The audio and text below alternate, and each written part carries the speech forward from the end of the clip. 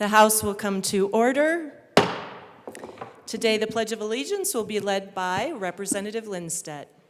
Please join me in the Pledge of Allegiance.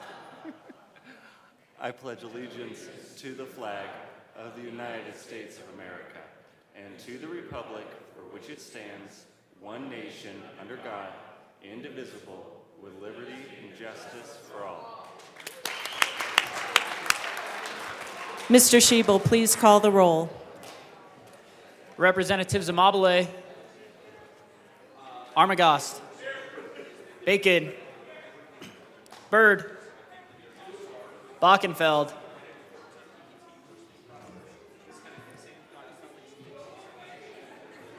Rep. Bockenfeld,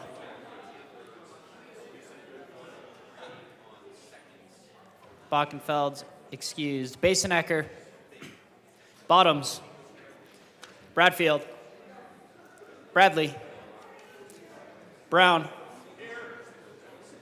Catlin, Doherty, Representative Doherty, Excused. DeGraff, Degree Kennedy, Dixon, Duran, English, I'm here. Epps, Good morning. Evans, Frizzell, Froelich, Garcia, Hamrick, Hartsook, Hernandez, Herod, Holtorf, Judah, Here. Joseph, Here. Kip,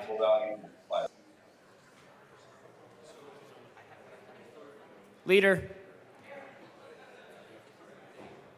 Lindsay, Lindstedt, Luck, Lukens, Here.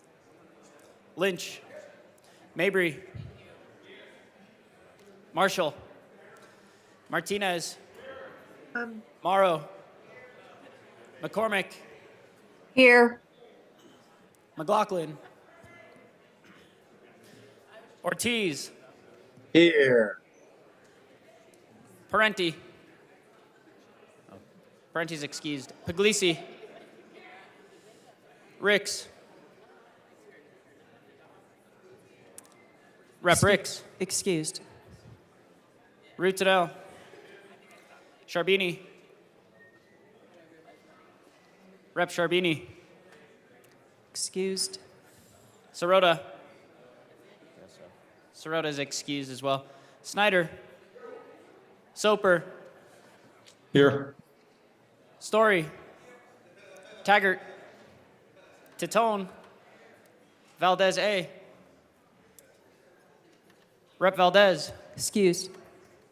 Velasco, Vigil, Weinberg, Weissman, Wilford, Wilson, Winter, Woodrow. Oh, Woodrow's excused. Young,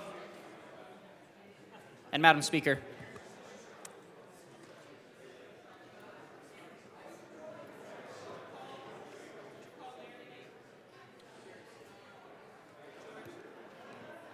With 57 present, 8 excused, we do have a quorum. Representative Lindstedt. Thank you, Madam Speaker. I learned a valuable lesson that if you are the last person in the journal rotation, you end up having it for the entire interim. So I was thinking about this as I was coming in this morning, trying to find a property tax joke to tell this morning, but it just kept falling flat. So with that, I move that the Journal of Friday, November 17th be approved as corrected by the Chief Clerk. Representative Lindstedt, it is an honor to carry that responsibility through the interim. I am proud of you. Members, you've heard the motion. All those in favor say aye. All those opposed, no. The motion is adopted. Madam Majority Leader. Members of the House, there is a crisis going on in Palestine right now. All of you should be calling for a ceasefire in Palestine. Members, the House will stand in recess.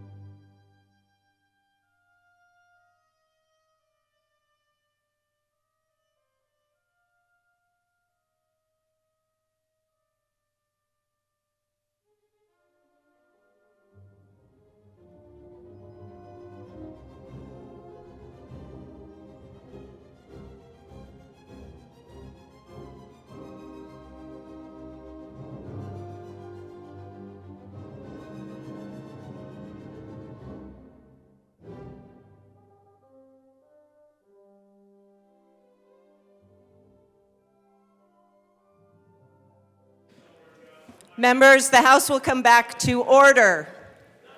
Representative Holtorf, the House will come back to order.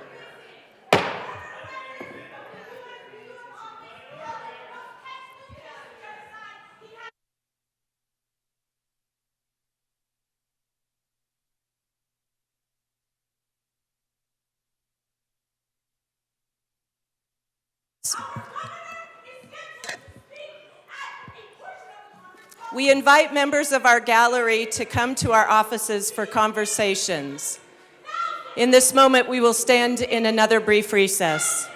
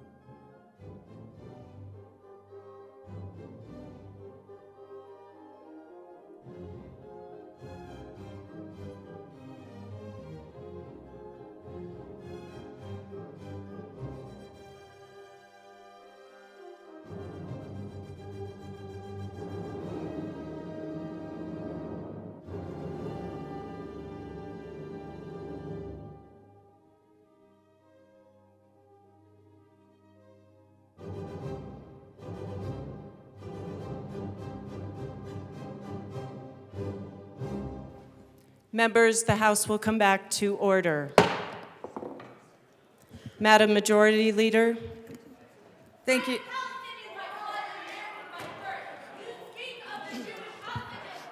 Members, we will be in a brief recess as we close down the gallery.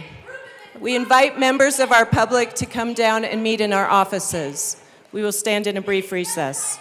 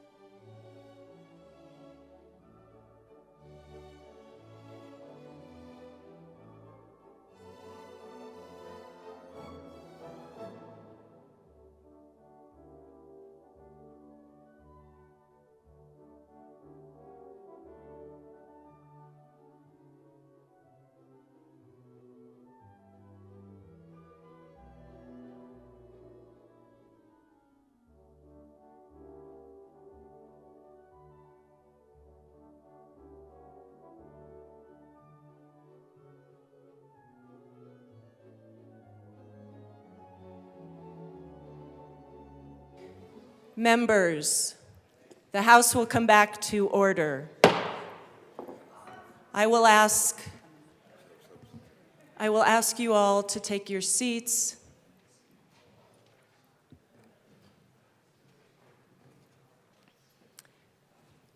For all of you and our public, I want to affirm our commitment to public engagement. And I thank all of you for demonstrating respect to the public that joined us in the gallery today. We are facilitating a conversation with those that are here in the building, down in a committee room. Several members of the body have asked and volunteered to be a part of conversations with those who were here in our gallery. We are going to proceed with our business of the day. As we do so, because several of our members are now in committee room, we will pause for votes so that they may participate in the voting process. I want to thank you all for support of that public dialogue and engagement. And I ask all of you to engage in respect for our public at all times when they come to share their viewpoints, their concerns, their pain. I also ask that those of you in the body recognize the diversity of our community and be respectful and honor the individuals of this body who represent very diverse viewpoints on the conversation that began with our public this morning. Please be honorable to one another. Madam Majority Leader. Madam Speaker, I move we proceed out of order to third reading of bill's final passage. Members, you have heard the motion. Seeing no objection, we will proceed out of order for third reading of bill's final passage. Mr. Schiebel, please read the title of House Bill 1008. House Bill 1008 by Representatives Leader and Story, also Senator Mullica, concerning an appropriation to the Department of Treasury to support the administration of the property tax deferral program during the 2023-24 state fiscal year. Madam Majority Leader. Madam Speaker, I move House Bill 1008 on third reading and final passage. Members, the motion before us is the adoption of House Bill 1008 on third reading and final passage. Is there any discussion, Representative DeGraff? Thank you, Madam Speaker.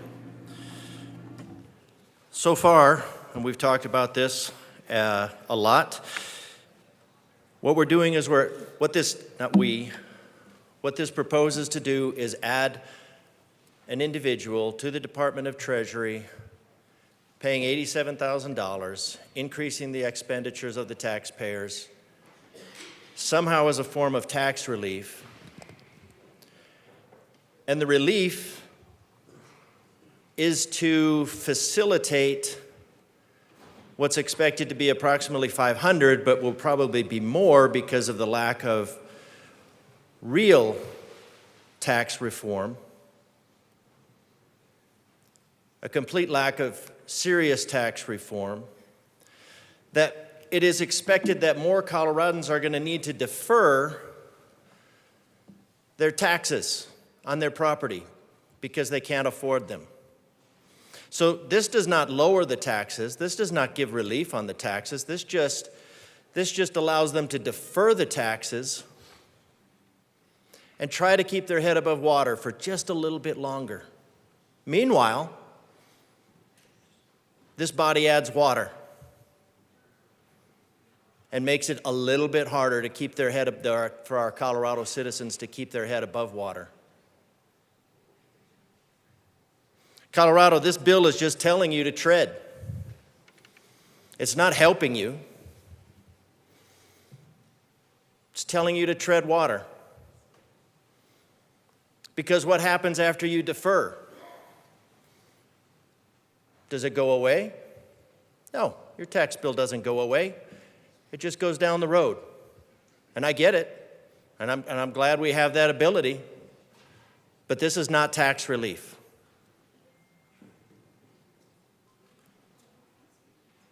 We could just tell everybody that they can defer $10,000, $50,000. Just make it across the board. You don't need to pay somebody $87,000 to sit there and figure out whether or not the state will allow you to defer your taxes. While we maybe think about having a committee to defer the decision down the road till March or next year sometime, when we can't make a decision right now with the entire body in here.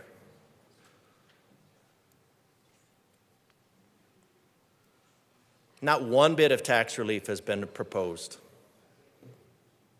The only thing that's been proposed by way of tax relief is redistribution and adding and growing government to allow citizens to push their tax bill a little bit farther while they try to come up with a solution to save themselves from the legislation that's been promulgated and just piled on top of them by the General Assembly. In Colorado, you should know that there are hundreds of bills in the queue, and those bills are going to be paid by you. That's not tax relief coming up next year. We could just stop everything, no spending for next year, no new spending. You think they're going to do that? Nope.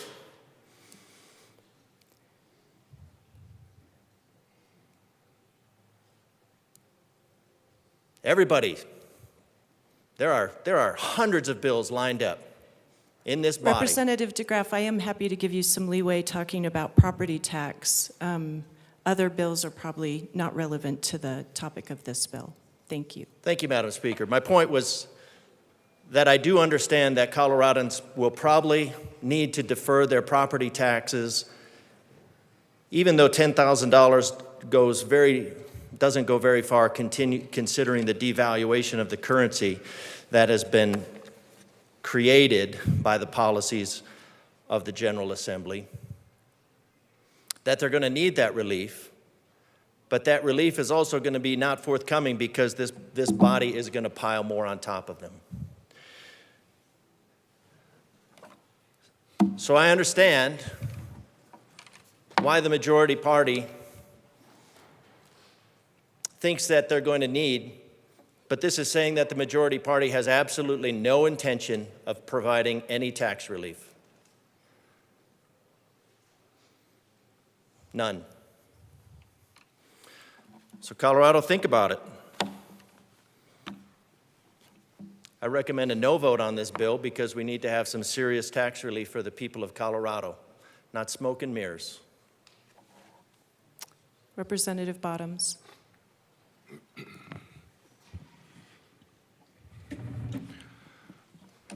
So again, this bill was put forward with the anticipation that there will be no actual help to the people. If there was help to the people, then why would we need somebody to be hired to help all the people that will not be being helped? This is the point of this. And why are we here today? Because of Prop HH. Prop HH was voted down, and so we now gather in here to try to figure something out, except that we haven't done that. None of the bills that we've talked about or the one that we're going to talk about has anything to do with helping one person with any kind of property tax relief. And so again, we're here trying to figure out Prop HH. None of these things are doing that, none of them. But the good thing is we have a bill now that says when we don't do this, because we know we're not going to do this, that we're hiring somebody to spend $87,000 to take care of something that's not actually being done. And I also think, I strongly disagree that what happened earlier was civil discourse with our constituents and Representative people, Bottoms. and I strongly this is stand not to the against bill. that. Please leave the bill. And Please me leave the being well. reprimanded for that is out of line. Representative Bottoms, please remove yourself from the well.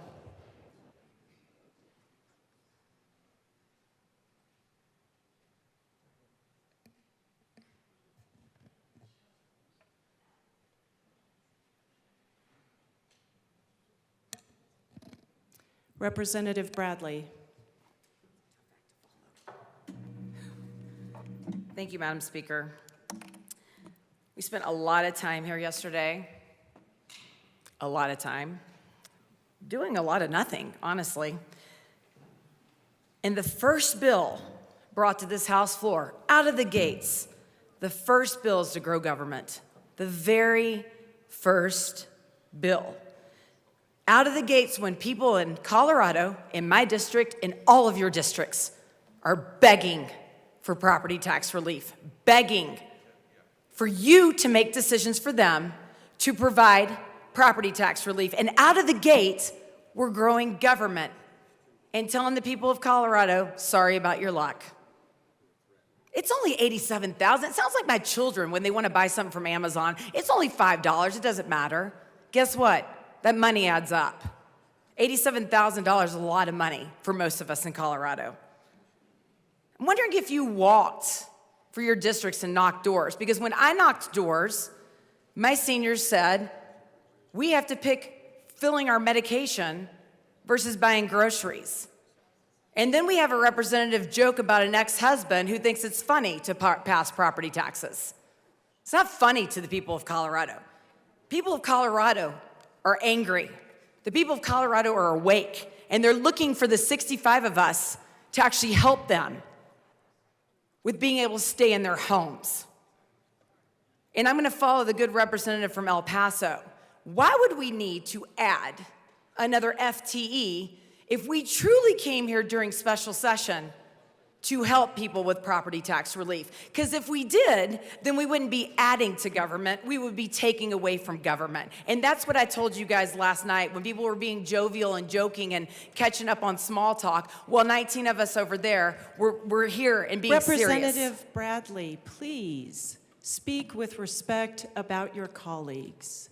Thank you, Madam Speaker. I would love for the respect to be heard by the people that are up at this well, talking about their constituents who are begging for property tax relief. We will stand in a brief recess.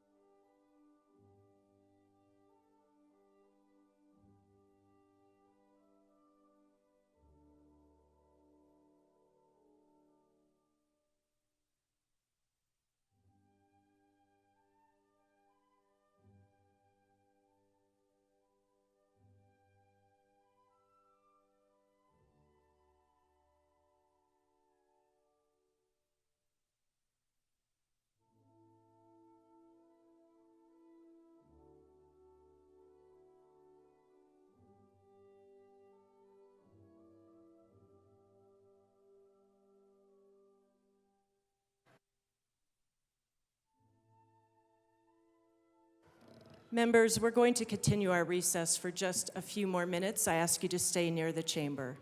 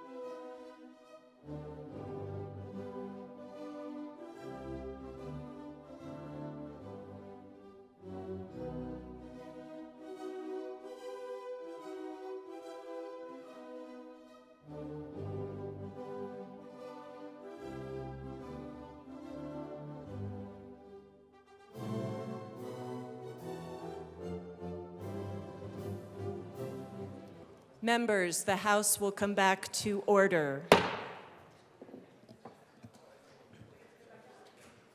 I'm going to give everyone a moment to return to their seats. We are on third readings, members.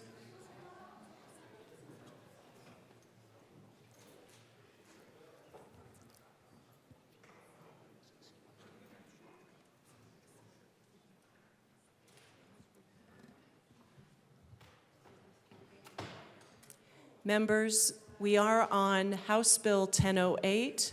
Representative Bradley, I invite you back to the well. You have 7 minutes and 43 seconds remaining. Thank you, Madam Speaker. As I was saying, we were called into a special session to provide property tax relief for our constituents. Not some, not a few, all. My county expects that from me, and your counties expect that from you. Growing government, no matter if it's $87,000 in the midst of high inflation and skyrocketing property tax, is not the way to run government. I ask you to make an example out of this bill and vote no. Strongly disagree with growing more government in the midst of this crisis we're in. Vote yes for the people of Colorado. Make no mistake, the people of Colorado are awake, and they're listening, and they're watching. Thank you. Assistant Minority Leader Puglisi. Thank you, Madam Speaker. I just have a couple of comments. I like the deferral program. I appreciate what you're trying to do for homeowners. I guess my issue with this bill specifically is in the property tax conversations. We've talked about, making sure we preserve state money and that locals need to tighten their belts. And commitments were made by this legislature before I was a legislator. And we're not keeping those commitments to local governments because, of course, they need to tighten their belt. But now we're saying, hey, we need to offer more assistance, but we're not going to tighten our belt. We're going to add another person to do this. So my call to all of you is to do this program, continue this good program within existing appropriations, figure out how to get it done. I believe in you to do it. Thank you. Representative Frizzell. Thank you and good morning, Madam Speaker. Good morning. I spoke on this particular piece of legislation yesterday, and I think that I was very clear voicing my concern.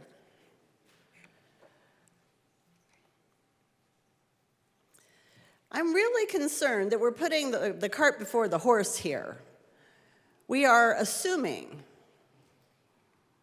No, we are telegraphing that we aren't really planning on delivering the property tax relief to the citizens of Colorado, and that we need to grow government because of it. I am very grateful for my colleague from El Paso County's comment, because the other thing that we are screaming from the rooftops by this bill is we are going to provide some relief to those entities that provide services to our citizens. But we are telling them that they're going to have to tighten their belts a lot, especially in rural Colorado, but we are not willing to.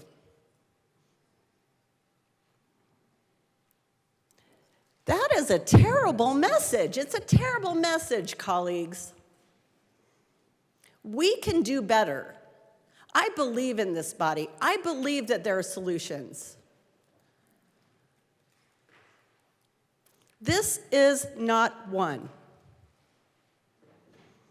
We have the ability to deal with this if this is indeed a problem, and I hope it won't be. I hope that we will come to some solutions, provide citizens relief, and that this is a non-issue. That would be great.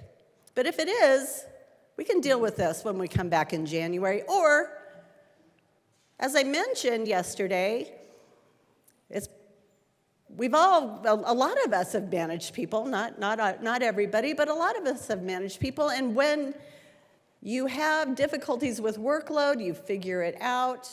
You can hire temps. This isn't rocket science. The automatic reaction from the state of Colorado departments is to add headcount every time. Every single fiscal note that I see pass my desk has 1.2 FTEs, 1.675 FTEs, whatever that is, 15 FTEs. We can't even fill the jobs that we have. We have something like a 25% vacancy rate. Are you kidding me?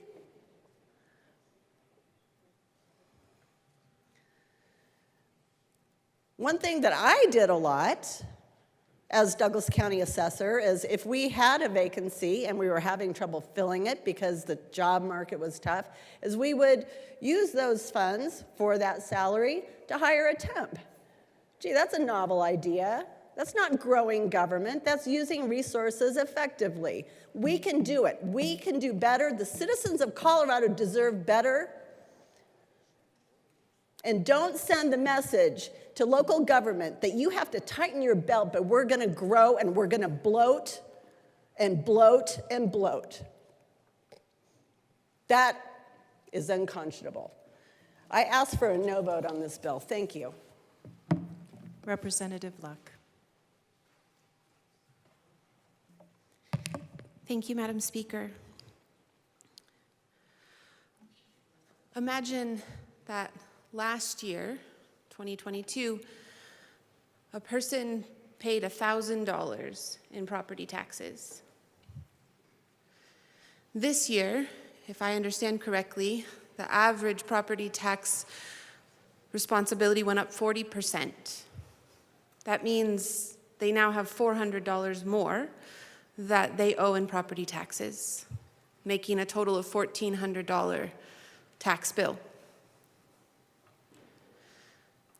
Jumping off of my comments yesterday, imagine that that person is not someone who would be considered in the upper echelons of our economic strata, but instead one of the 37% of people who, when surveyed, say they can't cover in their checking accounts or with cash a $400 expense, extra expense. That survey actually said, okay, well, what happens if there were to be a $400 extra expense to your annual budget? What would you do? 16% said that they would put that expense on a credit card, take out more debt on a higher interest level. 9% said that they would borrow the money from someone. 6% said that they would sell something they have to cover it. And 4% said that they would have to go to a payday lender. Imagine that's the person that has this additional $400 property tax bill. This body could issue a year of jubilee. Could say, you know, we're going to wipe out this additional tax. We're going to give you relief, understanding that everything in your life is going up. And that's largely due to decision makers like us at different levels of government who are devaluing money by printing more, spending things they don't have. That's a side point. We could issue a year of jubilee. We could remove that burden.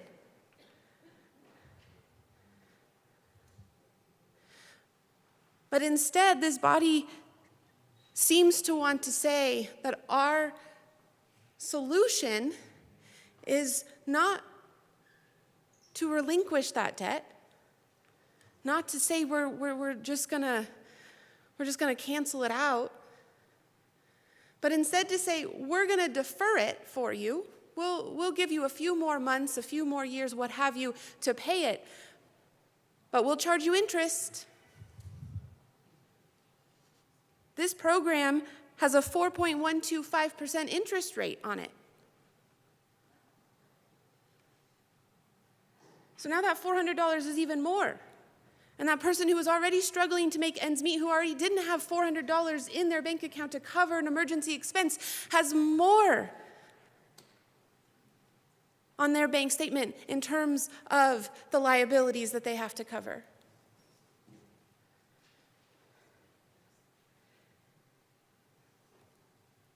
And then to make matters worse, we're funding one individual at $87,910 when the average Coloradan makes $36,934. That means with the one salary we are covering in this bill, almost 2.5 average Coloradans could be employed.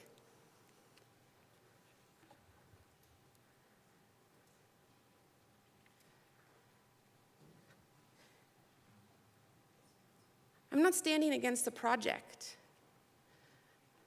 but I am saying this isn't the problem solving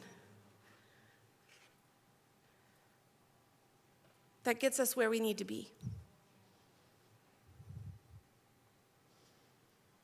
It may be a solution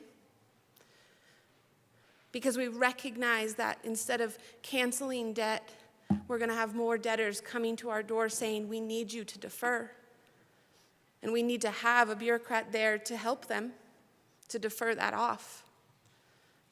But does that really help the person who lives next door to you stay in their house?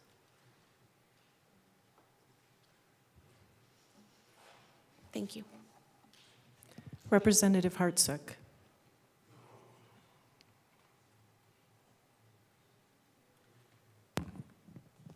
Thank you, Madam Speaker. Well, I apologize for being absent yesterday. I was in the hospital, thought I was sick, but I had broken ribs. So I'm moving a little slow this morning. Representative And I'm not Hartsook, contagious. we're so sorry to hear that. Oh, Thank you for rising above and joining us today.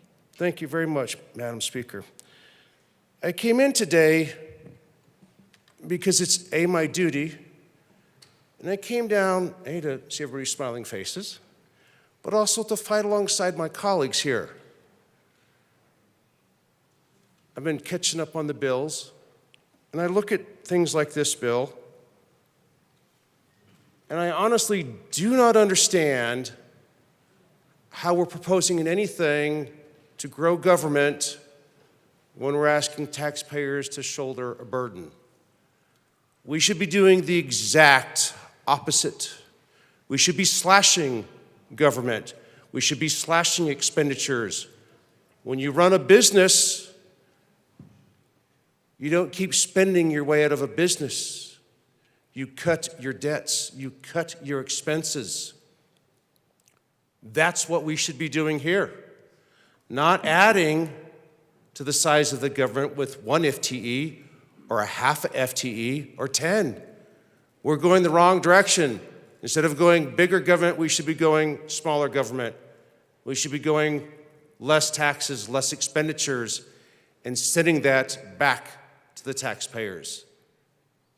That's what the Constitution says in the Taxpayer Bill of Rights, and that's what we should be doing. Not growing government, even if it is only 1 FTE. Because what kind of a message does that send to the citizens of this state? When we tell them, hey, suck it up out there. You're going to pay more, but you know what? We're going to keep growing the government. It doesn't matter if it's only 1 FTE. It's the wrong message. It's the wrong bill. And anything that we're doing that grows government and spends more money is the wrong thing to do. I encourage a no vote. Thank you so kindly.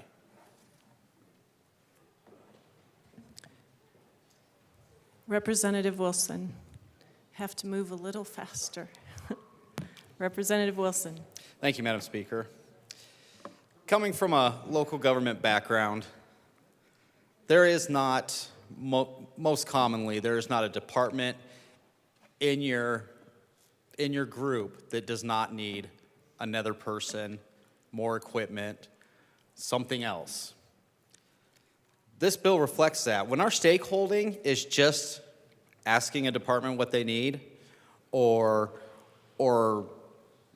finding out what's going to make their job a little easier, we want to do those things.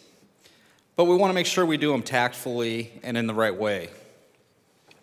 This bill is just adding something that's not, we have no statistics, or I have not seen anything on what is needed here, if this is needed. I believe yesterday it was said that there was 500 of these deferments processed last year. Does that really equal another full-time person? Like I said before, every department could use something. Every department needs something. Is this where we want to spend this money when we are trying to relieve the burden of government on our homeowners, on our families? I would ask that you vote no on this bill. Minority Leader Lynch. Thank you, Madam Speaker. It's an honor to serve with you. It is an honor to serve with you. Well, members, we can find something with about everything, and this is one that disturbs me. I didn't even know this program existed. It's a little, I think it's a little dangerous. It's good to give our citizens options, but this is really just kind of a symptom that is part of the cause. The cause is that we've got ridiculous property tax rates, and so now what we can do with our citizens is have them go into debt, further into debt. I'm not sure we should be encouraging folks to go into debt to stay in their house, but that's what this is really promoting, if you ask me. Yes, this amount of money would cover quite a few citizens, quite a few of the citizens out there that we're trying to help, not with property tax, but help with other measures that we'll discuss today. But I think this is really a statement that we have not fixed or addressed the actual real problem of property tax, and so now we're giving an option. I mean, maybe it's relief, but what it really is pushing citizens into debt because we haven't done our job to fix the first problem. So, growth of government does not usually fix where we're trying to go, and this is another example of that. I would encourage a no on this bill. Representative Story. Thank you, Madam Speaker. Good morning, colleagues. I will just quickly say that this bill is providing administrative support for the current fiscal year, for an anticipated increase of participants of the existing tax deferral program that has existed for years, and I urge an aye vote on this bill. Representative Leader.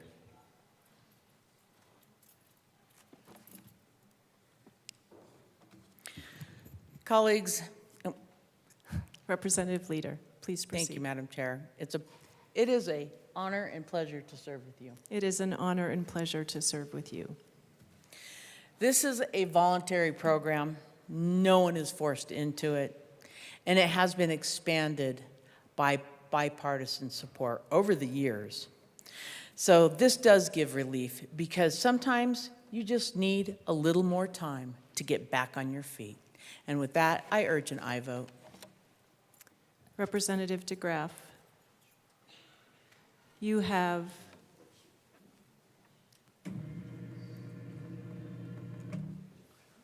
4 minutes and 47 seconds remaining. Thank you, Madam Speaker. It's axiomatic that there is nothing so permanent as a temporary government program. So when you say that we're going to add somebody for this fiscal year, that's going to come back next fiscal year, because right now the need for this program is not being addressed. You're saying we need this program because the majority is not serious about providing tax relief. So what about the next year? Well, you're still going to need that program then. So why don't we get serious about tax relief for Colorado? Not shuffling Colorado money around, but tax relief for Colorado. Why don't we look at equal protection under the law for Colorado?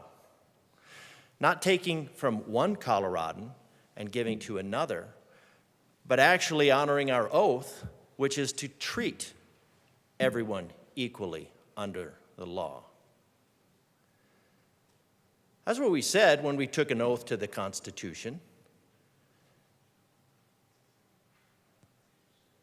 We didn't say we would create a progressive tax code. We said we would treat everybody equally under the law.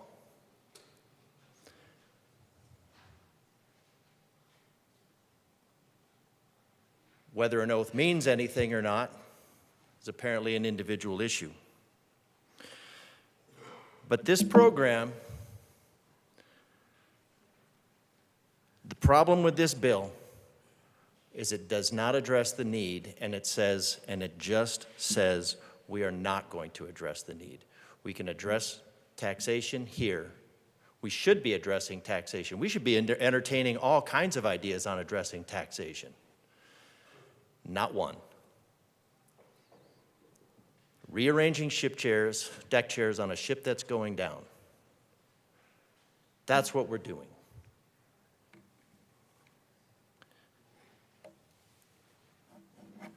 Nothing is so permanent as a temporary government program.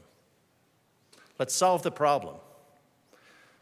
Let's treat Coloradans as equal under the law. Let's give them some actual tax relief. All of Colorado, tax relief. We're here for tax relief. We're spending over $24,000 a day of Coloradans' money, and we're going to go into now Monday. We're going to make this an even 100 grand. And the best we have towards tax relief is pushing it off another 6 months. I think Colorado should take note that this bill should tell them that the majority party in this House is not serious about tax relief. Seeing no further discussion, the motion before us is the adoption of House Bill 1008 on third reading and final passage. Mr. Schiebel, please open the machine and members proceed to vote.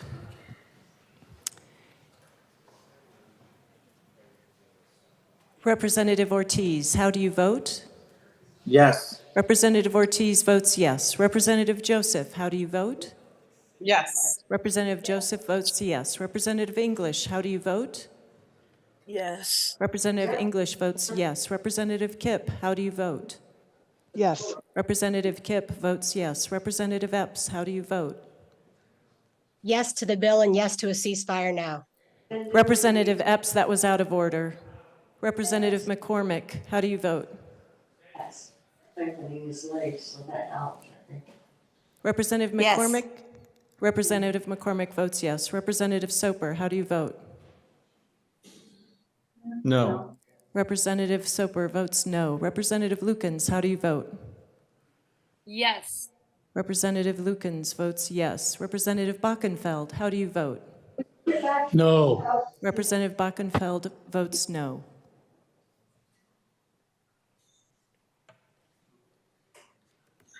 Representative Doherty is excused.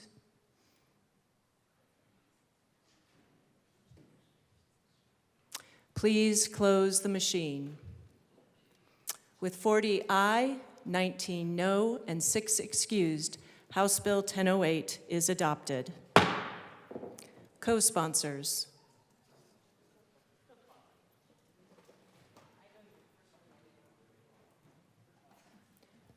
Members, if you would like to co-sponsor and you are participating remotely, please raise your hand.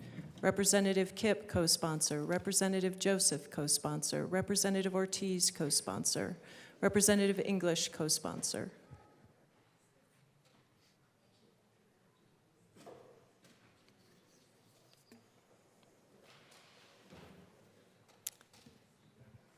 Please close the machine.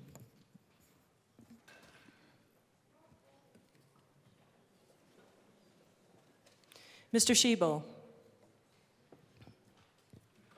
please read the title to House Bill 1002. House Bill 1002 by Representatives Wilford and Young, also Senators Kolker and Fields, concerning an increase in the Earned Income Tax Credit for income tax year 2023. Madam Majority Leader. Madam Speaker, I move House Bill 1002 on third reading and final passage. The motion before us is the adoption of House Bill 1002 on third reading, final passage. Representative Evans. Thank you, Madam Speaker.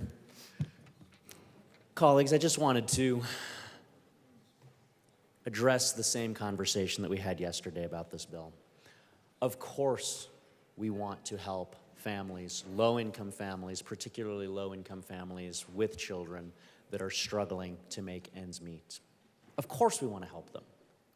That's why all of us are in this room. But the question becomes, how do we actually provide that meaningful relief? House Bill 23B 1002 says that we can do that by providing $185 million via the Earned Income Tax Credit to these families. That $185 million, of course, coming from the Taxpayer Bill of Rights money that should be going back to taxpayers anyway. And as we outlined the last time we had this conversation, there are several key reasons why I cannot support this bill, because this bill misses folks. This bill does not help people who need help. In fact, it costs people who need our help. We talked about it yesterday. One of the first groups of folks that have to pay more money under this bill are our seniors, our pensioners, our folks that are living on fixed income with Social Security, because they are not eligible for an earned income tax credit because that Social Security, that pension is expressly not included as earned income for tax purposes. So if those folks are filing their taxes, if they are due a refund under the Taxpayer Bill of Rights, our seniors, our elderly, our pensioners, they are losing money and they are not eligible to recoup any of it via the Earned Income Tax Credits. It's the same thing for those folks that are low income and have no kids. Because you see, if you make $17,641 as a single person with no kids, you are not eligible for the Earned Income Tax Credit. But I don't think there's anyone in this chamber who would say that you're wealthy if you make $17,641 a year. And so what happens is for those low-income folks, single with no kids, who have a TABOR refund, Taxpayer Bill of Rights refund that's coming back to them, they are losing money. Money is being taken out of their Taxpayer Bill of Rights refund to pay for the EITC, but that low-income person with no kids, single, is not eligible to get any of that EITC money. So we're having low-income single folks paying for this, but they're not allowed to be able to recoup any of it. Finally, we have folks that are just over the maximum amount of the EITC cap. So the example that I gave yesterday was a single parent with 2 kids. If they make $52,919, they are not eligible for EITC. But they are having money taken out of their Taxpayer Bill of Rights refund in order to fund this bill. I don't think there's anyone here that would say a single parent who makes $52,919 a year is wealthy. But that person, that family, is losing money to pay for this program, and they are not in a position to be able to recoup any of that money.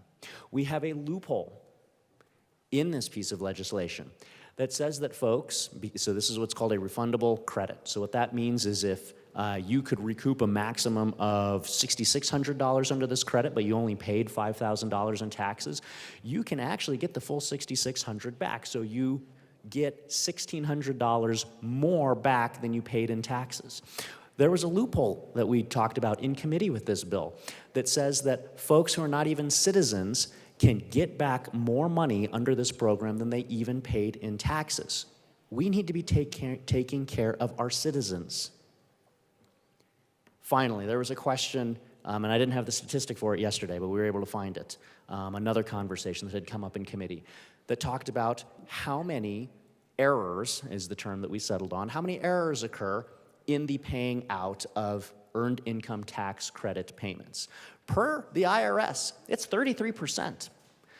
33% of EITC payments per the IRS have errors. So what we're doing is we're taking $185 million out of Taxpayer Bill of Rights refunds, Taxpayer Bill of Rights refunds that are going to folks with low income, no kids, folks who are just over the maximum EITC credit, pensioners, elderly folks, folks that are living on a fixed income Social Security, folks that are getting more money out of the system than they paid into the system, and we're using a system in which the IRS says 33% of the payments have some sort of error associated with them. Colleagues, this isn't meaningful relief to those folks who need it most.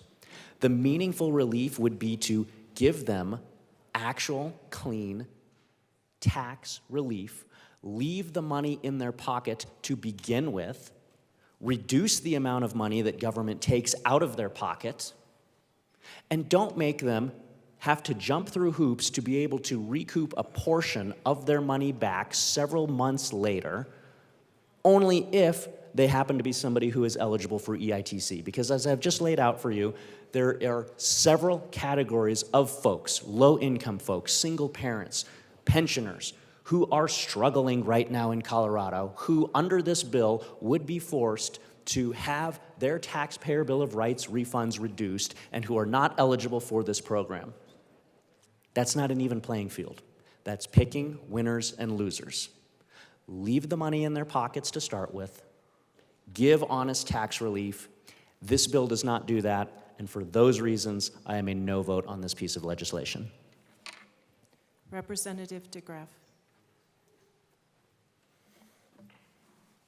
Thank you, Madam Speaker. All right. Call for the first extraordinary session of the 74th General Assembly. What struck me this morning is that extraordinary breaks down into two words, extra and ordinary. And there's nothing more ordinary than what's going on here with our spending over $24,000 a day.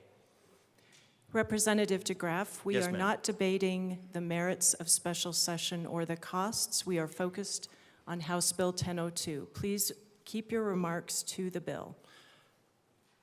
Thank you, Madam Speaker. I was just saying that this was especially ordinary, but I think what is continuing with the bill. 33% of the errors.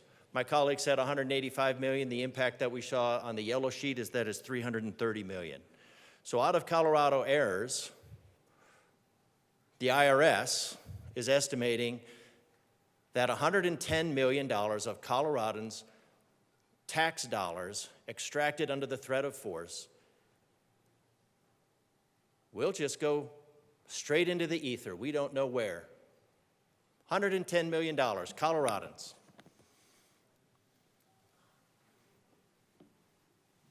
That's where the majority wants to send your money, $110 million straight into the ether. $330 million. We heard that it's only $50. Okay. $50 per Coloradan. 330 million divided by 6 million. Okay, right around $55. Family of 5, family of 6, $250 to $300. We're talking about real money. We're talking about taking out that money out of the pockets of Coloradans and we're sending it straight into the ether. Something else about this bill, Colorado, is this re-engross bill that highlights all of the new parts. Pages 2 and 3 are 100% changed. This is a brand new bill. Even the title is new, and it adds in connection therewith with making an appropriation. So they're going to spend your money to give you what they're going to call tax relief. That's called a shell game. It's a shell game, Colorado. Take your money, give it back to you, and ask you to say thank you.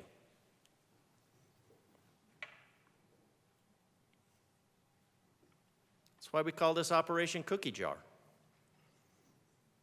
Proposition horse hockey your hands were slapped away from the cookie jar. That doesn't mean you're not going back, and you're still going back. $24,000 a day, no real tax relief. What does this do? My colleague touched on it, including where does this money go besides into the ether at a third? A third. We have no idea where this money goes. And if you think that's unintentional, I think you're wrong. Including a resident individual who does not have a Social Security number valid for employment. So I'm trying to figure out where the earned part comes. If somebody can't be employed in Colorado or in the United States, how do they earn an income by which they would qualify for an earned income tax credit? So not only are we going to send $110 million straight into the ether, we're going to send another chunk of this, and it doesn't even say how much, we're going to send another chunk of this to people, to guests in this country who have not contributed to the economy. That doesn't mean they don't need help. It just means they haven't contributed, they haven't earned, but this bill specifically carves it out and says you can send them money. After this body sends $110 million of the money that's extracted from you by the threat of force into the ether. What are we doing with this? We're creating a progressive income tax. What are the majority doing with this? Why? Because it's number 2 on Uncle Carl's list to get rid of the middle class. And that is discussing the policy. Uncle Carl being Karl Marx, if you hadn't caught that. A heavy, progressive, or graduated income tax, as advocated by the Bougielutionaries with the raised fist of mindless obedience. That's what we're doing, Colorado. We're going to send your money into the ether. And then we're going to give it to the guests, which obviously need it. And then we're going to make an appropriation to give you money. Not we, they want to give you money that they've first taken away from you. Why? But just know that what the government giveth, the government has first taken away. And then in order to refill those coffers, where are they going to go, Colorado? They're going to go right back to your pocket. They're going to go right back to your pocket, and they're going to extract more money from your pocket by the threat of force. And if you think that's hyperbole, don't pay your taxes and see who shows up. Somebody with a gun will eventually show up. Representative DeGraff, please Yes, stick sir. to the bill.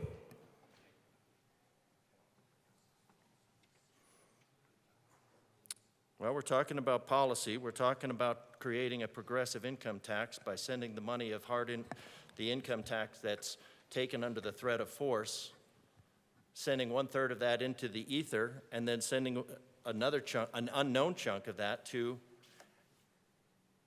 guests in our state. So I'm not sure how that's not to the bill, but I'll respect your judgment and your leadership.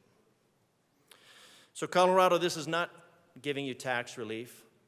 This is not even just shuffling your money. This is shuffling what's left of your money after at least 1/3, if not 1/2 or more, goes straight into a hole in the ground.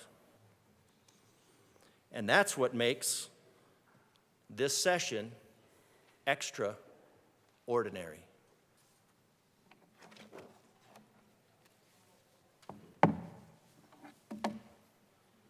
Representative Taggart. Thank you, Mr. Speaker. It's an honor to serve with you. It's an honor to serve with you as well. I'd like to come back to something I talked about yesterday. The governor signed an executive order with several points that were a part of this special session. And letter F, I want to read again. Concerning adjustments to the Earned Income Tax Credit only for the 2023 tax year. And here's the important phrase: utilizing resources available from 2022-2023 fiscal year.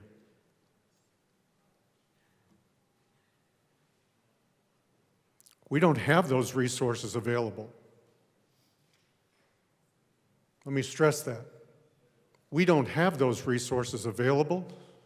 So what we're doing now is taking those resources from the citizens of Colorado in the form of their Tabor refunds. That is not our money. It is their money. When I'm not in this chamber, I have the honor and privilege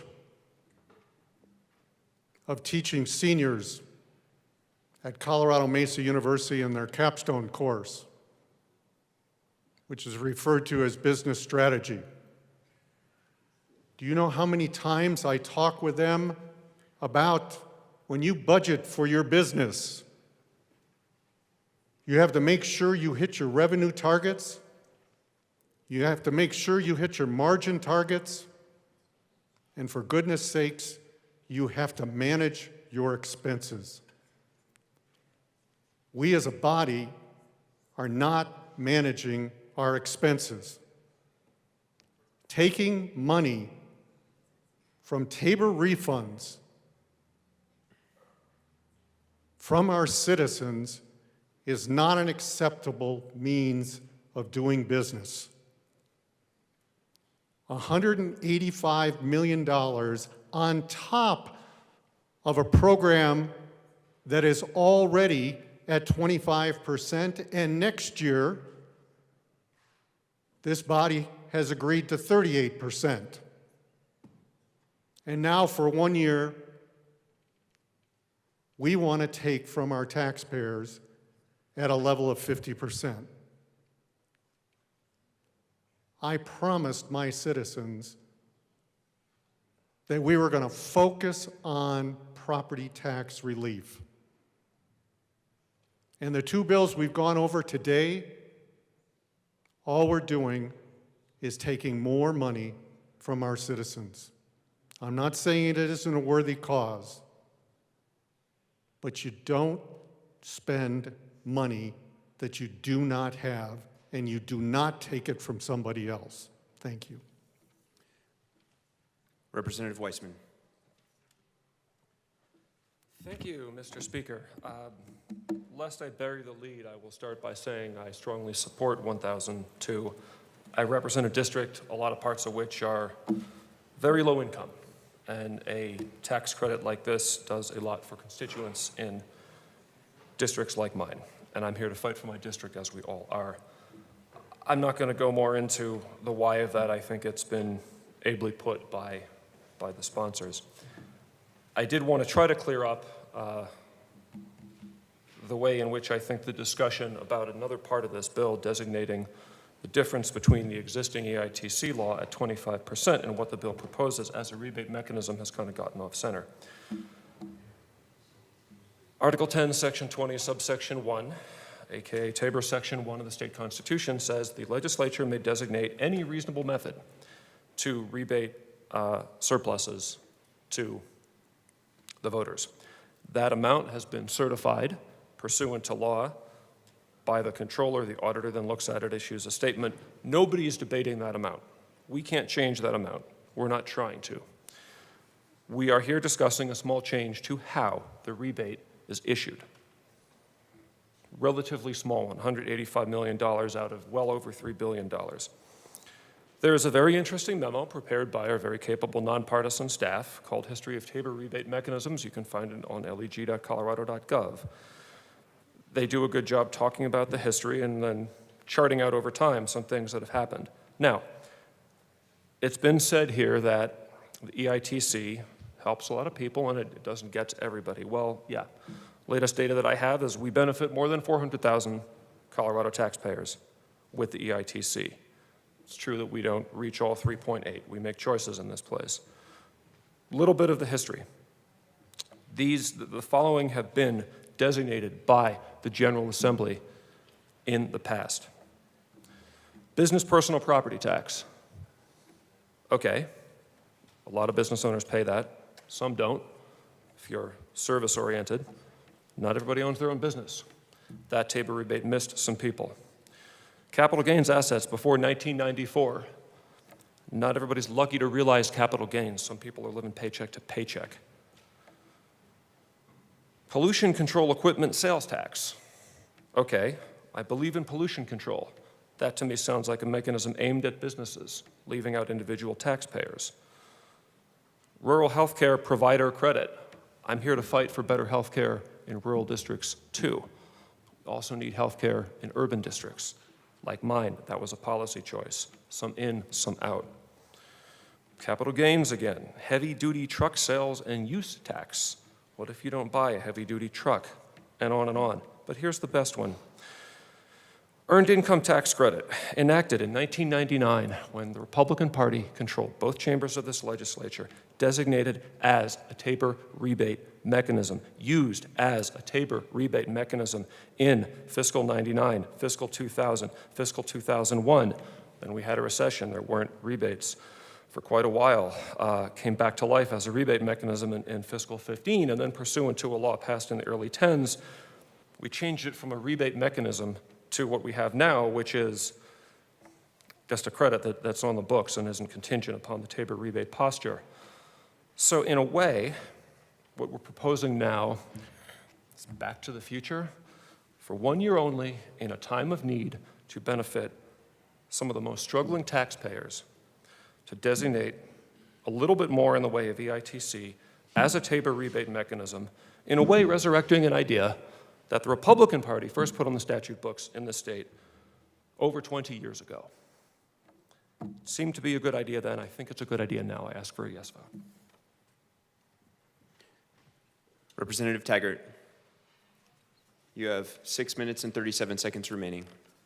Thank you, Mr. Speaker. I have a great deal of respect for my colleague, and I'll be the first to say that I'm not an attorney. I can't give you all the statutes on all the different tax-related issues of this state. But I'll leave you with this thought. HH was defeated by 62%. Our citizens said, do not take money from us in our Tabor refunds. So while the statutes of this state are important, so too are our citizens that have spoken in the last 2 weeks to say, do not take these refunds from us. And rather than me talk about statutes, I'm going to talk about we have an obligation to the majority of this state that voted loud and clear. Thank you. Representative Catlin. Thank you, Mr. Chair. It's an honor to serve with you. It's an honor to serve with you. Thank you. Members, I've been pretty quiet since we got here. Kind of shocked about what all goes on. I'm down here today to talk about, wait a minute, this thing doesn't go any lower, and I feel like I've gotten shorter. I'm here to talk about the seniors in my district. I represent a district that is probably older than most of yours. You know, our number one export is our kids. We ship them out of our communities to college, to university, and they can't afford to come back. So we have more seniors, we have more people that are left out of EITC. We are not a rich district out there in the southwest corner of the state of Colorado. I mean, it is the best place to live, let me give you that. The 58th is number one on that. But all joking aside, we're jumping through an awful lot of hoops to do something for 1 year. I'm not positive why we were doing that. We could focus on things that would carry on. Yet we've decided as a body we're not going to do that. I want to talk about the fairness to my constituents, as even those on fixed incomes are paying the tax and having refunds taken out of Tabor. I'm not positive if all of you realize how serious most of the people out in rural Colorado take Tabor. And maybe it's something we as a state should take a look at. It makes us one of, maybe, the only state in the union that does this. It's part of what makes Colorado, Colorado. And the voters said, don't. You know, and I agreed with them. So today I'm here to remind you that there are places in the state of Colorado that you are not familiar with. Yet I don't think we've been given the consideration that maybe we should have. There are a few of us that represent rural Colorado. And we take it very seriously about representing them. You know, my small communities struggle, and they will continue to struggle after this session. The community. But we're talking about individuals right now. People that are going to help pay for this for people that are going to get it. And it's been mentioned about some of the people who are going to get these EITCs. There are part of that I do not agree with. I think you're all aware of what it would be. But the problem I'm having is the people that do need help are not just the people that file for EITC. It's the folks that live on fixed incomes, that have earned a pension over the years and years of their lives that is still taxed, yet to help those that maybe haven't earned income. This is a concern to me. Let's not get on the wave and try to surf this into something that it's not. We are here to talk about relief. Not for a few, but for the majority of the people in the state of Colorado. Because we are a state of property owners. The majority of us in the state of Colorado are property owners. That's what they're asking for. Not for select groups of people, but for the general people that are here in the state of Colorado. And I know there are some special folks that we're going to try to talk about, but they are beneficiaries of someone owning that property because it's available to rent. We shouldn't be making it harder on the people that supply housing. And this bill takes our attention from that. I just want to ask that we bear down, look at what we were asked to come here to do, and the people that live in my community are wanting. It's not for select specific folks and leave other specific folks out. I would ask you to vote no on this bill because of some of the things that I've spoken about and some that my colleagues have spoken about. Let's get to task. Thank you. Representative Marshall.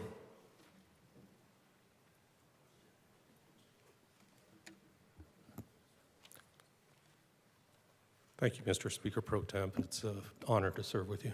It's an honor to serve with you. Colleagues, I appreciate your indulgence. I think I do need to explain my vote because it's a very difficult one that I really had to think over. Last night, I had a comment I think I was going to make, but I don't want to demean myself with regards to some of the process concerns. But I have three issues really with this bill, and they deal with process and because of my district, what issues arise because of it. And I appreciate the indulgence of the sponsors. We had a little friction yesterday, but again, the friction came because of this process that has been imposed upon us.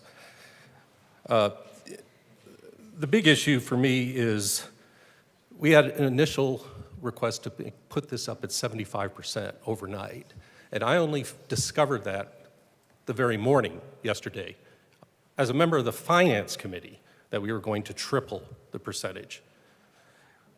We then moved it down to 50%, but again, this is just 1 year to go after Tabor.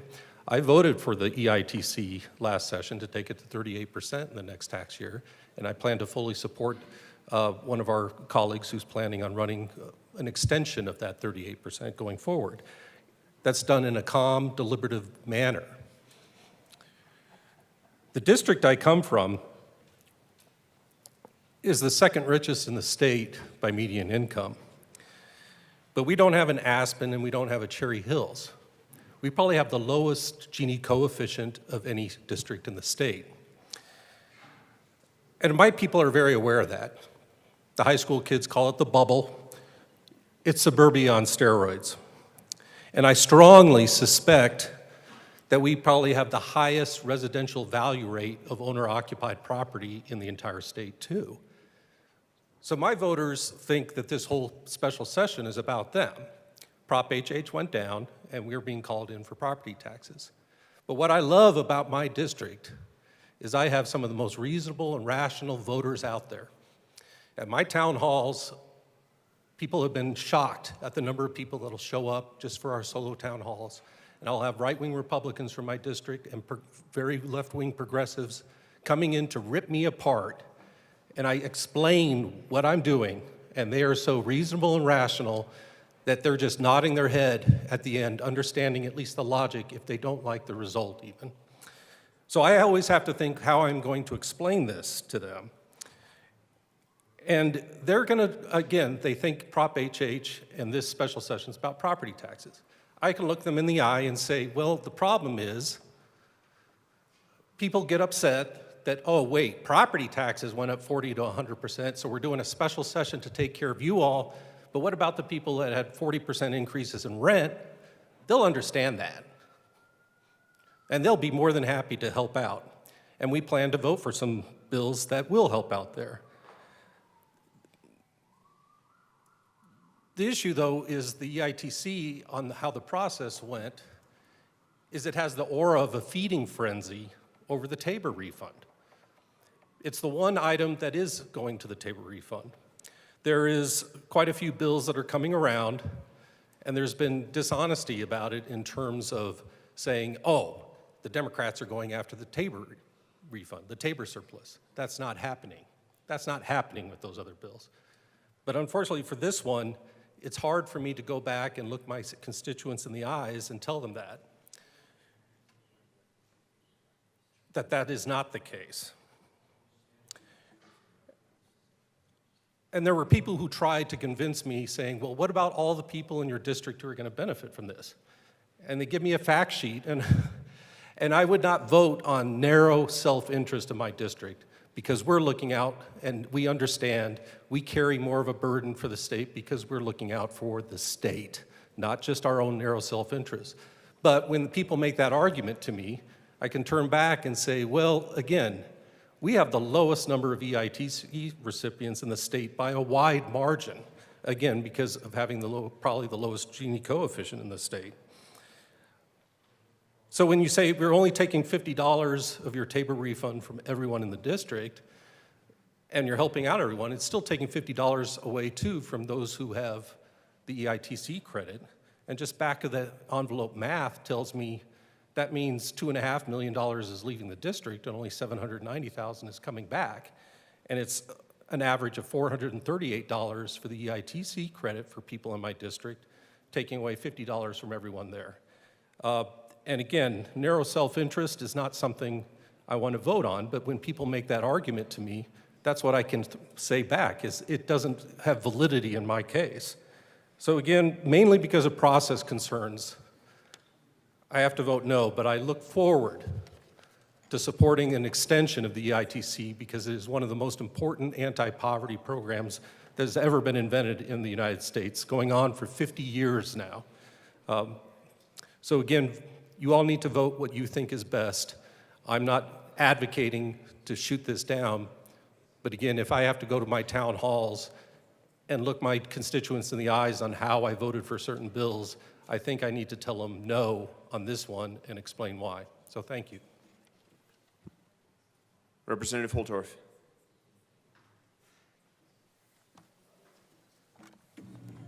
Thank you, Mr. Chair. Thank you for your leadership. It's an honor to serve with you. Likewise. Appreciate that, likewise. Mr. I'm not Chair. trying to be glib. I'm sorry, Representative Holtorf. You and I may have our differences, but it is an honor to serve with you as well. I respect that and appreciate that comment better, sir. Now, what my colleague from Douglas County doesn't know is I was in his district last night.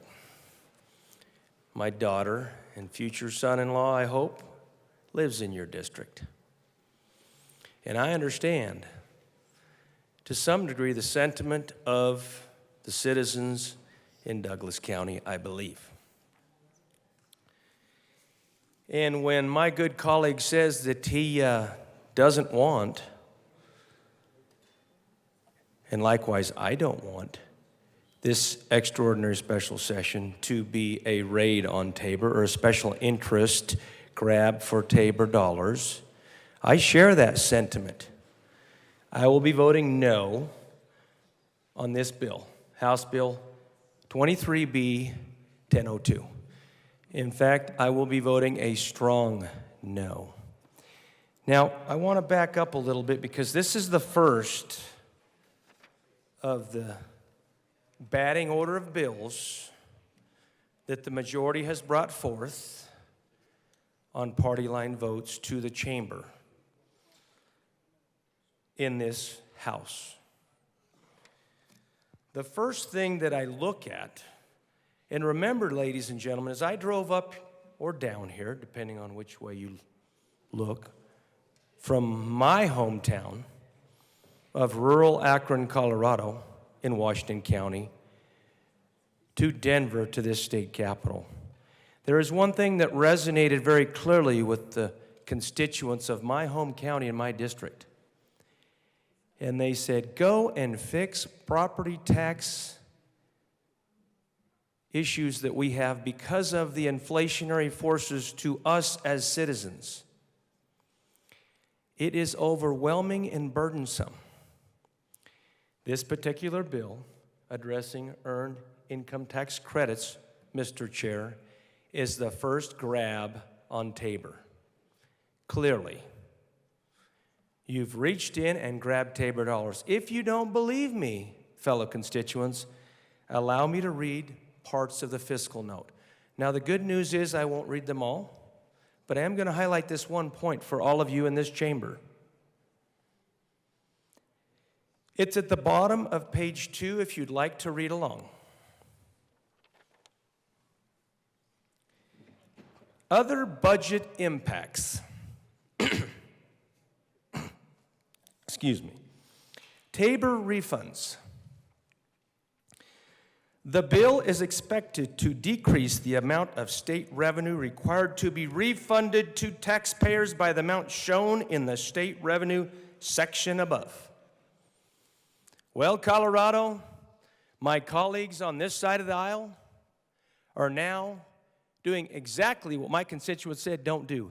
Give us property tax relief, but don't take our Tabor money. Well, guess what, Colorado? They don't care the outcome of the election in November because they're going to do exactly what 6.2 out of 10 citizens in this state said not to do. Representative Holtorf, you are entitled to speak to the results of the election, but talking about who does and does not care about subject matter is impugning motive, so please stick to the bill. Thank you, Mr. Chair, for your leadership. I do appreciate you. But I think it bears mentioning. But I will not mention that point again because I think I've made it very clear. crystal clear, laser focused and clear. But I'll move on. Now, there are other effects, because when you take money from the general fund, or you hire more employees that require more money obligated to departments, guess what you're doing? Indirectly, you're affecting Tabor. So everything we're doing here, ladies and gentlemen, as I see it, as a rural legislator, is a grab on Tabor refunds, the taxpayers' money. They just want it back. Because I have people in my district that when they get the $750 or $800 and they're single, they use it to make a car payment that they're behind on. And we had somebody here, I believe it was the bill sponsor, that was talking about XL energy payments. Well, Mr. Chair, esteemed colleagues, let me tell you, we have promoted public policy that has raised electric bills 30+% in this state in the 4 years I've been here, and we're not stopping. If you don't believe me, I'll bring you electric bills from Highline Electric and show you in my own small business. And that's right off the top. Maybe we should start thinking about the ordinary citizen and the inflationary impacts that we create through bad public policy right here, and we pass on to the citizens as they're struggling out there all across this state. Do you care? I care. I care about the single mom in my district with a child. Or maybe it's my daughter in Kansas who's struggling to pay her bills. Oh yeah, this gets personal. I'm glad she doesn't live in this state right now, because you know what? She would be burdened with even more expenses, because the cost of living in Colorado is going up and up and up, and many of the reasons are things like what we're doing in this extraordinary special session. Yes, this is personal. And if you're just above the threshold, as my good colleague over here explained, you don't get the credit. You worked a little too hard as a school teacher in 2nd grade. Oh yeah, check it out. And you made just a little bit more to not get what you're offering here. So what do? Quit? Get yourself fired and go on unemployment? So you can qualify? Do you game the system to try to get that little bump that's being offered here? These are real considerations that real people in real places in this state contemplate and think about. And it's not okay. This bill is not okay. We are here to focus on property tax relief, not to retool and extend what we were doing last year, this year, last spring, in this chamber, to get all these little programs across the finish line. And that's what we're doing, Colorado. We're pushing to get all these little programs across the finish line, pretending we're talking about property tax relief, when we're really not. We really aren't being genuine and sincere, and the governor's not being genuine and sincere either. Representative Holtorf. Yes, sir. Remember what I said about impugning motives. Yes, sir. Thank you. Thank you for your leadership. I get a little passionate as I look across my district all the way to the Kansas border, and then I drive just a little bit farther to visit one of my family members. And think about this. Because you know, all property owners aren't rich elitists and don't have deep pockets and can cover everything, and it doesn't hurt. There's a bite everywhere. En español se dice que es una mordida, y le agarra con los dientes la mordida, y le arranca. ¿Y qué le arranca? Los billetes de la bolsa. Now, if you don't understand me, I'll explain it to you a little bit later. Some of my colleagues understand very well what I'm saying, and I have people in my community in rural Colorado that understand me very well. And you guys are doing what I just said in Spanish with this type of legislation. I think I'll translate just to help the rest of you.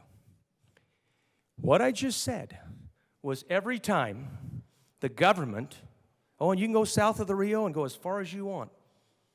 And the same thing is said, even in Portuguese, which I don't speak. But the government just wants to take a little bite. They want to take a little bite and another little bite and another little bite. And they keep biting until they bite all the bills out of your wallet. And it hurts. It hurts. Particularly when poor people, middle-class people in eastern Colorado have watched their electric bills go up, and we still have this fantasy of renewable energy that's going to rise electric bills even another 30 to 50%. And we're talking about being late on our XL bills, and our bill sponsor says Representative right Holtorf, here, you're out of time. well, that's unfortunate. I was Sorry, I just going forgot to to get to give a you the really 1 minute important warning. point about XL bills. Get out of the well. You will respect the time limits that are part of this body. I will tell you that I will remove myself from the well. But I would tell you, Mr. Chair, Representative that I think it's Holtorf, very disrespectful. you are out of order. Who would like to go next? Representative Winter. Thank you, Mr. Chair. I appreciate the document that was put on my desk last night that gave the EITC numbers. And I'm not going to doubt, I'm not going to disagree that my constituents don't need help. But when we get into this discussion again, I want to reiterate, because I received some phone calls last night and they said, thank you, Rep. Winter, for some of the things that you said. Policy from this building put a lot of my constituents on this program. The strong arm of government out of this building put a lot of my constituents on these programs.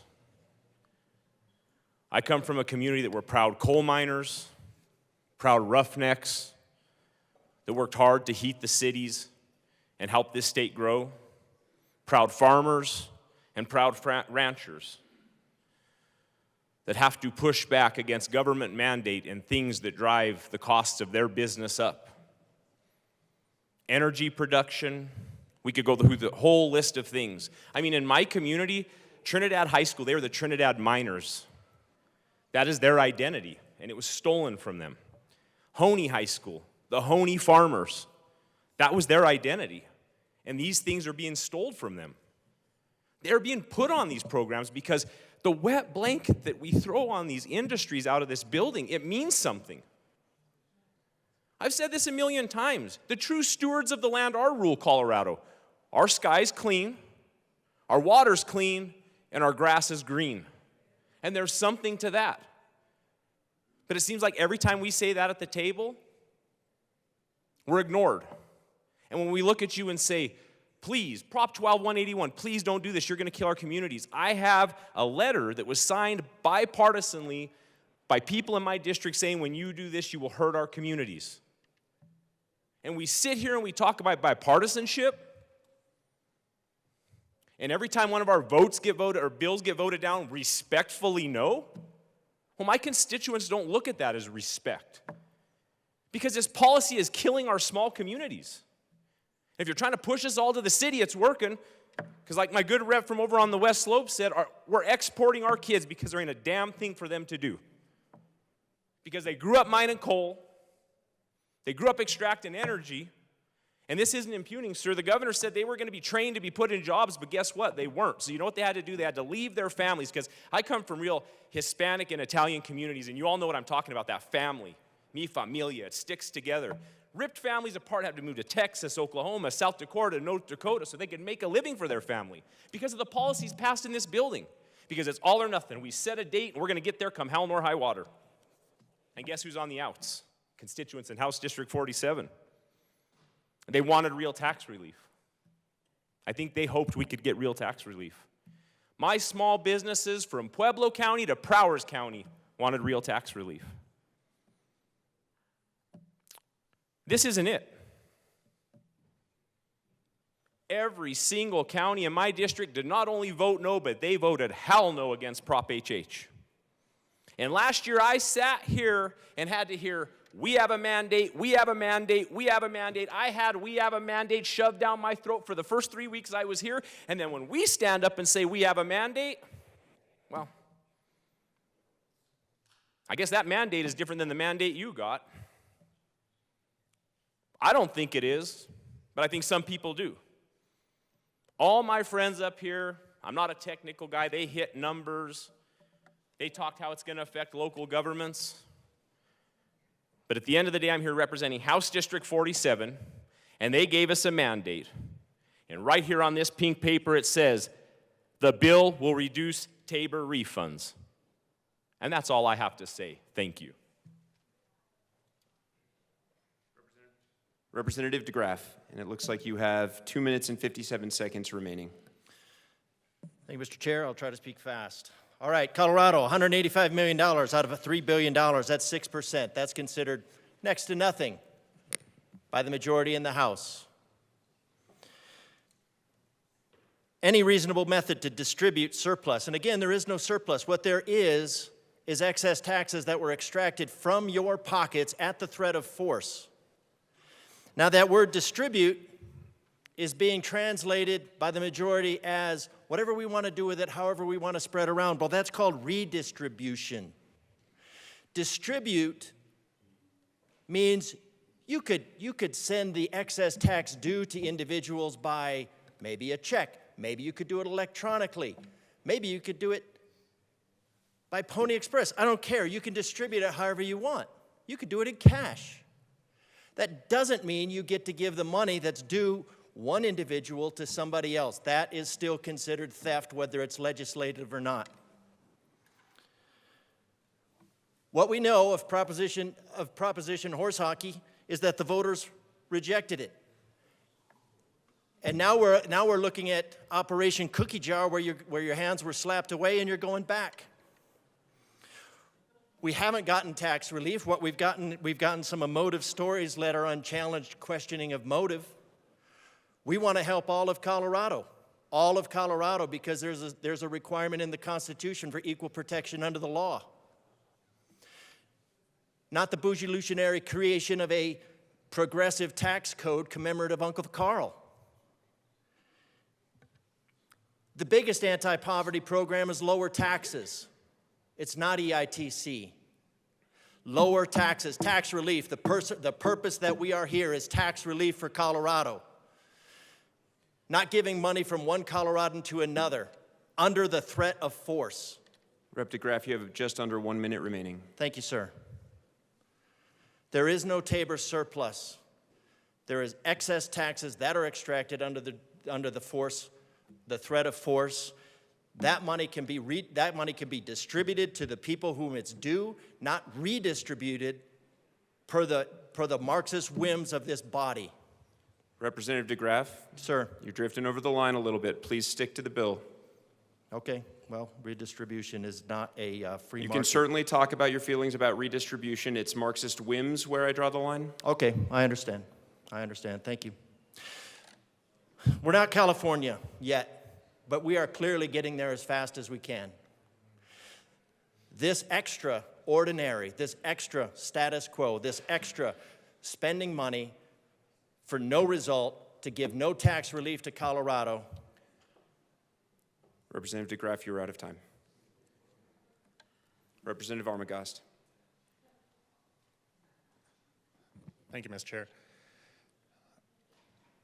It's been a morning, so trying to keep it a little bit light and jovial as usual. But no, I think that there's nothing jovial about this topic. So this is a very passionate topic, I think, for everybody. And obviously, we've seen that passion come out in multiple ways this morning.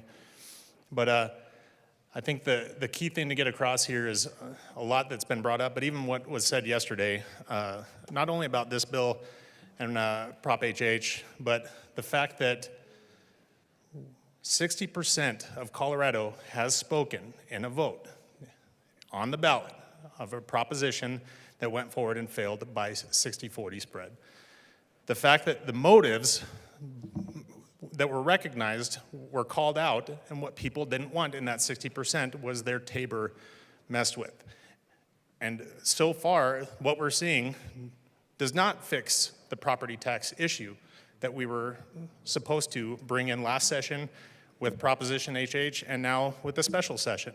We're here with this bill that clearly in the fiscal note says it will reduce Tabor. For all of Colorado, and the 60% that said they did not want that to happen. I can't say that loud enough or enough period to where I think that point's going to get across. Obviously, my voice is not going to make an effect on the outcome of this bill and the outcome of this session. But the only thing that any of us can do is speak for our constituents. I don't know about anyone else in here, but the hundreds of emails that I get that I can't respond to, a third of them, for constituents that are upset with what is going on, what they voted down, and what they're already seeing happening in a special session with this bill and other bills similar. We need to leave Tabor alone. We need to listen to our voters, and we need to shut down the idea of taking that away from our voters, from the 60% that have spoken and should be heard, but they're not. And the fact that we can only come up here and voice those opinions of our voters and our constituents and still have it fall on deaf ears. This bill will pass. I would encourage a no vote, but this bill will pass. And this is all we have, is the voices that needed to be heard that cannot be. The voices that came to the committees that should have been heard that cannot be. We are going to move forward, but we need to do better. I'm hoping something can happen and this bill can be redirected into something that doesn't affect Tabor. I don't disagree. I don't think anyone in here disagrees with increasing the earned income tax credit. What 60% of Colorado says is it shouldn't affect our Tabor, our taxpayer bill of rights. I hope that there's something we can do to fix that. Now we're here in third reading on this bill, and I don't see that happening. It's unfortunate, but I wish there was more bipartisanship in what happened yesterday versus what's happening today and the next 2 days that we're going to be here on the taxpayer's dime. All I can say is, please consider, I know you got the emails the same way I did, please consider your voters that spoke loud and clear in the 60% that said they did not want this. Please vote no. Thank you. Madam Assistant Minority Leader Puglisi. That's a lot of syllables. I'm going to try to match you. Thank you, Mr. Speaker Pro Tem, for the opportunity to just kind of share some of the stories I heard. As many of you know, I spent the summer traveling this state, not just once, not just twice, 3 times, with the good senator from Weld County, talking about property taxes and Proposition HH. And for a lot of you that don't deal with property taxes, it's not really sexy, it's not really an exciting topic, but it is an important one to our people. And I knocked doors, not just in my district, but all over the state, to talk to people to really listen to what it was they wanted from us. And they all said the same thing. They all said they can't afford to live in their homes anymore. This state has become completely unaffordable. And this special session isn't about affordability, although I would love to work with you on some ideas around affordability next session. And so when I received the call and read through it, I was actually incredibly disappointed. I'm a self-appointed policy geek. I love property taxes. It's not a partisan issue. At least it really shouldn't have been. This is something that all of our people need. It doesn't matter if you're a Democrat or Republican and affiliated, whatever party you are. Everybody needs this property tax relief because of what we know is coming. And so when I read the call and had seen, in my opinion, how expanded it was to what our mission was, which was to give and deliver to the people real and honest property tax relief, I was frankly disappointed. I thought we were working on property tax. And I wanted to work on property tax last session. Nobody really wanted to talk to me then either about that. But I think we have an obligation here today to deliver real and honest property tax relief. That is what the voters sent us back here to do. That is why they sent us back to work. And when our people can't afford to live in their homes anymore, seniors who are looking to not even downsize, forget downsizing, they're just leaving. Young families, single moms, I mean, I talk about this all the time. I don't know how much it resonates, but I have 3 jobs, and I have 2 little kids that depend on me to deliver for them every day. And they don't care how tired I am, and they don't care how much work I have to do to get there. they just want to make sure they can eat and go to school and that their homework is done and hopefully that they don't get bullied that day, right? I mean, those are the things that they care about. And I spent my entire summer talking about property taxes with people from across this state. Because in the end, I want a Colorado that is affordable for them to live in so they can stay here and raise their families here. And I'm just disappointed that that's not what we're delivering. We expanded this tax credit, we, the legislature, expanded this tax credit during session. We haven't even let it fully implement yet. So let's take the time and do what the people have sent us here to do and go home to our families for whatever we have left of session before session starts. And let's deliver real and honest property tax relief to them without taking their Tabor refunds, which is the mandate we were sent here to do. Please vote no on this bill. Thank you. Representative Frizzell. Thank you very much, Mr. Speaker Pro Tem. It's an honor to serve with you. It's an honor to serve with you as well. Thank you. Yeah, I would like to really commend the good representative from Highlands Ranch. I appreciate very much his candor in this very, very complicated topic. I don't think anybody disagrees, or many, that we have vulnerable people in our population. We have vulnerable people who live here in Colorado, and it is the good and kind and charitable thing to do to help those in our communities that need help. Give them a hand up. Because that's who we are here in Colorado. We are kind and charitable people. We are people who believe in our communities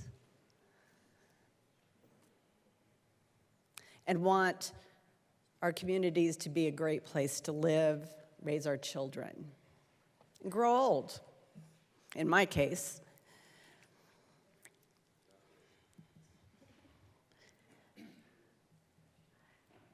And then last week, the governor called us here together to talk about relief. And I really feel like we need to be laser focused on what that is. In his executive order, the governor kind of highlighted some things that he wanted us to look at.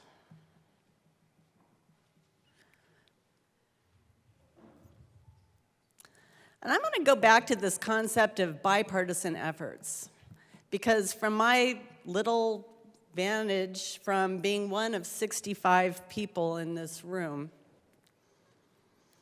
I feel like somehow between then and now, a group of people got together around a table and decided to pick ways to get around the voter mandate from Election Day, when they very decidedly said, leave Tabor alone.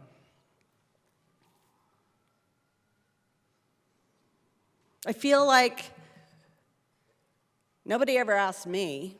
Well, I don't feel that way. That's true. Nobody ever asked me, Lisa, what are the pain points for your district? What is going to improve the lives of your citizens? I don't know. Maybe one of the other 19 of my caucus was asked. Feel free to raise your hand if you were.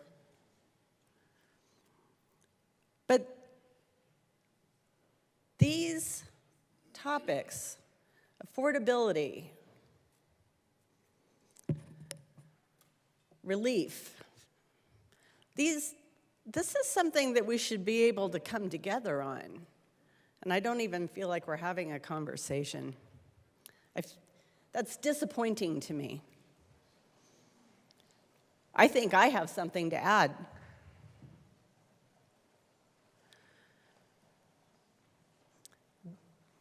My friend, the representative from El Paso County, talked about having a place where your kids can grow up, where you don't have to work 3 jobs. I have 0 kids who live in Colorado, 0. And a lot of that is because this place is unaffordable for them.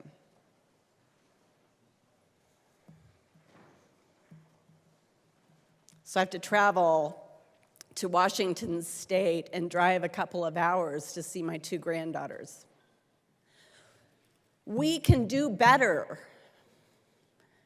I know we can do better. But it takes a lot of voices around a table to do better. And having unilateral conversations about who is a hardworking citizen and assuming that only people who don't own their properties are hardworking citizens, assuming that people who own businesses and their homes are not hardworking citizens is leaving out over 60% of our population. We can't broad brush solutions. So I'm going to go back to what I started with and say we need to be laser focused on what that is.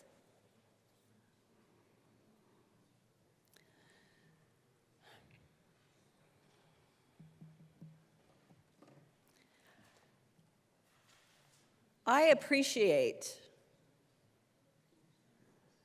very much the good intentions behind this piece of legislation. I don't doubt that there are people who will benefit a great deal.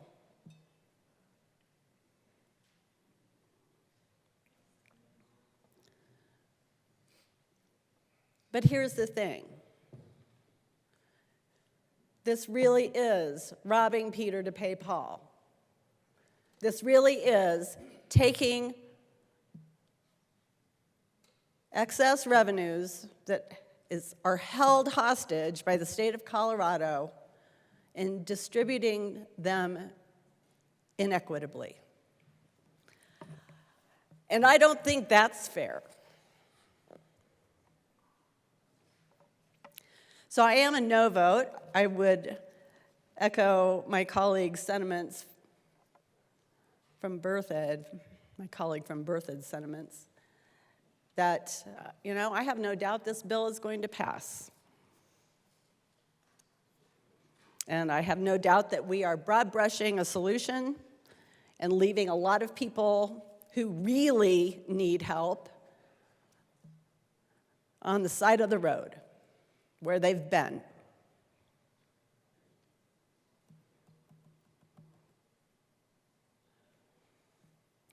I am most definitely a no vote, though, and I would ask for your consideration as well. Thank you.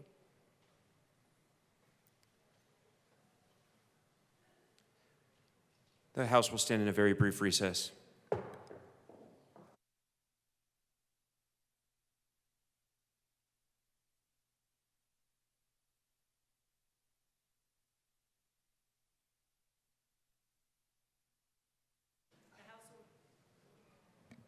The House will come back to order. Representative Hartsook. Representative Hartsook. Thank you, Madam Speaker.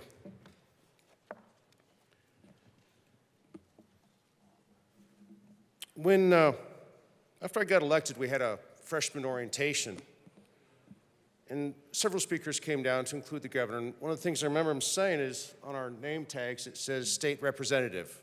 Yes, we all come from our very specific districts, and we represent them accordingly. But down here, as it says state representative, because we pass laws that impact the entire state. We pass laws that impact every single person in this state. When I look at bills like this, it's 1002, everyone has a story, everyone has a choice in life. There's good things and there's bad things that happen to all of us. Life's not fair all the time. That's the way life goes. What I don't see as our job is for the government, writ large, this entire body, that starts picking the winners and losers in this state and starts determining who deserves to get an earned income tax credit, who deserves to get TABOR, who deserves to get anything, or who deserves to get nothing. That's not our job, people. We should be looking at safety and security. We should be looking at things that are equitable across the board for the citizens of this state, not just certain districts. We should not be picking winners and losers. We should be giving that tax money back to the people. We could play games and look at different codes of the Constitution and go, well, it means this and I can get away with that. Or maybe I can push it over here. I would submit that is neither ethical nor morally correct. We should just give the money back to the people who earned it. It's their money. It's not our money. It's theirs. It belongs to the population of the citizens of Colorado. We should give them their money and let them spend it however they wish. I don't care what they spend it on, but let them do so accordingly. Let them decide how they want to spend their money.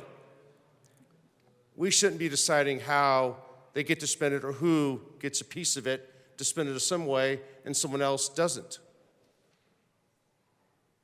We shouldn't be taking from one group to give to another group, especially when that group earned it. It's their money. They should keep it, and they should be allowed to spend it accordingly.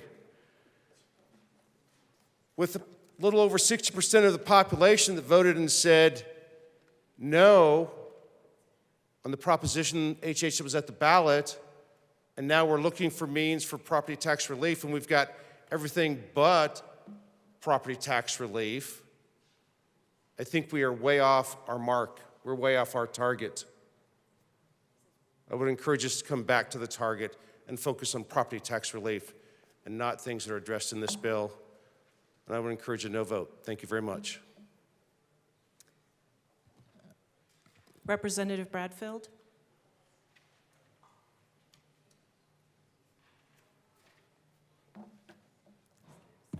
Thank you, Madam Speaker. I'm going to say the same thing that 5, 10 other people got up here to say, but I'm going to make it real short. 60% plus of the eligible voters that voted in November 7th election said no. They said no. And there are things happening in this chamber that make me feel like somebody needs to be the adult in the room and ask you to say, when somebody says no, it means no. Representative Bradfield, back to the bill, I'm getting please. to the bill right now. Thank you very much. Thank you. Thank you. That is all I'm ever going to say about this tax reduction business. No, we need to go back. We can work together, but there has to be an equal effort. Now, I believe the intent of this bill was admirable, but it doesn't do what it says it's going to do. What it's going to do is cost us more money than it's going to save. And as other bills that we have had introduced, I urge a no vote on this one particularly. Thank you. Representative Bradley.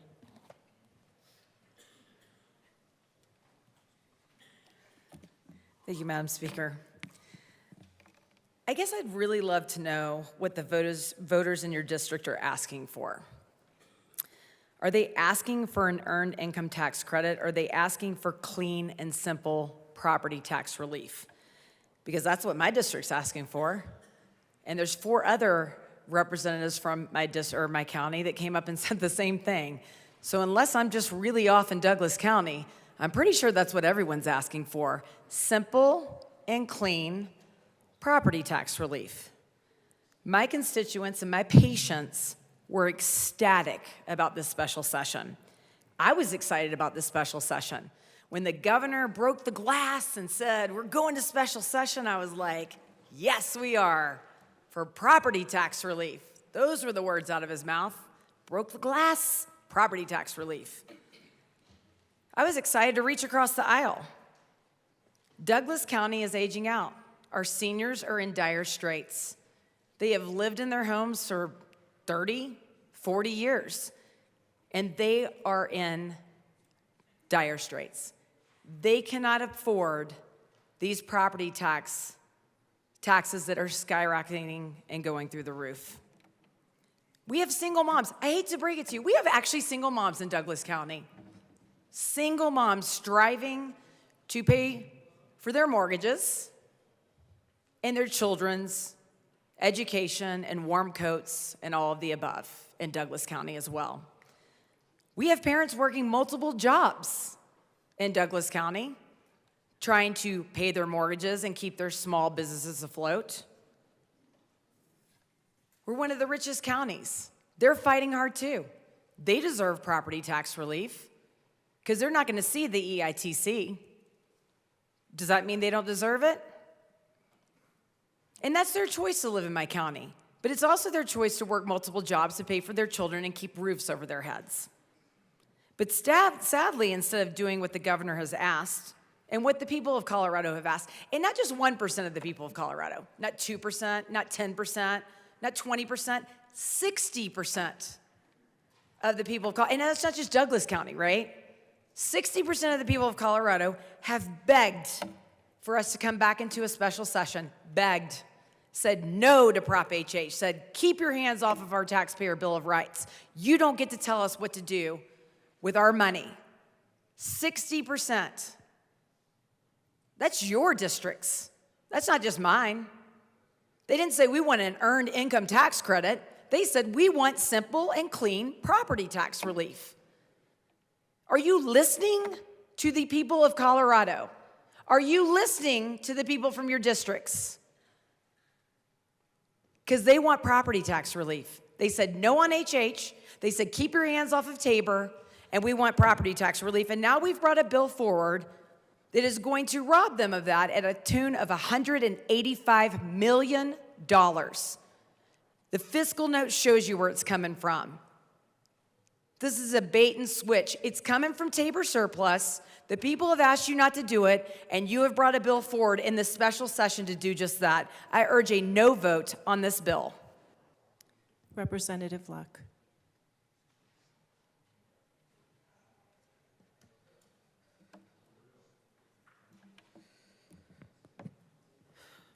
Thank you, Madam Speaker. I don't need to raise it. I need to somehow move closer, but the belly, anyways, a little awkward. I don't know about you guys, but I have sometimes found myself in a group setting where there are people who, we all seem to want to do the same thing generally, but at a particular time, I have been approached by one member of the group alone, and that one member says, hey, I'd really like to do X. And it seems to be consistent with what the group has overall said that they want to do, and or it's a real need that needs to be fulfilled. And in that moment, looking at that one person saying, yeah, okay, that sounds great, let's do it. And then someone in the group that wasn't there calls me and says, did you agree to X? Yeah. And they say, well, what about Y? What about this that I was wanting to do that's in conflict with that? And then I'm like, oh, I wasn't thinking about you, I was thinking about the person in front of me. And I'm so sorry, and now what I do? Because I sort of made this commitment, and how do I now honor your membership in the group, and what is this? And it's a mess. Anybody else been in that situation before? That's kind of how I see this bill. There's a group of people that this bill contemplates, that looks and says, this is the person, this is the group that we want to aid. And they have genuine needs. They have genuine needs. But our responsibility as this governing body is to represent the whole group.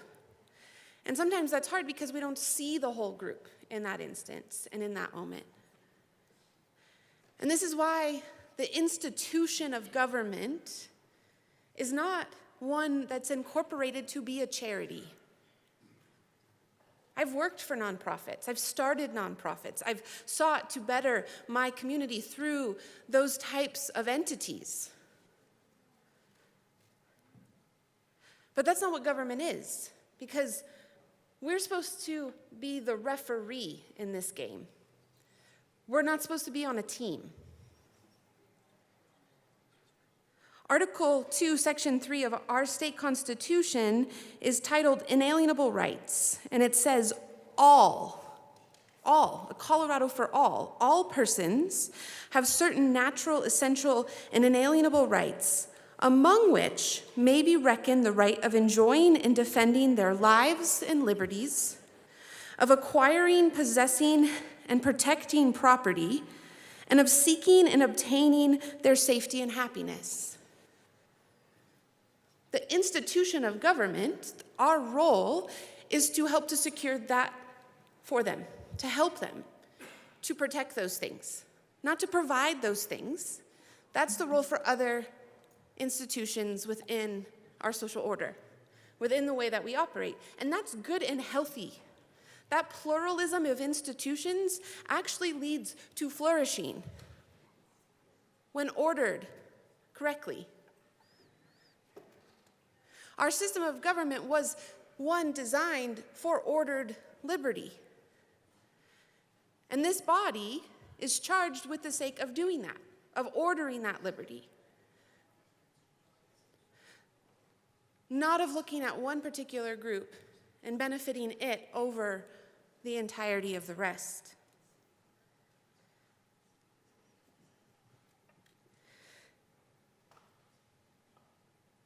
Now, this may seem like distinctions without differences or semantics or, Rep. Luck, who cares who provides these things? They need to be provided. Well, I do. Because we can't know all the situations of the people in our state. And we could never craft a piece of legislation that would adequately give justice to each member specifically by categorizing these things out. This is why equality under the law is so important. Justice being blind is so important. For us as the ref to apply fairly these things. Now, we as the government have been entrusted with dollars. The people of the state of Colorado have said, we're going to pool our money for certain tasks, for certain things. But if you take too much of our money, we want it back. And the question is, what is a fair and just way to give that back to them? Again, going back to a group, if everybody pooled money, and every person put $100 in, and you did whatever you were going to do with that money, and you had $400 left, how does that group apportion those dollars back to it? What is the fair and just way to do that? And that's the conversation we're having. What is that fair and just way? And I would say that the fair and just way is to give back equally to all. Now, some of you might retort and say, but there are people in our communities who are suffering more than other people. And so that's not fair. That's not fair to those people who are suffering more. They should get more back because they have more of a need. And I would say, no, actually, as our role as a referee, I think it's fairer that we apportion that all back equally. And then as individual influencers and leaders in our community, we go in and we encourage our people to voluntarily provide for the needs of their neighbor. And why do I say that? Because the system designed here, contemplated here, is transactional. It's not relational. And a lot of the problems that we have as a society, whether it's mental health or family breakdown or community breakdown or isolation or physical health issue, all of these things, a lot of them are as a result of us creating system after system that is transactional, that does not honor the human dignity in the other person, that does not actually come alongside and invest in any real and sacrificial way that says, I want to be part of your life and I want to enter into your mess. It says, here's a check. Go and do and figure it out. I'm on a social media platform. It's one of the only ones I'm on. I prefer the coffee conversations to these kinds of things. But a couple of posts recently, one from my neighbor down the street, she says to the whole community, hey, what is one thing that you need right now, but you can't either find it or afford it or pay full price for it? Everyone check to see what others say. Maybe you have it and don't need it or have a connection to get it. You can give it away or sell it for less than new. You never know how we can help each other until we put it out there. No request for money, no obligation, no guarantee. Respond in the comment section that you can fulfill a need, but then please keep the arrangements of getting the item in private messages. The rest of us don't need to know that your unicorn has their Sparkle Spa appointment at 3 p.m. on Tuesday. There are other posts on here, and I won't take the time to read them, but they're saying, hey, we're going to have Thanksgiving dinner. We have 4 extra seats. If you're a vegetarian, come to our house, let us know. Or we're going to make some extra Thanksgiving dinners, and we want to provide for the seniors in our community, so if you need one, please let us know. And this is the way the fabric of our society is made healthy and strong, because the people in the community say, we want to actually provide for these needs of our neighbor, and we're going to actively engage that. But when we create policies like this, when we create programs like this, we actually disincentivize and deter people from taking that step. Representative Luck, you have 1 minute remaining. Thank you, Madam Speaker. Because we assume that the government as a charity will take care of them and it's no longer our responsibility. And then we lose out all the opportunities of actually knowing each other and living life together. And for, those who, architecture is a big part of that too. Because if you just drive into your garage or you just walk into your apartment door, you don't even know anybody around you. And then we bemoan the state of our society and the health of our society, but we are creating the very structures that push in that direction. If we want flourishing, if we want thriving, if we want community, these are not the policies to pursue. Not because we don't love people, but because we genuinely do. Thank you. Representative Weinberg. Representative Wilford.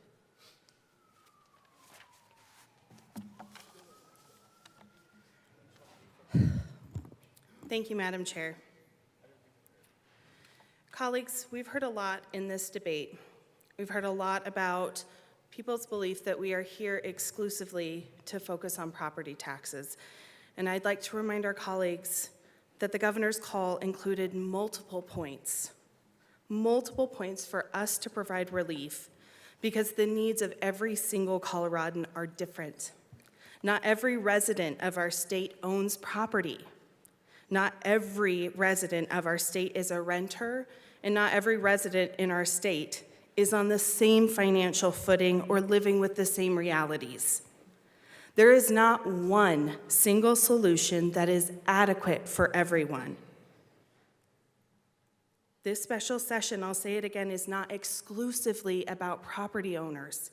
It's about bringing together a package of bills to provide necessary relief to our entire state. We're not here to cherry pick winners and losers, because we want everyone to win. The Earned Income Tax Credit is not a new concept. It's not new in the US, and it is certainly not new in Colorado. It's proven to decrease economic disparities and support hard-working people right in the communities where they live. In fact, for every $1 spent by a family that receives the Earned Income Tax Credit, it creates an economic impact of $1.50 to $2. Now that's an incredible return on investment. With your aye vote today, you can make a difference in today's workforce, as well as the futures of countless families and children throughout Colorado, carving a path toward economic stability and success for all. Again, I would request your aye vote on this important policy. Thank you.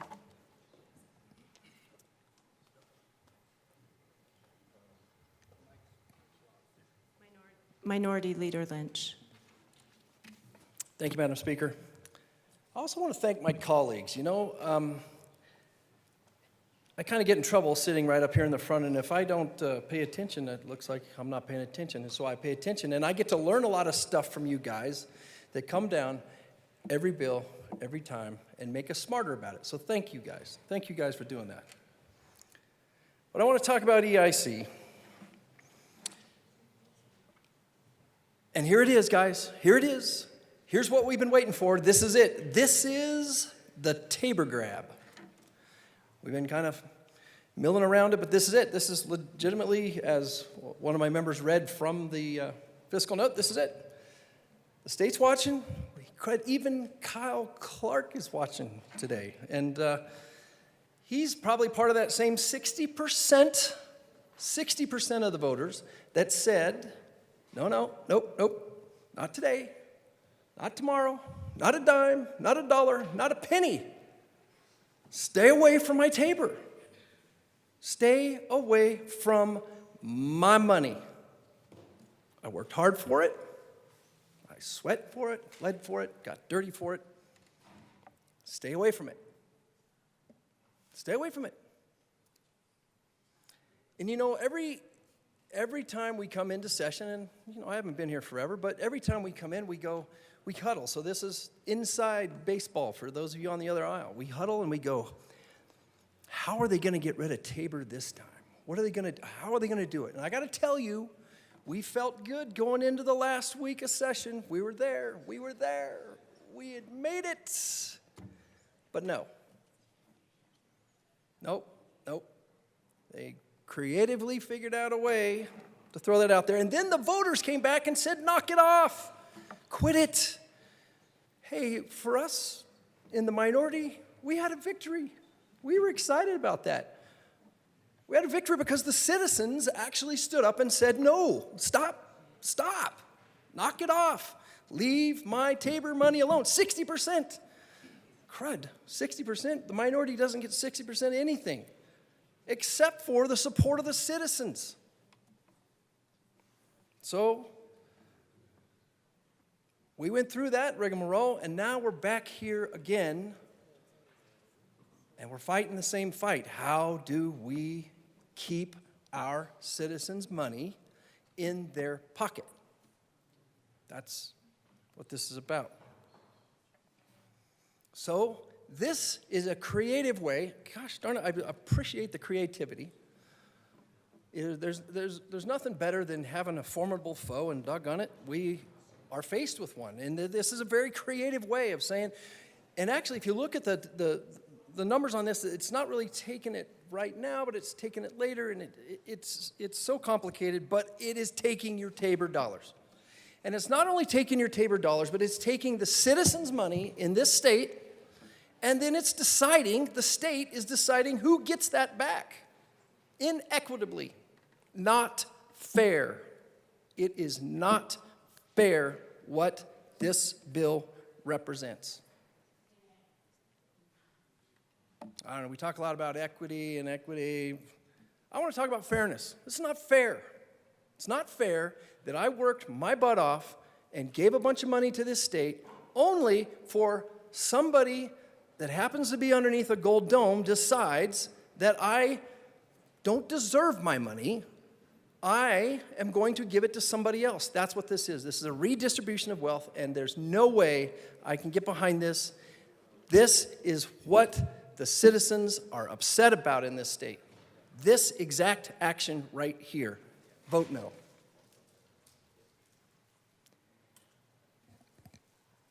Seeing no further discussion. Oh, I'm sorry, Representative Young.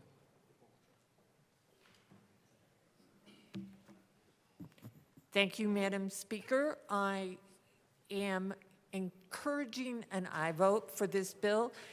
We have heard how EITC offers low and middle income households thousands of dollars in income support each year. These credits have been proven to encourage work, improve family health and education outcomes, improve childbirth weight and nutrition, and are income supplements that boost workers' overall take-home earnings, which is in the interest of employers. The federal credits are also a large infusion of federal dollars into the state, most of which get spent in local communities and have significant economic impacts. Once again, I urge an aye vote on House Bill 23-1002. Thank you. Seeing no further discussion on House Bill 23-1002, the motion before us is the adoption of House Bill 23-1002 on third reading and final passage. Mr. Schiebel, please open the machine.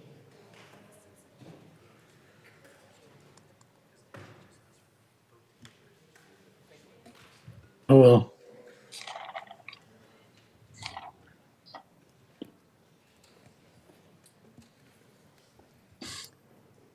Representative Epps, how do you vote? I will ask you to raise your hand for a yes vote. Yes. Representative McCormick, how do you vote? Yes. Representative McCormick votes yes. Representative Ortiz, how do you vote? Yes. Representative Ortiz votes yes. Representative English, how do you vote? Yes. Representative English votes yes. Representative Kipp, how do you vote? Yes. Representative Kipp votes yes. Representative Bockenfeld, how do you vote? Representative Bockenfeld, I believe that was a no. Representative Lukens, how do you vote? Yes. Representative Lukens votes yes. Representative Soper, how do you vote? No. Representative Soper votes no. Representative Doherty, how do you vote? Yes. Representative Doherty votes yes. Representative Joseph, how do you vote?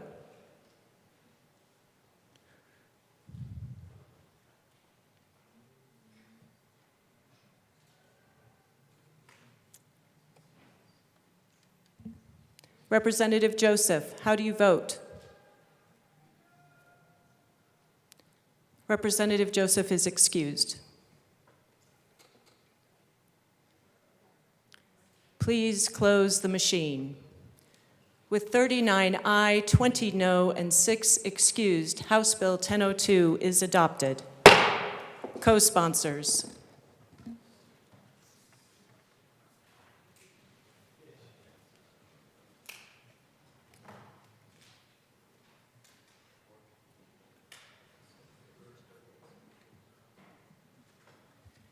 Members on the wall, if you'd like to co-sponsor, please raise your hand. Representative Ortiz, co-sponsors. Representative English, co-sponsors. Representative Kipp, co-sponsors. Representative McCormick, co-sponsors. Representative Lukens, co-sponsors. Representative Doherty, co-sponsors.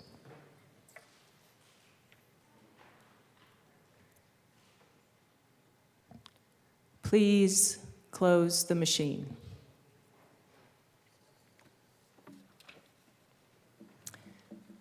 Mr. Schiebel, please read the titled House Bill 1003. House Bill 1003 by Representative Snyder, also Senator Mullica, concerning the creation of the Property Tax Task Force.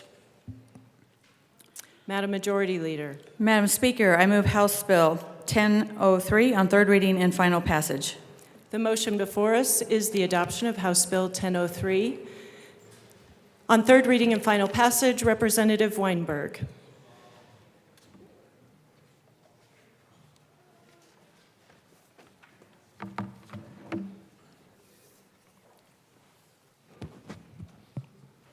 Thank you, Madam Speaker. It's an honor to serve with you. And an honor to serve with you.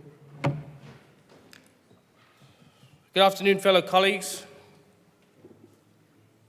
What a nightmare to be reminded to be back down in this well. I rise in opposition of this bill today for very simple reasons. The problem with creating a property task force literally stands on the backs of every Colorado citizen.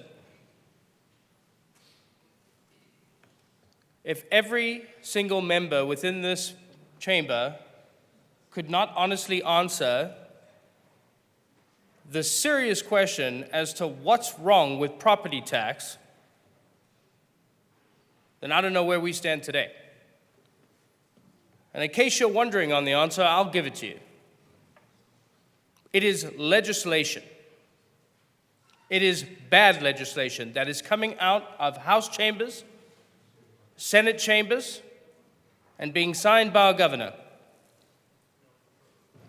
Overtaxation of people is protected in this great state. Yet, in my short time being a legislator, I'm coming to find out that our taxpayer Bill of Rights is frequently being threatened. We have been charged with a special session to come down to these chambers and propose proper relief for every citizen in this great state, especially the district which I represent, and in the event you don't know, the city of Loveland. For Loveland. I have been approached by multiple constituents with difficulty to what has transpired through the past legislation and the repeal of the Gallagher. Creating a task force which additionally burdens our taxpayer because taxpayers end up eating the cost, is only going to set precedents for the future to grow a government entity. For what purpose? For what reason?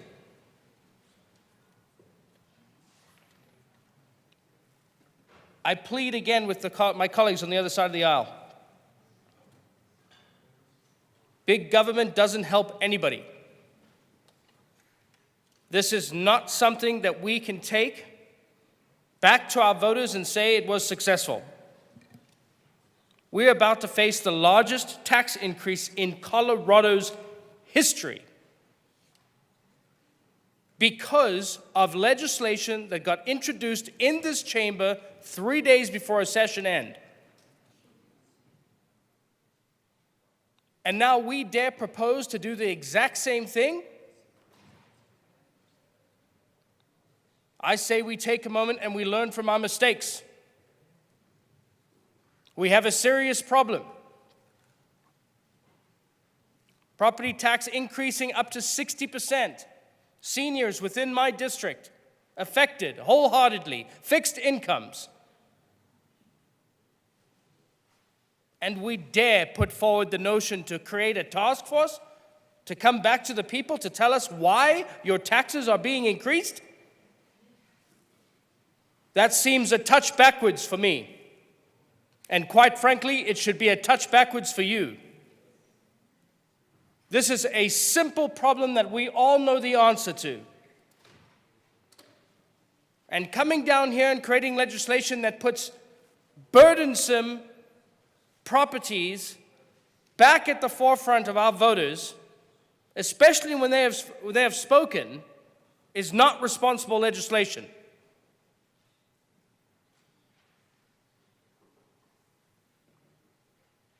We are not here to spend money when we are in a hardship.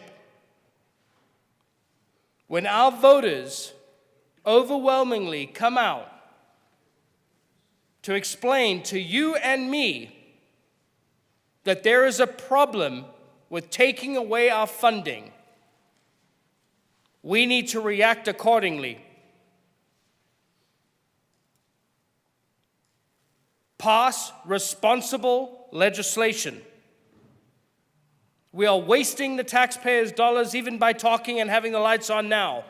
I have not seen good proposed legislation so far that fixes the ultimate issue, including this bill specifically.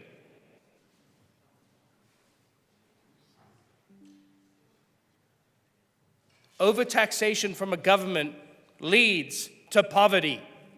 When is somebody going to say that in this well? Leave the people alone. Let them have their money.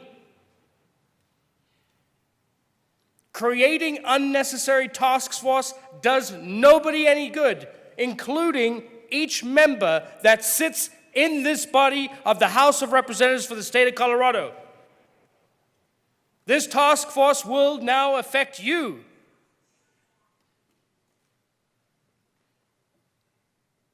We need to come down and figure out what is real relief to a burden that will affect this state come January 1st. And just like the Senate battled with yesterday, we will battle with ourselves.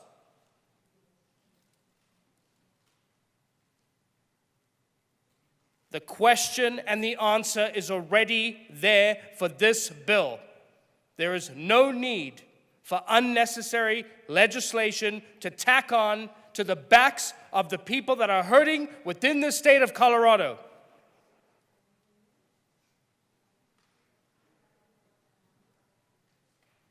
I have not been a legislator long, but I know very clearly what is right and what is wrong for the people of this state, including the city of Loveland. And my city has spoken up loudly against Proposition HH, against the infringements on our taxpayer Bill of Rights, and they do not need a task force to tell them what the true problem is for why their pockets are being reached into and why they are going to be facing hardships come this new year.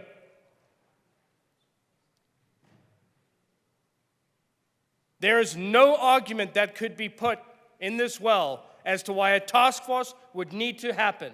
We know where the increases in taxes are coming from.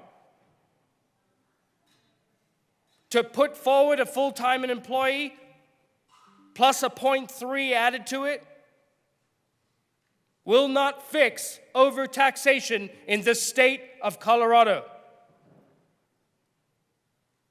If you would like to help your districts and help the people within, all of them, the Republicans, the unaffiliates, and the Democrats, join me at the table and shut this down. Growing government, overtaxation, and increasing poverty within the state of Colorado, this is what this does. Address the problem at its core, stop chipping away at nothing. Overtaxation comes from bad legislation. Increased taxation comes from bad legislation. When are we going to come back to the table with it? We have a continued issue of literal problems within this state, all focused around people not being able to afford things, housing, milk, so on and so forth. Representative Weinberg, you have about 38 seconds left. Thank you. Please join me in showing the people of this great state that unnecessary task force are not necessary and bring back lower taxes to the people of Colorado. Thank you for listening. Madam Assistant Minority Leader Puglisi. Thank you, Mr. Speaker Pro Tem. I just want to kind of talk a little bit about process. As I said, I was working on property tax as soon as my primary was over, before I was even elected, along with the good senator from Logan County and my colleague from Douglas County. You got 2 county commissioners from very different parts of the state and an assessor who actually knows how to calculate property tax, which is helpful. And we started by working with stakeholders. We took a lot of time through a stakeholder process. And in that process, we are now elected.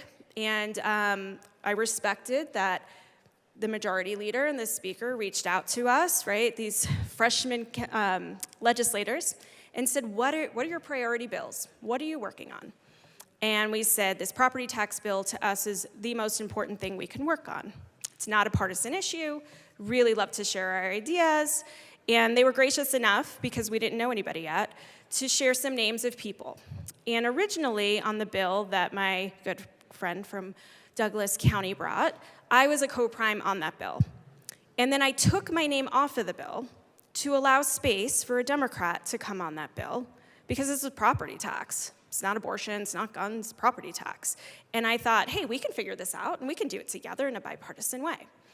We also went to the governor as soon as we were elected.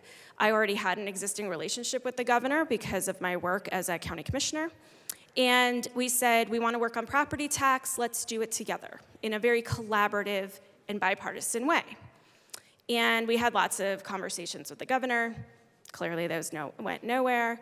But these were our pre-file bills. These were the bills that were of the most importance to us because we knew of the tsunami that was coming to our people. And while we didn't have all of the answers, we knew that we could put our faith in a group of people who actually did. And when Gallagher was in place and was going through the repeal process, I advocated very strongly against the Gallagher repeal, not because Gallagher was perfect. I had worked on task forces to talk about Gallagher for years, but because it was giving the authority to legislature. And with all due respect to my colleagues in this room, there are very few of you that actually understand property tax. And I was very nervous, as I am, continue to be nervous, about who are the right people to be at the table to talk about property tax if we're going to find this solution. And you're going to give that power to legislature, and very few people within the legislature actually understand how property taxes work. We're keeping in mind the state has zero interest in property tax. I mean, whoever's plan that was not the best idea ever. So we repeal Gallagher because under the promise of, we, the state, under the promise of you're going to have lower property taxes when we repeal Gallagher. Well, how did that work out? We wouldn't be sitting in a special session if it worked out really well. And so the same people who broke it are like, oh, let's try to fix it. But I want to continue to talk a little bit about process, because while I believe the task force we put together after 6 months of stakeholding was the best process we could come up with, we're now in this special session. And I get the call from leadership saying, we want something, anything to be bipartisan. Can we work together? And we both agree, well, we need a task force. And I was like, great. Let's do a task force together. Oh, by the way, I've already done all the work. I have, actually, the fine senator from Logan County did really all of the load of the work. And I was like, great, let's do this task force. And I was told, oh, no. Your task force is too big. It has to be legislator-driven. Everybody else, the people who actually have to allocate a budget based on property tax, they're just advisory. They're not legislators. And I was like, yeah, and legislators don't actually know how property tax works. Not a lot. And so we shouldn't be giving that authority to legislators. Eventually, it needs to end up in this chamber. Whatever the long-term sustainable solution is has to end up in this chamber. But the process to get there does not. And they said, nope, that is not workable. I'm sorry. And then they said, and by the way, your task force is too big. That's too many people at the table, too many opinions. And I will tell you, we stakeholdered for 6 months. Yes, it is a lot of people with a lot of great ideas that are outside of the box of where we are operating currently. Why wouldn't we want to bring those ideas to the table? And so they said there's no room. There's no room to work together during this special session on a property tax task force. And we're in the minority. I get it. Well, and I have a great deal of respect for my colleague from El Paso County, and I've already told him this. I don't put all of this on you. But we have ideas too. And the people who actually are in this room that have these experiences are completely being disregarded. And that's not fair. And it's not right. You, leadership, I don't put that on all of you. You weren't in those conversations. Even the governor's office said, can't we work on something to be bipartisan? I said, let's work on this task force. Why can't we make this work? And then it was crickets. So the fine representative from El Paso County, you've done a good job of taking a lot of the work we did and putting it in your bill. I feel like instead of taking just the little bit of the work we did, you could have taken the whole bill.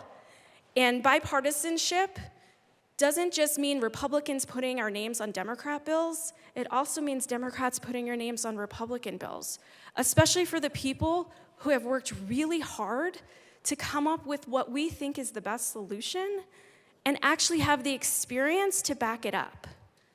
And so, while I appreciate the work that my colleague has done, I respectfully have to be a no vote because we, again, were shut out of this conversation where we had some great ideas.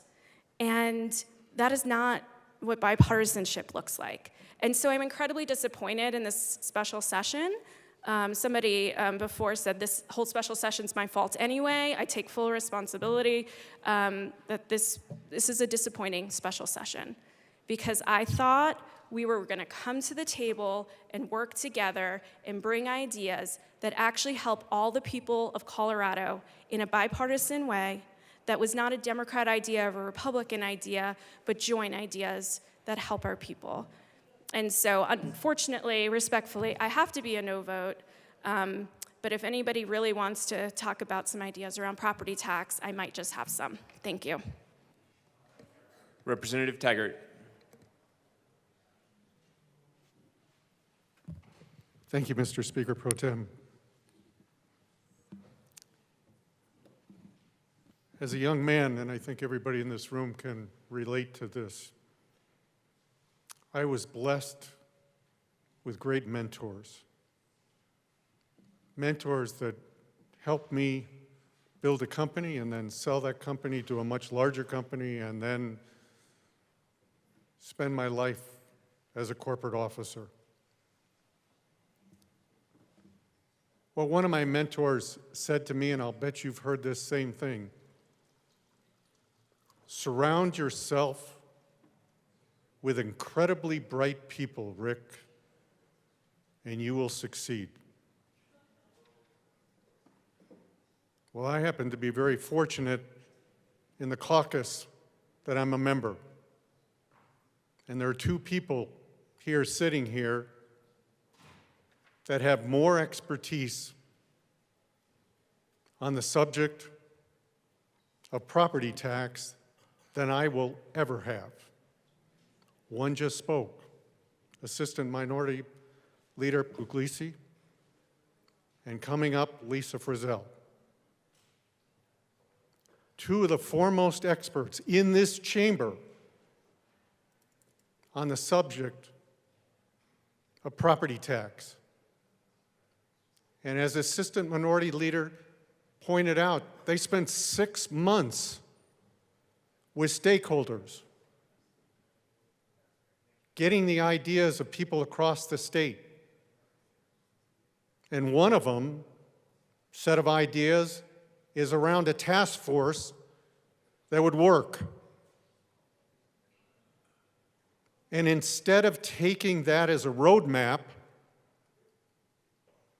instead of working in a bipartisan way, the conversations stop. Yes, we're in the minority, But the minority doesn't mean that we don't bring experience, skills, and expertise to a subject. I reach to the other side of the aisle, and I think you know that, for bills that I'm concerned about. I just think we are deserving of the courtesy of the same thing. And I'm disappointed that all of the work that went in to this subject of a task force is not being utilized. It was already baked. And more importantly than it being already baked, stakeholders were involved in it all across the state that said, this is a good idea. I don't understand, other than I do respect my colleague from El Paso County, and I do respect the fact that whenever you start into a task force, you're going to have people lobbying beyond belief. But the roadmap was already there. And I, for one, want bipartisanship on property tax, and I do not understand why we couldn't have used the expertise of my two colleagues and all the work they did with people across the state. I'm a no on this, and I'm sorry to be a no. I'd rather have an amendment that just says, let's take everything they did and put it in here, but that wasn't acceptable yesterday.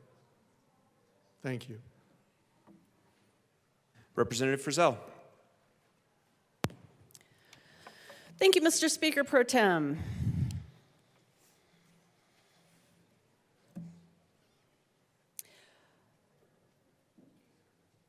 We are here to talk about a lot of things, apparently. But one thing I know we're supposed to talk about are property taxes. And I wonder if anybody in this chamber, or many of you, thought that we would be having such intense conversations around such an unsexy topic last January.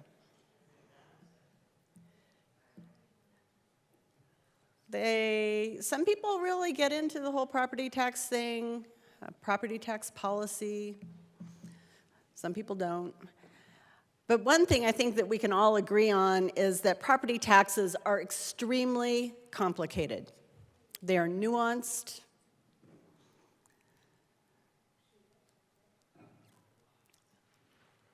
They are geographic in their nuances, especially in Colorado. Property taxes in rural Colorado and the dependence on property taxes in rural Colorado are very different, very, very different from right here in the city and county of Denver.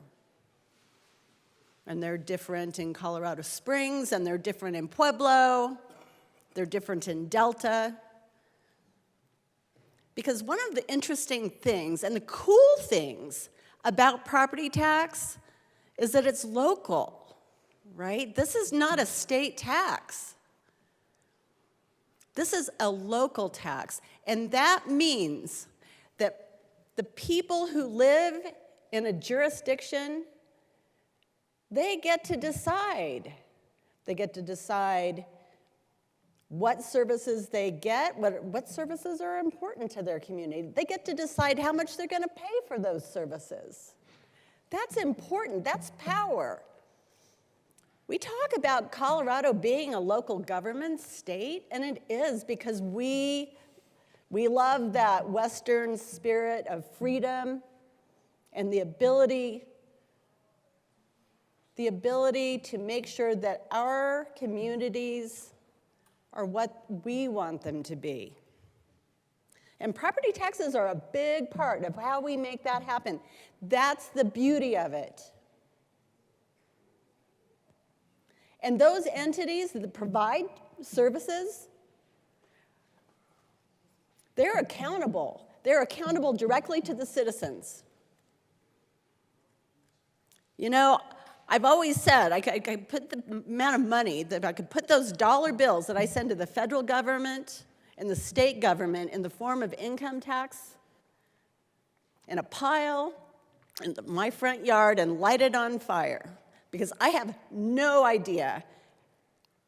I have a better idea now, but I have no idea, I have no control over how those dollars are spent. None, zero. But if I take those same taxes that I pay in property tax, that's power, because I know where those are going. Heck, I could look on my local county assessor's website, which happens to be an award-winning website, I'd like to add.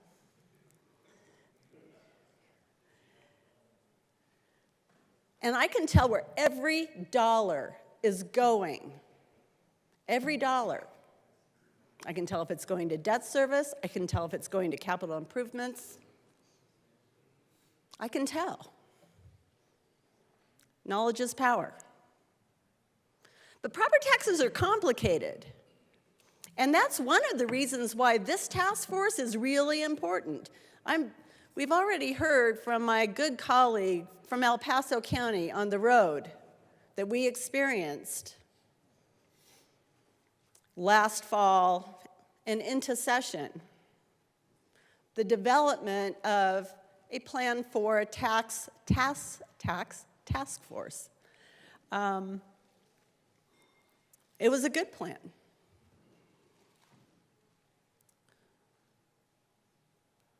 I had a bill. I still think it was a good bill. And some of those items in our task force are echoed in this bill, and with great deference to my colleague from Manitou Springs, I do appreciate your efforts. But I strongly believe, and I think you've heard me just say this, and you're going to hear me say it over and over again. Property taxes are not state taxes. They're not. They are paid, aside from education funding, to local government entities that are responsible to their own citizens, and those dollars go for the services that candidly keep us a civilized society. Clean water and sanitation, libraries, sometimes emergency care, first responders. It's a really long list. Sometimes your tax dollars go to a metro district for debt service, and sometimes those metro districts don't just do debt service.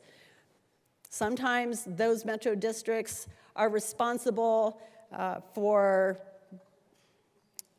wildfire mitigation. Where I used to live in Perry Park, our metro district collected mills and we used it for wildfire mitigation. We did a really good job and made a big difference, especially since we were all evacuated during the Hammond fire. There are metro districts that are recreational in nature. Metro districts serve lots of purposes, not just one. But as I go down this list, I feel that this, and we talked about this yesterday. I did not get up to talk about this bill yesterday because we had good representation in the conversation at the dais. But this current bill is very heavy from a legislative standpoint and light in other areas. I appreciate that we have legislative representation because that is important. I'm not discounting that.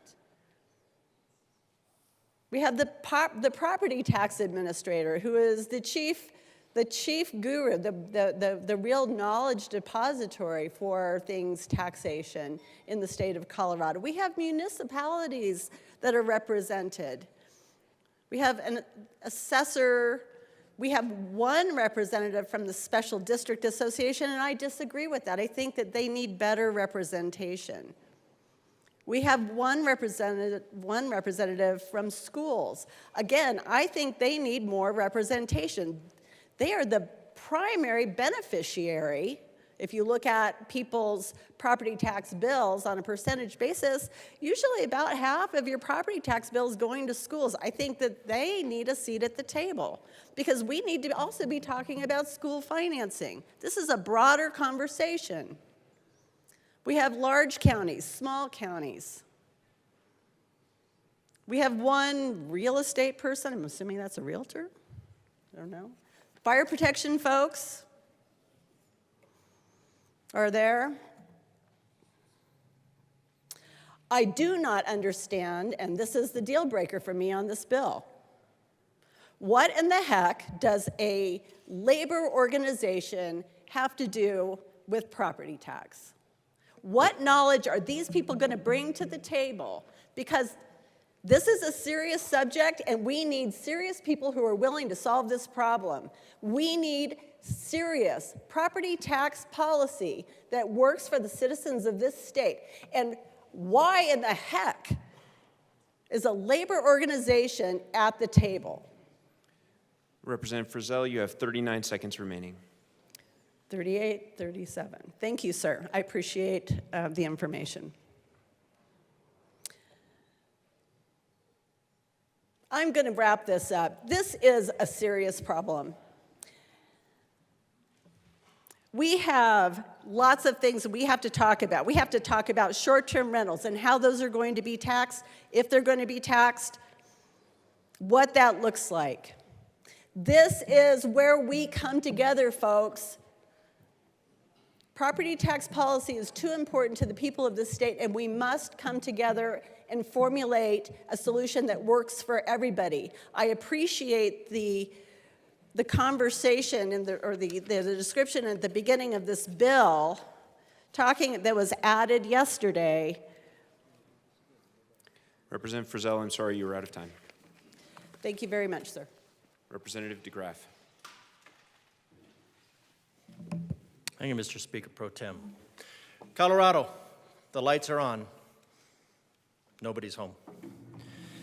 $24,000 a day, property tax relief.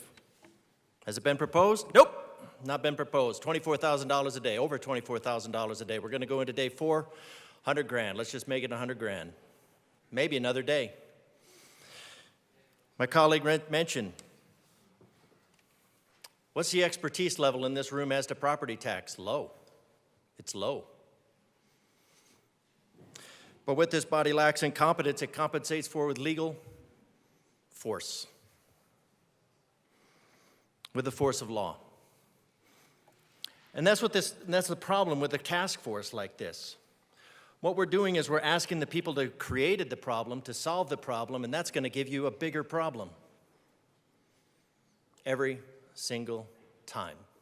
So now we've taken Operation Cookie Jar to get the legislation's hand back in to grab every last little cookie that they can that was slapped away from Prop HH.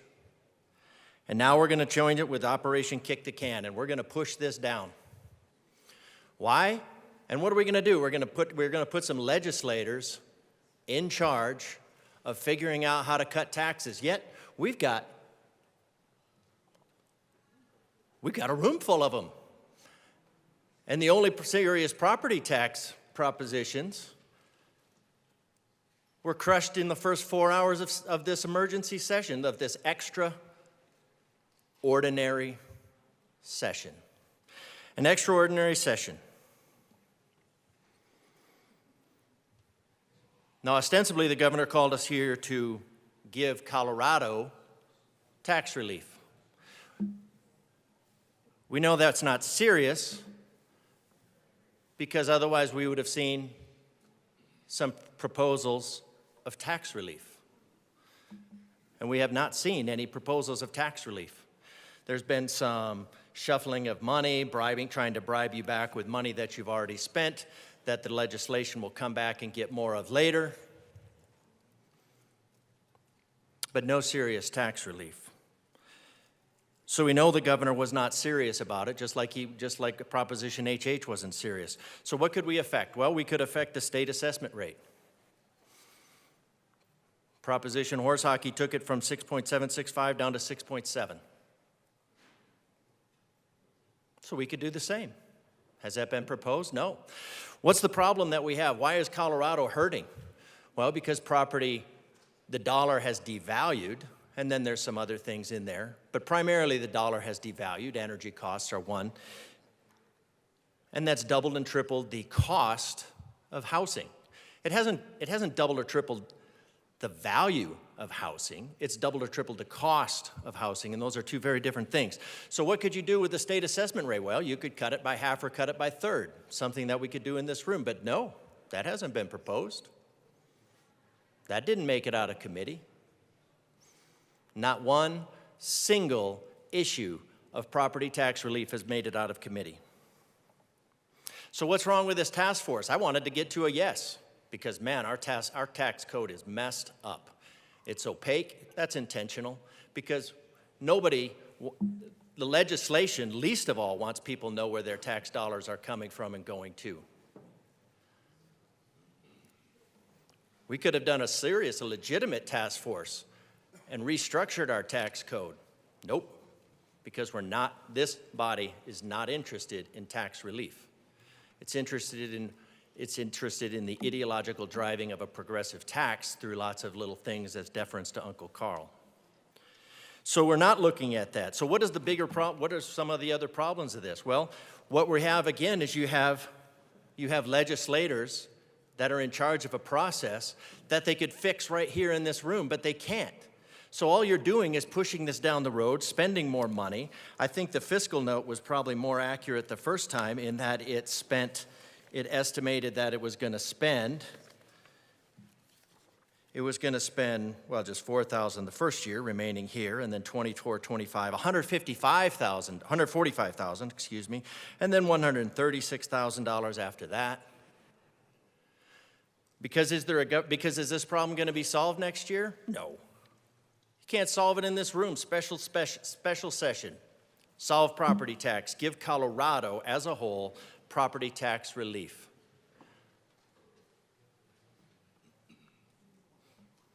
Not a single idea. What we've gotten is, we have gotten some emotive stories, maligning motive, unchallenged.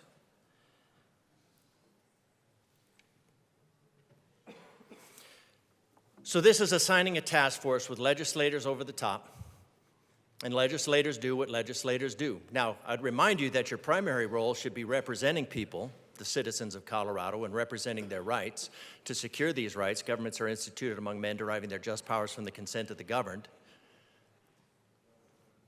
That's not a matter of Coloradans saying, hey, we need to be micromanaged in all of the aspects of our life. That's saying to government, you need to keep your hands off our life. But this is a body of meddlers. So this is putting the state over the counties instead of the state supporting the counties. The citizen under our representative republic is sovereign, is supported by the counties and the cities, supported below that, support indicates below, public servant kind of indicates serving. So the state would go under the counties, and the governor would be under the legislature. Yet the governor is dictating this whole process. I'm not sure who dictates things, but it's not a representative. So we're going to kick the can.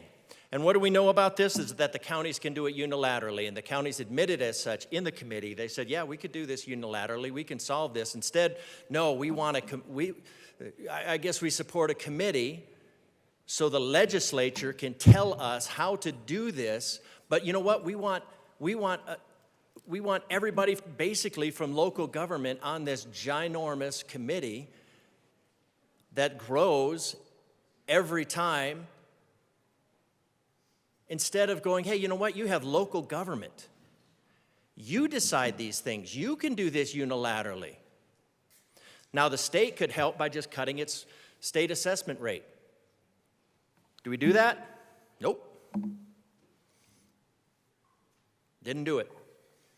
Property tax relief for Colorado? Nope.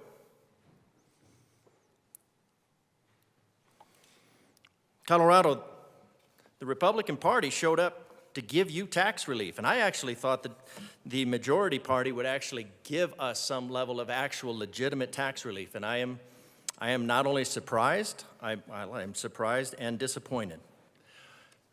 The closest thing that we have to maybe getting sort of a consideration of if it's not too inconvenient and maybe we wouldn't lose any money, tax relief,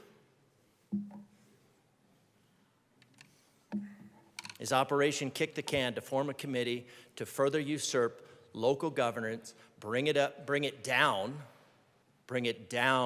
to the state level, and make the citizens of Colorado increasingly servile to the whims of this body. Representative DeGraff, you have just over 1 minute remaining. Thank you, sir. This is why I consider this the Gold Dome cesspool. I'm very disappointed. Representative Winter?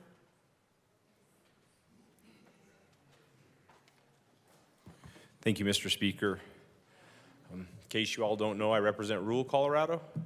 And I have rural Pueblo, but even Pueblo West is still Western. So it's an honor to serve them all. And I object to this bill based on what I think is the lack of rural representation.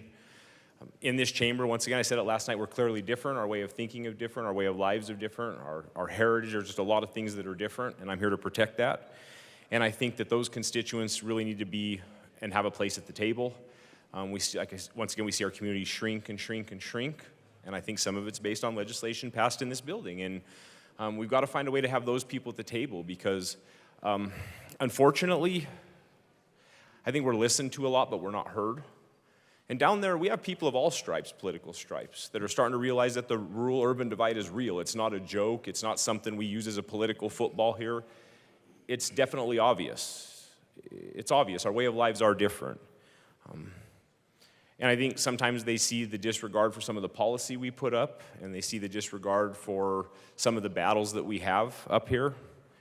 And unfortunately, rural Colorado a lot of times is on the outs, and they suffer for that. And they voted for me to come up here and talk about that, and I will beat this podium this year, and I'll beat it when I'm reelected for 2 more years, and when I'm reelected after that, I'll beat it again. I will be in the fight for rural Colorado forever, and I ask you all, please give rural Colorado a seat at the table. Thank you.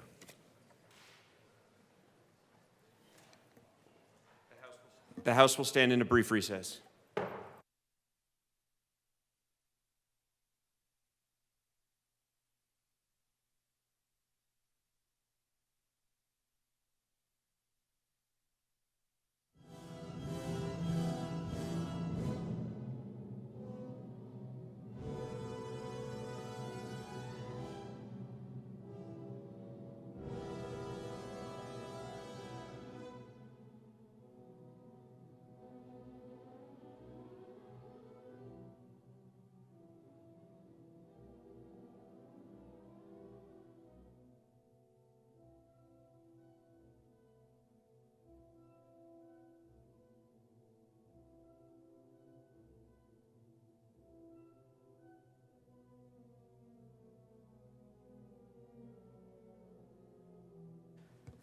The House will come back to order.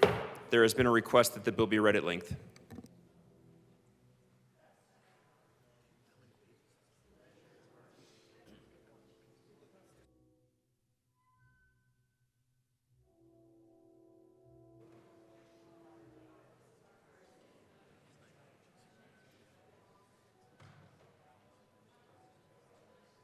House Committees, Senate Committees, State, Civic, Military, and Veterans Affairs Appropriations. A bill for an act. 101 concerning the creation of the Property Tax Task Force, and 102 in connection therewith, making an appropriation. Bill summary. Note, this summary applies to this bill as introduced and does not reflect any amendments that may be subsequently adopted. If this bill passes third reading in the House of Introduction, a bill summary that applies to the re-engrossed version of this bill will be available at http://leg.colorado.gov. The bill creates the Property Tax Task Force, The task force consists of 11 members, including members of the General Assembly and individuals who are not members of the General Assembly. The bill also creates 2 task force subpanels that consist of members from the task force and other members. The purposes of the task force and the task force subpanels are to study and develop a permanent and sustainable House amended second reading November 17, 2023. House sponsorship Snyder. Senate sponsorship Mullica. Shading denotes House amendment. Double underlining denotes Senate amendment. Capital letters or bold and italic numbers indicate new material to be added to existing law. Dashes through the words or numbers indicate deletions from existing law. Property tax structure for the state of Colorado. The task force is required to convene by June 15, 2024. Meet at least 5 times in its first year and at least 8 times every year thereafter that it meets, and submit reports with its findings and recommendations to the General Assembly by October 15. After the task force makes its first report to the General Assembly, the task force may determine that it has fulfilled its purposes and the task force may be disbanded. The task force is repealed on November 1, 2027. 1. Be it enacted by the General Assembly of the State of Colorado. 2. Section 1. Legislative Declaration. 1. The General Assembly 3 finds and declares that, 4a, Colorado has experienced historic growth in property values. 5. Which has caused property taxes to rise well above the rate of inflation. 6. Contributing to an increase in the cost of housing. 7b. Legislation passed in 2022 and 2023 temporarily reduced 8 property taxes for homeowners and businesses. 9c. It is important that leaders come together to work towards 10. Developing a property tax structure for future years that balances the 11 needs of homeowners, businesses, and local governments that rely on 12 property tax to provide local services. 13d. The state of Colorado has a long tradition of respecting local 14 controlled in furtherance of that tradition. The General Assembly declares that 15 buy-in and involvement from individuals with an intimate understanding 16 of the needs of their communities will be crucial in realizing its goal to 17. Develop a permanent and sustainable property tax structure for the state. 18e. Colorado public schools receive over half of their funding 19 from property tax and the Colorado General Assembly has a bipartisan 1003. 1. Objective to fully fund the Public School Finance Act without a budget. 2. Stabilization factor. And 3f. Residential tenants pay property taxes through their rent, which 4. Contributes to the high cost of housing, making residential tenants and 5. Important consideration in any property tax proposal. 6. Section 2. In Colorado Revised Statutes, add Part 22 to Article 7.2 of Title II as follows. 8. Part 22.9 Property Tax Task Force 10 February 2, 2201. Commission on Property Tax, Creation, Powers and 11 Duties, Report, Repeal. 1. Notwithstanding Section 2-3-303.3, 12 there is created the Commission on Property Tax, referred to in 13 this section as the Commission, for the purpose of studying 14 making recommendations for a property tax structure that 15 protects property owners and residential tenants from rising 16 property taxes while meeting the needs of governments that 17 rely on property tax to pay for local services. 18.2. The Commission shall consist of 18 members that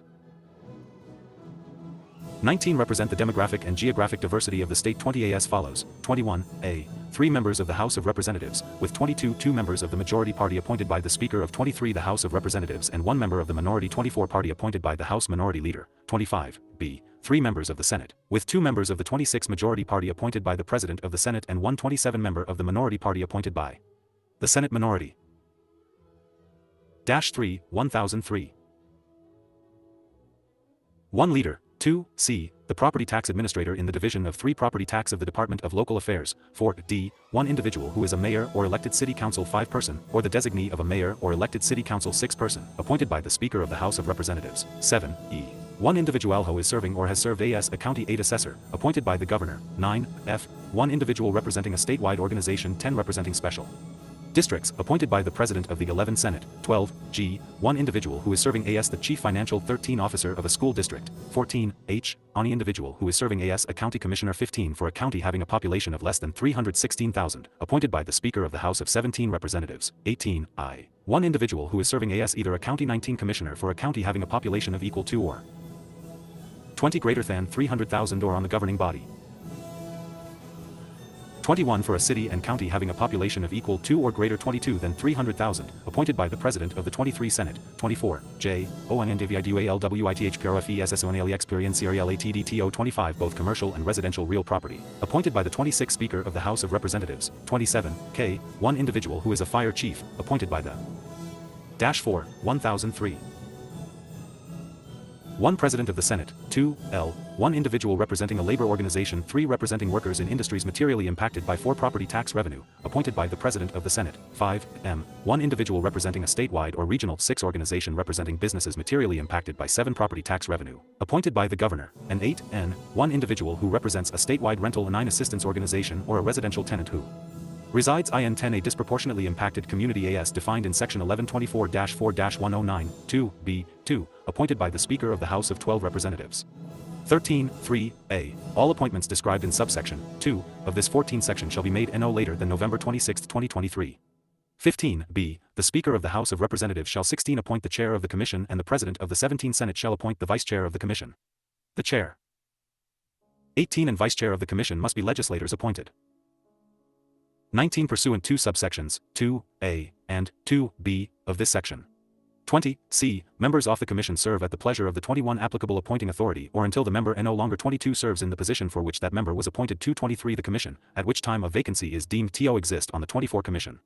If a vacancy occurs, the appropriate appointing 25 authority shall appoint a replacement member that meets the 26 requirements set forth in subsection 2 of this section for the 27 vacant position not later than 10 business days from the date. 5. 1003. 1. The vacancy is deemed to exist. If the appropriate appointing 2 authority fails to appoint a replacement member as required by 3 this subsection 3 c, the Speaker of the House of 4 Representatives shall appoint a replacement member that meets 5 the requirements set forth in subsection 2 of this section. 6 d. The Commission may establish special purpose 7 subcommittees with non-voting members to evaluate and 8 consider property tax issues as it deems necessary to fulfill its 9 goals and objectives set forth in subsection 5 of this section. 10e, no later than November 27, 2023, the Commission shall 11 enter into a contract with a facilitator with experience in Tax 12 policy to guide the work of the Commission and to assist in 13 drafting the report required in subsection 6a of this section. 14 The Commission shall select a neutral facilitator who is not 15 affiliated with a statewide organization described in subsection 16, 2 of this section. 17, 4a, the Commission shall meet once a week beginning 18 the week of November 27, 2023, through the week of March 1, 2024, excluding the week off December 27, 2023. A majority of the 20 members of the Commission may vote to extend the work of the 21 Commission past March 1, 2024, to alter the meeting schedule of 22 the Commission, or to terminate the work of the Commission at 23 any time.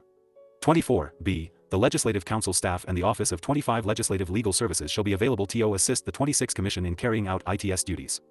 27, 5a, the purpose of the Commission is to identify and 6, 1003.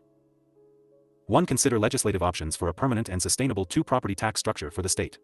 3b, the Commission shall identify and consider options for 4a property tax structure that protects property owners from 5 rising tax bills and is sustainable for local governments and 6 publicschols, including property tax proposals that have been 7 submitted to the State Title Board.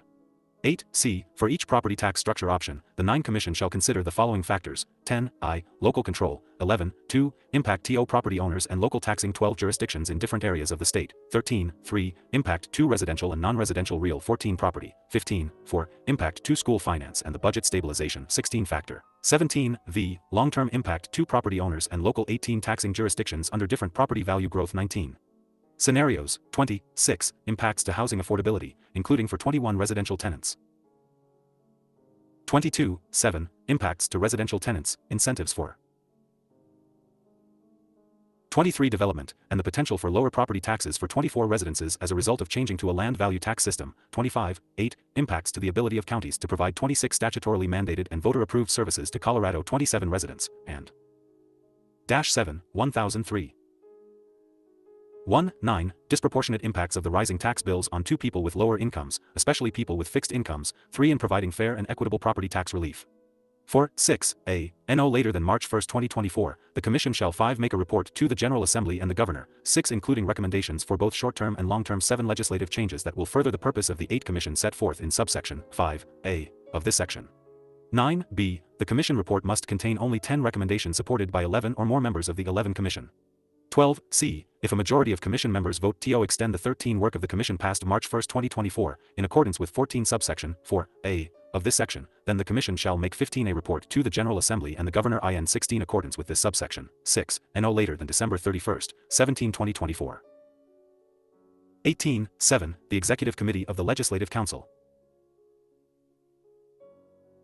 19 created in Section 2-3-301(1) may allocate funding from the 20 Legislative Department Cash Fund, created in Section February 2, 1601, 21 for the purposes of the Commission including for hiring 22 professional facilitation services, public outreach and 23 engagement, and other necessary services. 24(8) This section is repealed, effective December 31, 2024. 25 Section 3. Appropriation. 1. For the 2023-24 state fiscal 26 year, $80,271 is appropriated to the Legislative Department. This 27 appropriation is from the General Fund. To implement this act, the -8, 1003. One department may use this appropriation as follows: 2a, $8,492 for use by the General Assembly, 3b, $63,185 for use by the Legislative Council, which amount is 4 based on an assumption that the Legislative Council will require an 5 additional 0.8 FTE, and 6c, $8,594 for use by the Office of Legislative Legal Services, which 7 amount is based on an assumption that the office will require an 8 additional 0.1 FTE. 9 Section 4. Safety Clause. The General Assembly finds, 10 determines, and declares that this act is necessary for the immediate 11 preservation of the public peace, health, or safety, or for appropriations for 12 the support and maintenance of the departments of the state and state 13 institutions. -9, 1003.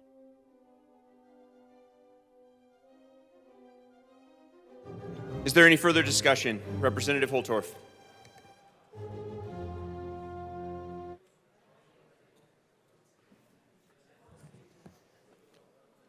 Thank you, Mr. Speaker Pro Tem.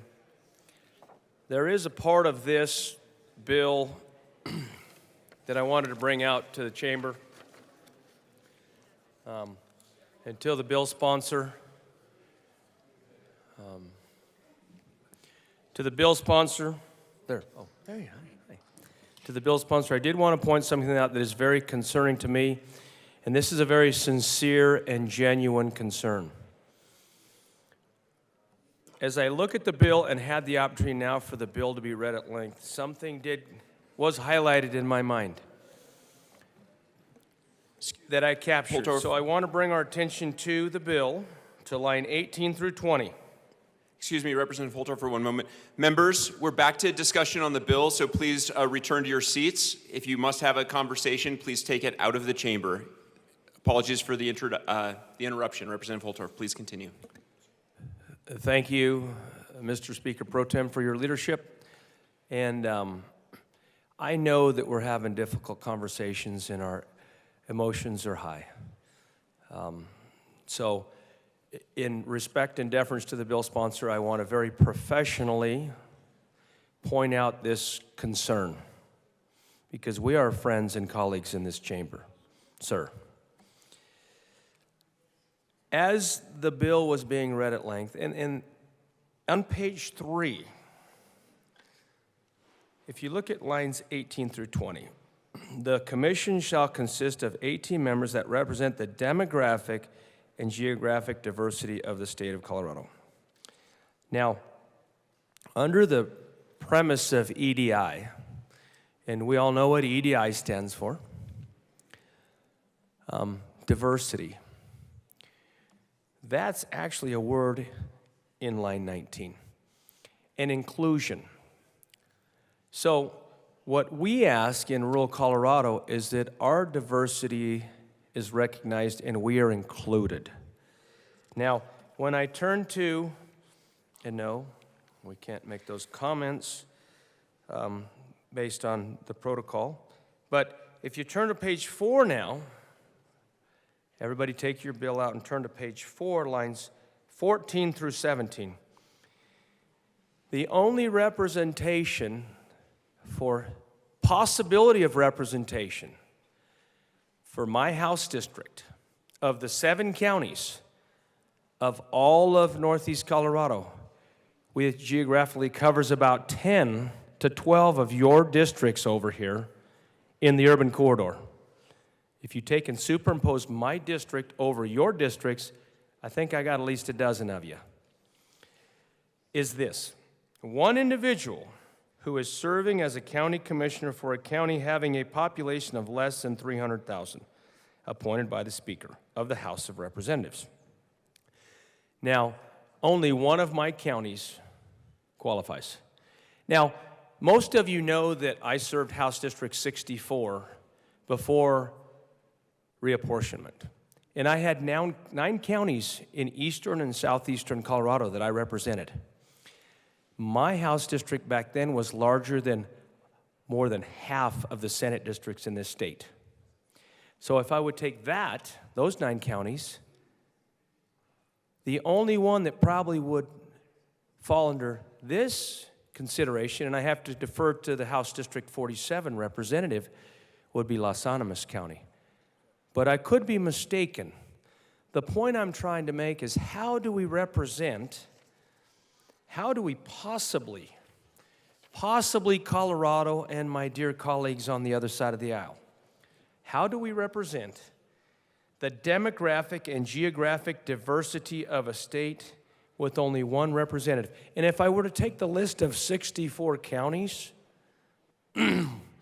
which I'm not going to do, I bet I've got 25 to 30 counties on that list, which is near 50%.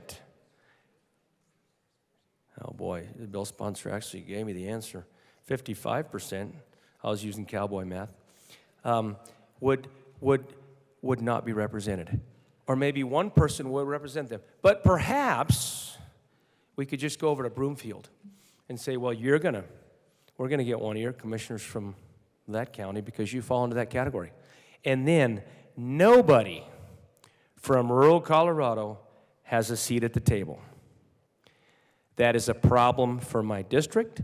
That is a problem for the county commissioners in my district. And I know other colleagues that represent rural Colorado.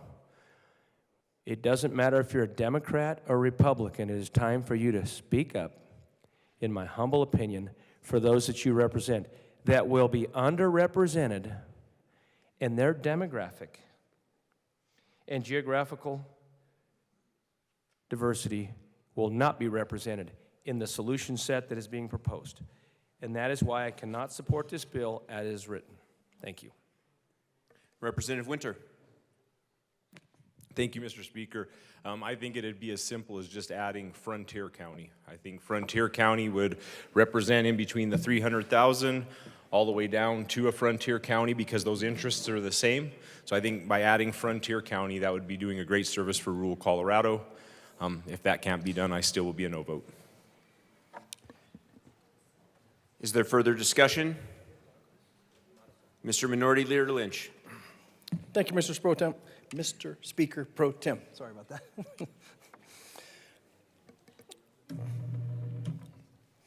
All righty. We like this bill. A lot about it. A lot about it. We appreciate the work you put into it.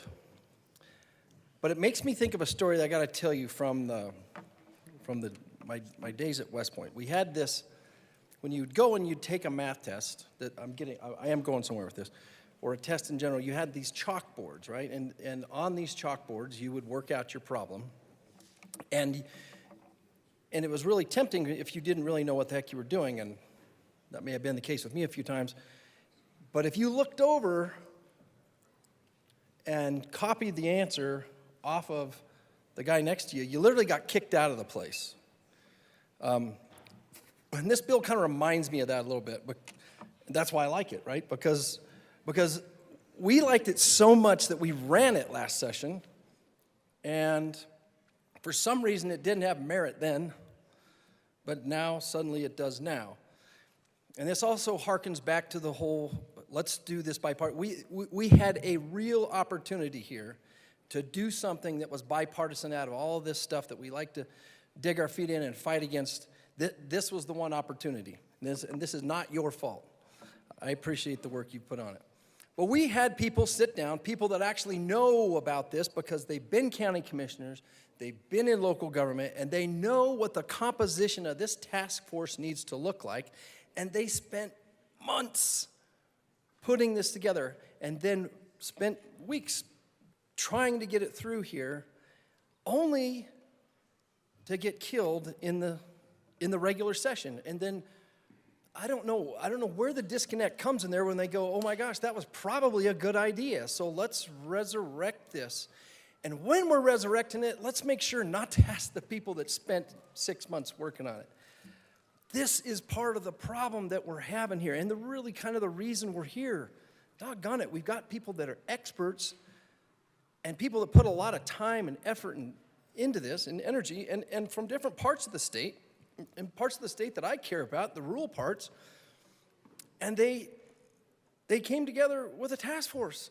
We had done this, we've done this work, and we so desperately would love to get behind this, but then none of that input, all that work was wasted and not taken advantage of. I mean, this is something we really need to figure out how to fix in this chamber. When people, regardless of their party,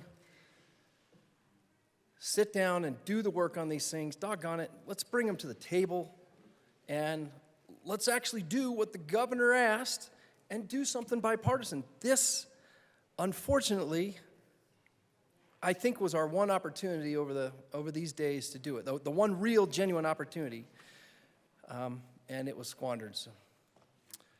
So I'll be a no on this. Seeing no further discussion, the question before us is the passage of HB 23B 1003 on third reading and final passage. Mr. Schiebel, please open the machine, and members, please proceed to vote.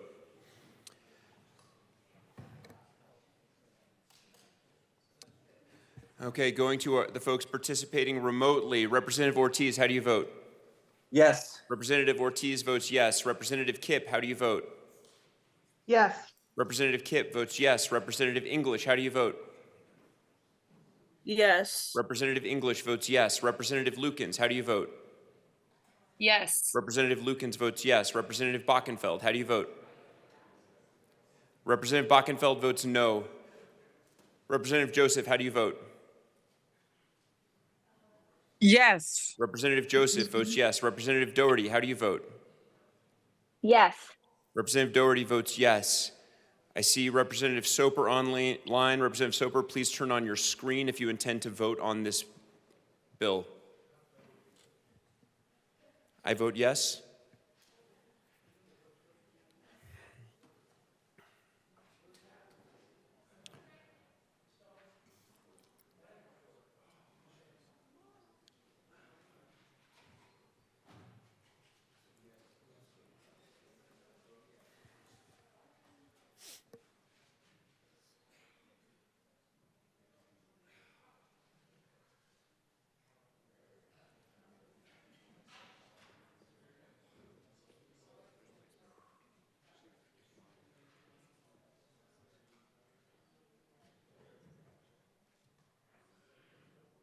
Representative Soper is excused. Oh, I'm sorry.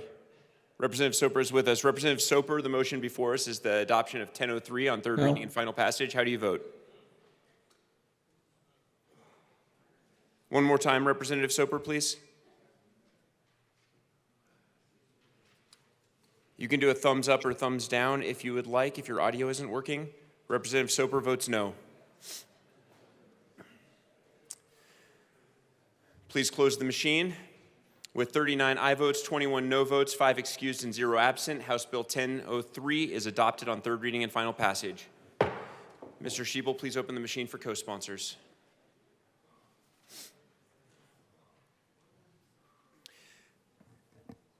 Looking online, Representative Ortiz co-sponsors, Representative Kipp co-sponsors, Representative Joseph co-sponsors. Any others who would like to co-sponsor, please raise your hands. Representative Lukens co-sponsors, Representative Doherty co-sponsors. Have I missed anybody?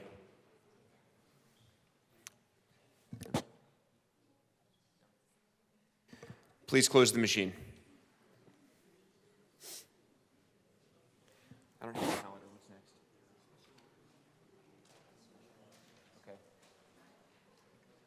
Okay. Yeah. The next order of business is special order, second reading of bills.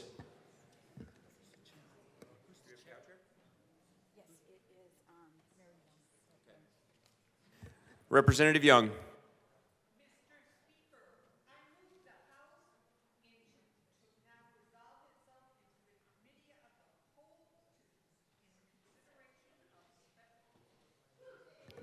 Seeing no objection, the House will now resolve itself into the Committee of the Whole for consideration of special orders. Representative Young will take the chair.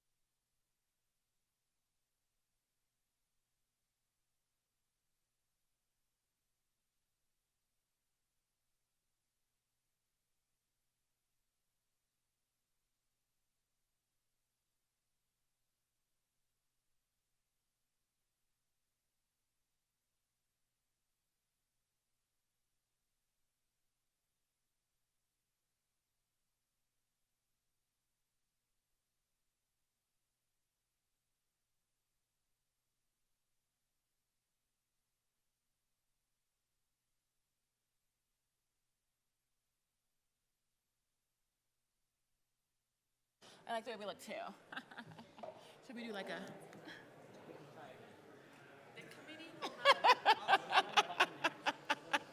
Probably look like a dope. Yeah, it's gonna be terrible. It's fine. It'll be funny at least. It'll be memorable. Right. At the very least. Oh.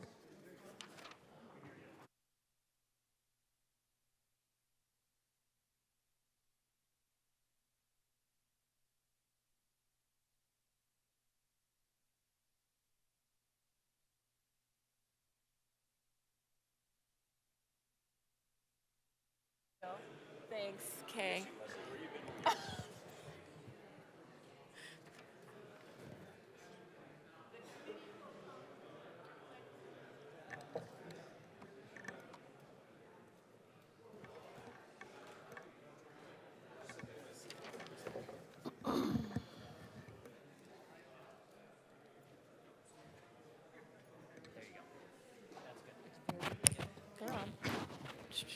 The committee will come to order. With your unanimous consent, the bills will be read by title unless there is a request for reading a bill at length. Committee reports are printed and in your bill folders. Floor amendments will be shown on the screen and on your iPads or computers. Bills will be laid over upon motion of the majority leader. The coat rule is relaxed. Mr. Schiebel, please read the title of House Bill 23B 1001. House Bill 1001 by Representatives Lindsay and Harrod, also Senator Gonzalez, concerning measures to protect residential tenants in Colorado. Representative Harrod. Thank you, Madam Chair. I move House Bill 1001 and the Appropriations Committee report and the Transportation Committee report. To the Appropriation Committee report. Thank you, Madam Chair. The appropriations appropriated funding.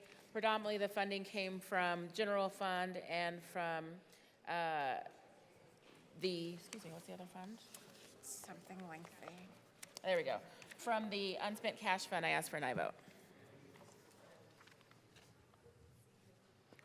To the Transportation, do we adopt the Appropriations Committee report? Seeing no objections? All those in favor, say aye. Aye. All those opposed, say no. The ayes have it. The Appropriation Committee report passes. To the Transportation, Housing, and Local Government report.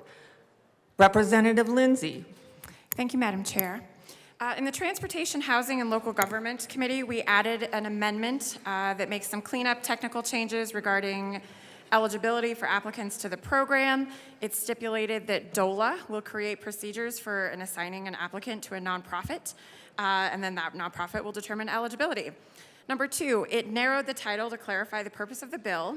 And three, it also clarifies that eligible attorney costs would have to be reasonable attorney costs, because we saw over the pandemic that once parties knew the state was coming with assistance, guess what? They would significantly raise their attorney's fees. And finally, it adds an eligible expense under the program that would include services like housing counseling, assistance to domestic violence survivors, case management for at-risk tenants, and assistance for people with disabilities. I ask for an aye vote. Is there any further discussion on the Transportation, Housing, and Local Government Committee report? Seeing none, the question before us is the adoption of the Transportation, Housing, etc. Committee report. Those in favor say aye. Aye. Opposed, no. The ayes have it. The Transportation, Housing, and Local Government report passes. I like the gavel. I'll gavel again. So, to the bill. Representative Lindsay. Thank you, Madam Chair. We have an opportunity here to take action to substantially decrease evictions, homelessness, and displacement in our state. Whether we rent or own, we all need a safe and stable home, but eviction filings are rising to record highs. So far in 2023, 43,899 evictions have been filed, threatening the housing over 100,000 people across the state. By the end of the year, the number of eviction filings will have surpassed 50,000. Research shows that for every eviction filed, 2 other households self-evict, meaning they move out before an eviction can be filed in the courts. So Colorado's 50,000 eviction filings in 2023 understate the number of people being displaced from their homes. And with Colorado having the 8th highest median monthly rent out of all 50 states, over the last 3 years, the Emergency Rental Assistance Program has helped over 100,000 Coloradans avoid homelessness. And 34% of all Coloradans are renters. That's approximately 750 households and nearly 2 million people. To afford a 1-bedroom apartment, a minimum wage worker in Colorado must work 77 hours per week. To comfortably afford a 2-bedroom apartment and enough space to house a family, a worker in Colorado must earn $32.13 an hour. So this bill goes a long way in safeguarding those most vulnerable in our communities from losing their homes. From here in Denver, from our biggest urban centers to our largest suburban communities, all the way out to our small rural towns. I'm here for mobile home park residents, seniors and disabled folks on fixed incomes, young folks starting out, single moms, single dads, who are trying to make ends meet, keep food on the table and the lights on. I'm also here for families and households of all stripes across the state who are struggling. Families are losing their homes, children are losing their homes, and we hear you, we see you. People across the state live on the brink and are 1 job loss away or 1 emergency away from losing the roof over their head, and this bill can change the course of people's lives. We can do something about it right here, right now, and I urge your support for this bill. Thank you. Representative Herod. Thank you, Madam Chair. Thank you, members. Coloradans need rental assistance now. We know that in Colorado, we have the 8th highest median monthly rent out of all 50 states. Rental assistance prevents evictions today, and it is smart fiscally. State and local governments spend between $42,000 and $104,000 annually to help someone who is experiencing homelessness. However, the average rental assistance payment is about $5,500. The math is simple. Colorado can pay now or pay now. According to the Metro Denver Homeless Initiative point-in-time survey, 2 of the most common self-reported causes of homelessness in Denver were the ability to pay rent and evictions. This bill will put $30 million into our rental assistance program. It will ensure those who are at risk of displacement or eviction have access to rental assistance so that they can stay in their homes. Not only does this bill help renters, it also helps landlords in Colorado's economy. When a landlord does not receive the payment from their tenant, they either have to go into eviction court, but more likely they come out of their own pockets instead of being able to invest in Colorado's economy. What we're trying to do is stabilize the economy and ensure our economy and ensure folks stay in their homes. I want to thank many of the advocates that have been doing this work for so long. This is not a new concept for Colorado. Specifically, I want to thank our partners, the Colorado Coalition for the Homeless, Colorado Poverty Law Project, Enterprise Community Partners, New Era, SEIU, the Colorado Economic Defense Project, Together Colorado, United for a New Economy, and so many more folks who have been working not only on this bill, but working to provide assistance to renters today. I ask for an aye vote. Representative Luck. Thank you, Madam Chair. So this program is available to people who satisfy 3 different prongs. The first 2 prongs are objective, the third is subjective, and it's the third that I am wanting to have greater understanding of. So if you guys could explain to me your view, your parameters, your understanding of be at risk of eviction or displacement. What does that mean? Is there a time frame? Has there been some sort of notice given? And also, if you can distinguish between eviction and displacement for me, that would also be helpful. Representative Herod. Thank you, Madam Chair. Yes, so in the program as it currently exists, and the rules are also promulgated by DOLA, what we are saying is at risk of displacement or eviction. is a notice that you are late on your rent or that you owe your landlord back rent. That would suffice to get you qualified for the program. And then the difference between displacement or eviction, it's to be more inclusive, right? Eviction is when you're in eviction court, you've been evicted. Displacement could be, you've moved out and are living on the streets. And so there's a difference there. And so one thing that I think people were interested in understanding is how the money flows. So for instance, if someone has a late payment, the nonprofit partner, so DOLA gets you the portal, and then the nonprofit partner gets the funding out to you as an individual, kind of like your case manager, if you will. And in that case, then the check gets cut directly to that landlord or to who that person owes funding towards. And then that's how we keep folks from either. Ideally, we don't want to get people into eviction court, so before eviction court, but keeps them in their homes, making sure that they're not displaced. Representative Luck. Thank you, Madam Chair, and thank you. That's very helpful. So I still have some questions related to it is displacement. So what you were mentioning is, what my great colleague from Denver was mentioning was displaced people, not displacement, the risk of being displaced, right? So the mention was that you already have been, you're already out of that home.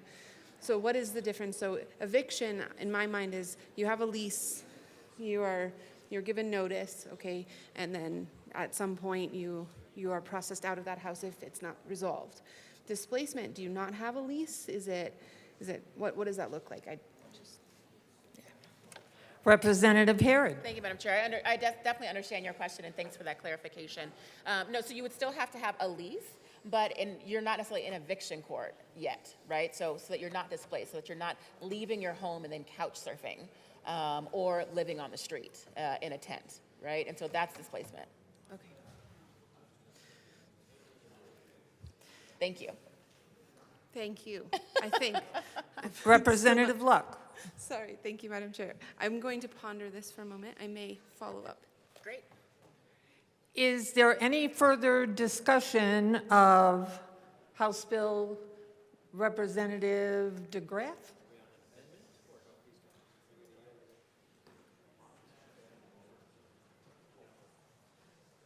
Representative Holtorf.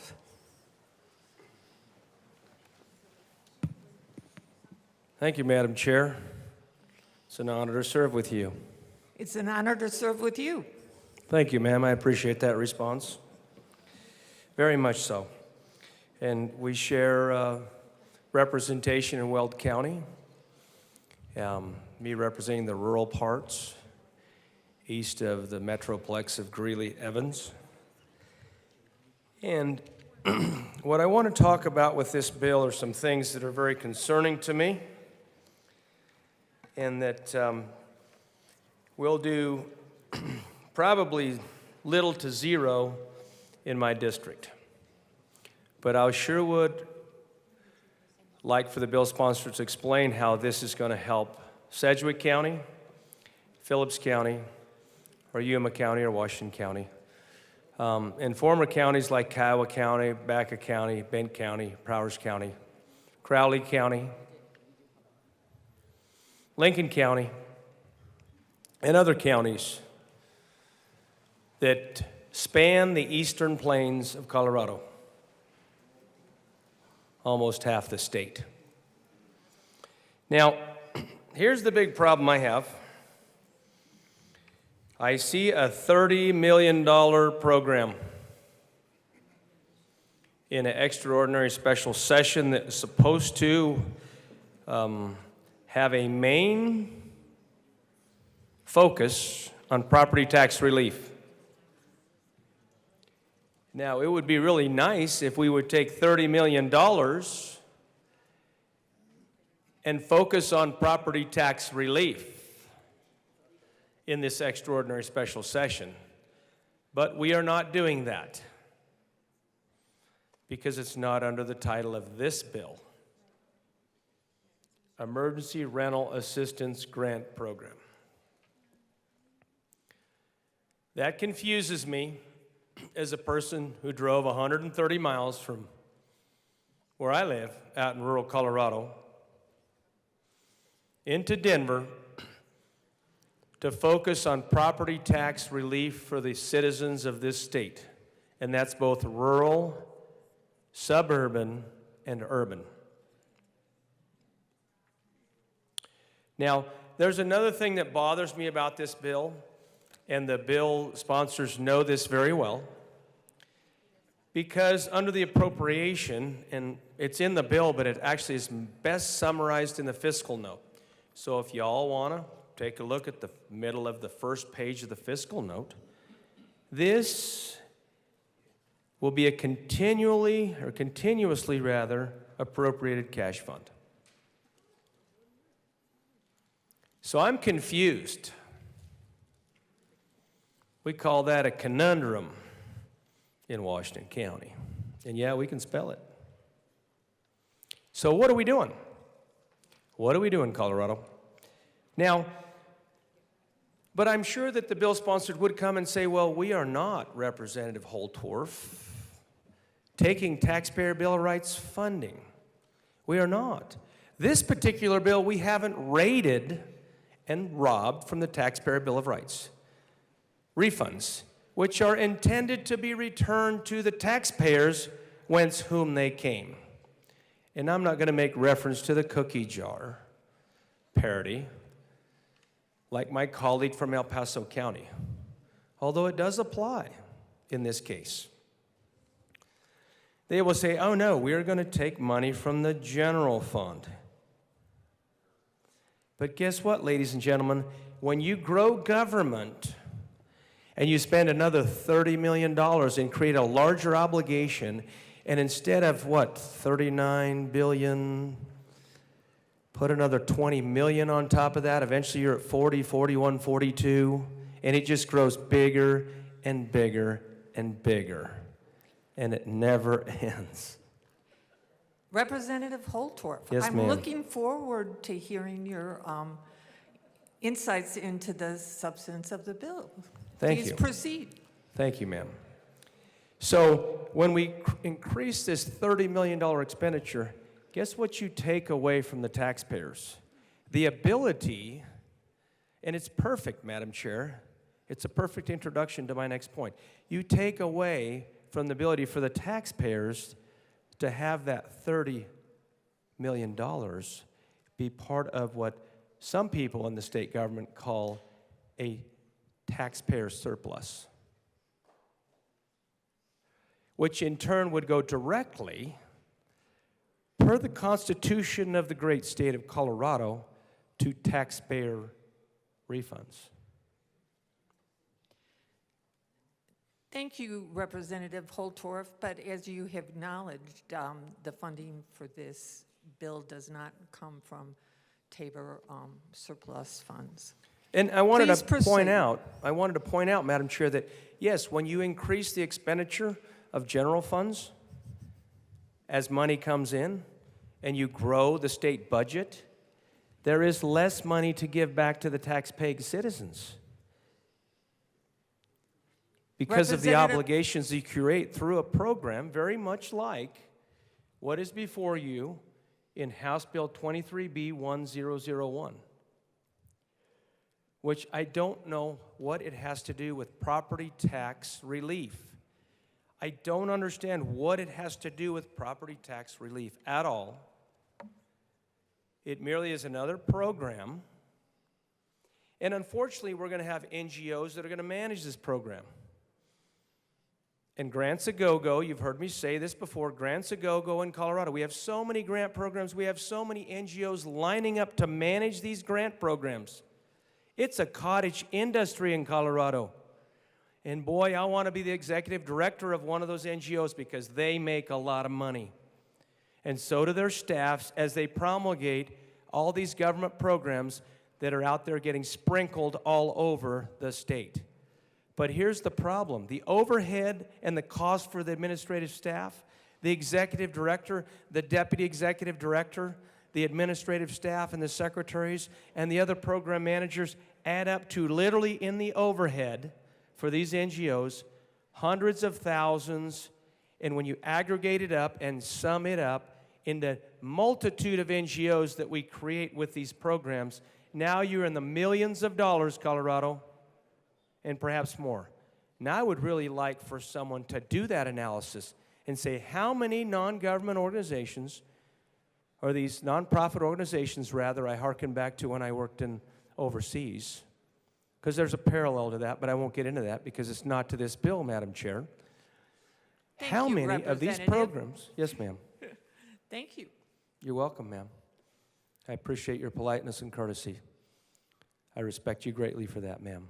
And thank you for the courtesy to listen to my point, because nonprofit organizations in the state, in the hundreds or thousands, now on the aggregate, when you add up their overhead, take tens of millions of dollars from the state treasury and the taxpayers, or more. Now, I would say if you really care about these efforts, maybe you should give some of that back. Maybe you should do pro bono work. Maybe we should do charity to help those that are the most desperate and in need. But I will tell you that this type of legislation and this type of program is not fiscally responsible, and indirectly, for those of you that are here, indirectly does take from taxpayer Bill of Rights. It absolutely does. And if you'd like to talk with me offline, we can go into more specific detail. I would love to have that conversation. Thank you for your attention and time, my esteemed colleagues, and thank you, Madam Chair, for your professionalism, your respectfulness that I haven't appreciated as much until this very moment that I sit in the well. Thank you very much. Thank you, Representative Holtorf. Representative Weissman. Thanks, Madam Chair. I guess I wanted to speak to two things. For anybody concerned about administrative costs, you can see the bottom of page 2, which indicates about 98.3% of funds going to program and 1.7% overhead, which is pretty good. I know there's a philosophy that says that government shouldn't do everything, which is why sometimes we do work with partners either in the nonprofit or even the for-profit space to effectuate the details of what we want to do, and I think that's what we're doing here. It comes, in my judgment, from a recognition that, no, in fact, sometimes government can't do everything, that we do need partners. You know, I thought that philosophy maybe had allyship on both sides of the aisle. To the question of how the bill intersects, or more accurately, doesn't intersect at all with Tabor refunds, I don't think I'm going to change any minds in the room, but to the extent that folks out there are watching, I just want to state how the Colorado budget actually works and how the Tabor rebate obligation is actually determined. There's language in the Constitution that limits how much money can come into the state. There is a calculation performed pursuant to that requirement by state officials. They take it very seriously. It is carried out to the exact dollar figure, and then we here have to rebate that back pursuant to law. That's been the law in the state for 30 years. I mentioned a little bit about that in the context of another bill. It is not accurate to say that if we did not pass this bill, the amount going back in any form, EITC or otherwise, under Tabor rebates would in any way be higher. This bill is only happening because some funds have been identified that are not subject to the Tabor cap. If there were no funds, frankly, there probably wouldn't be a bill. You can imagine Tabor setting a ceiling, and then we all down here make decisions about what we're going to do with that money under the ceiling. That's the state budgeting process. Above the ceiling, we can't use those dollars. It goes back out under the Tabor rebate. If we didn't allocate $30 million here from the sources that have been identified via the appropriations clause, you know, it would either be used for something else in the current fiscal year, or it would roll forward to essentially be unexpended general fund at the beginning of the next budget cycle. And again, duly elected representatives from all over the state of both parties would make decisions about what's going to happen with that. Some folks here have decided that they want to try to talk about everything in terms of Tabor rebate. And yes, there was another bill previously that did impact Tabor rebate. You can be wherever you want to be on the policy of that bill, but that was at least a factually correct statement. It is not a factually correct statement that whether we do or don't do this bill, it's going to vary the amount of money that goes back to voters via any Tabor rebate mechanism, and we can bring different opinions down to this well, but I'm going to be pretty stubborn on agreeing on some facts. So with that, regardless of one's view on fiscal responsibility, I do happen to think this bill is fiscally responsible for the reasons that have been stated, and I'm sure will continue to be stated by the capable sponsors. I also happen to think this bill is morally responsible because, yes, under the call, we are here to reduce property taxes for people who are lucky enough to own homes and have a mortgage. Frankly, we are here to do more than that pursuant to the call and the needs of our constituents. I urge a yes vote. Is there any further discussion on House Bill 23B 10001? Representative DeGraff.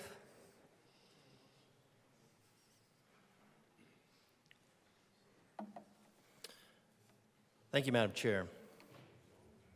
I'll reemphasize, there is no Tabor surplus. There is no Tabor rebate. What there is a return of the rightful property to the people from whom those excess taxes were extracted by either force or even just threat of force. That's what taxation is. I mean, if you don't want to pay for it, if you don't want to pay it, it's under the threat of force. It's extracted under the threat of force. Now, the redistribution of wealth, that is a very ideological position. It's not a free market position. It's certainly not within the founding values of our republic. It's certainly not within something like equal protection under the law, where you extract money from all the citizens, and then you take that money and then you redistribute it. And I say redistribute it because my colleague earlier mentioned that it was okay for this legislative body to ideologically distribute the money in any way, shape, or form it chooses. And I would contend that is a violation not only of the Constitution, not only of due process, it's a violation of the intent of the Taxpayer Bill of Rights. It's a taxpayer Bill of Rights. Representative DeGraff, as we have established, this bill does not impact Tabor refunds, and I'm looking forward to your discussion of the contents of Thank you, the Madam bill. Speaker. I'm just trying to, because my colleague misspoke to the Taxpayer Bill of Rights. I think it's important that we correct it, because ultimately, this $30 million out of the general fund is also out of the taxpayer's pocket. So we have to ask ourselves, why did the government extract, by the threat of force, $30 million just to have kicking around in its coffers? Why is it there? Because guaranteed, they're going to want it back in those coffers, and where are they going to get it? Colorado, they're going to get it from you. They're coming back at it for you, from you. So they're going to take this money and ideologically redistribute it, not distribute it. They're going to ideologically redistribute the money that was extracted from you by force for their ideological purposes. That is an ideology that is completely contrary to our founding values for the Declaration of Independence, the Constitution, our Constitution. Completely. There is no Tabor surplus. This money is coming from Colorado. It is not an equal protection under the law. If you consider the founding values You could look at do not pervert justice, do not show partiality to the poor or favoritism to the rich, but judge your neighbor fairly. This is not judging your neighbor fairly. This is pitting one neighbor against another. Taking money from one, giving it to another is pitting neighbors against each other. That is not treating Coloradoans as with equal. But here, what do we have again? Is Governor Polis serious about our tax relief? Well, Proposition Horse Hockey said no. And then let's look at the alleged deck. Home values are rising at historic rates. That is patently false. Historic home values are not rising at historic rates. The dollar is plummeting at historic rates. The dollar is plummeting at historic rates. So to say yes to this bill, you'd be saying yes to a lie. Look at things like 2002. The dollar today only buys about 58% of what was in 2002 when some of this was enacted. 58%. That doesn't mean the value has gone up. It means that the value of your dollar has gone down. Why? Because of policies that come from the House. We can't look at these. You can't look at this legislation in light of itself. There's the idea here that renters who invariably bear the burden of increased costs, that was taken care of under 1095 supposedly, where rent included taxes, fees, and the actual rent. So now last year, this body insulated renters from the decisions made by this body.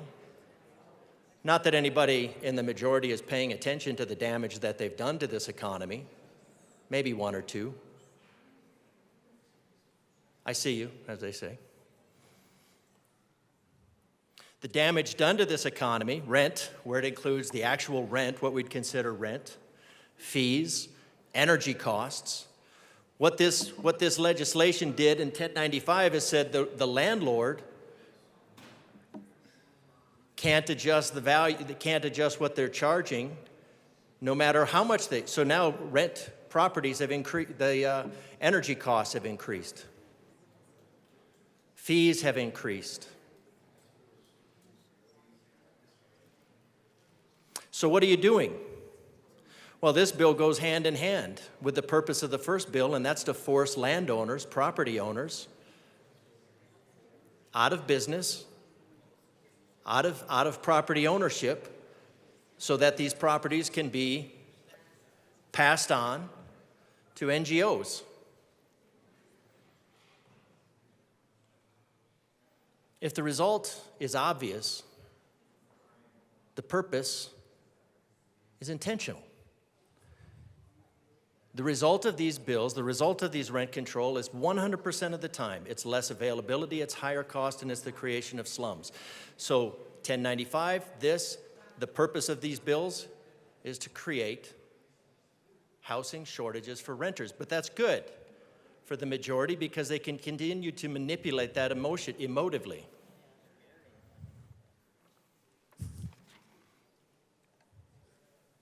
So what do we have? We have increasing rental support.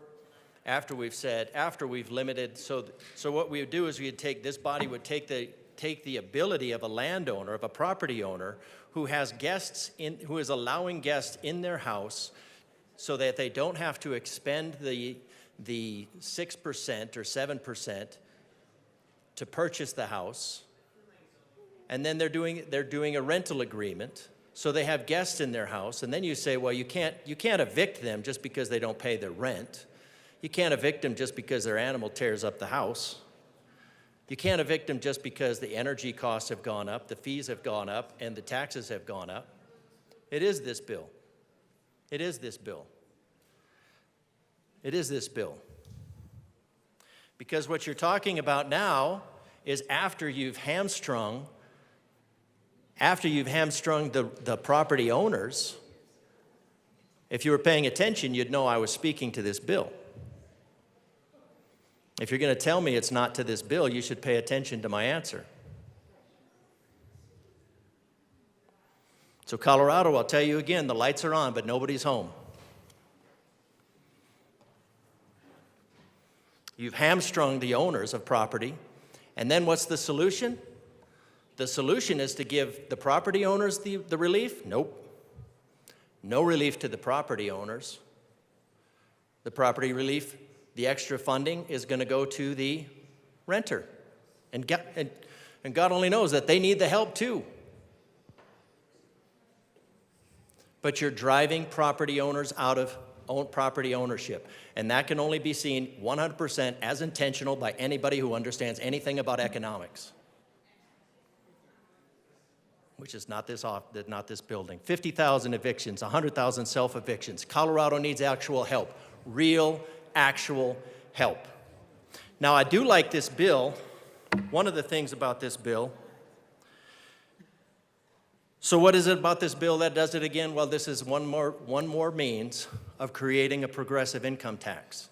Colorado has a even income tax because when you take state money that's been extracted from everybody and then you give it to one group over another group, you are creating a progressive income tax. Now, Uncle Carl would be really happy with that manipulation, but it's still a progressive income tax.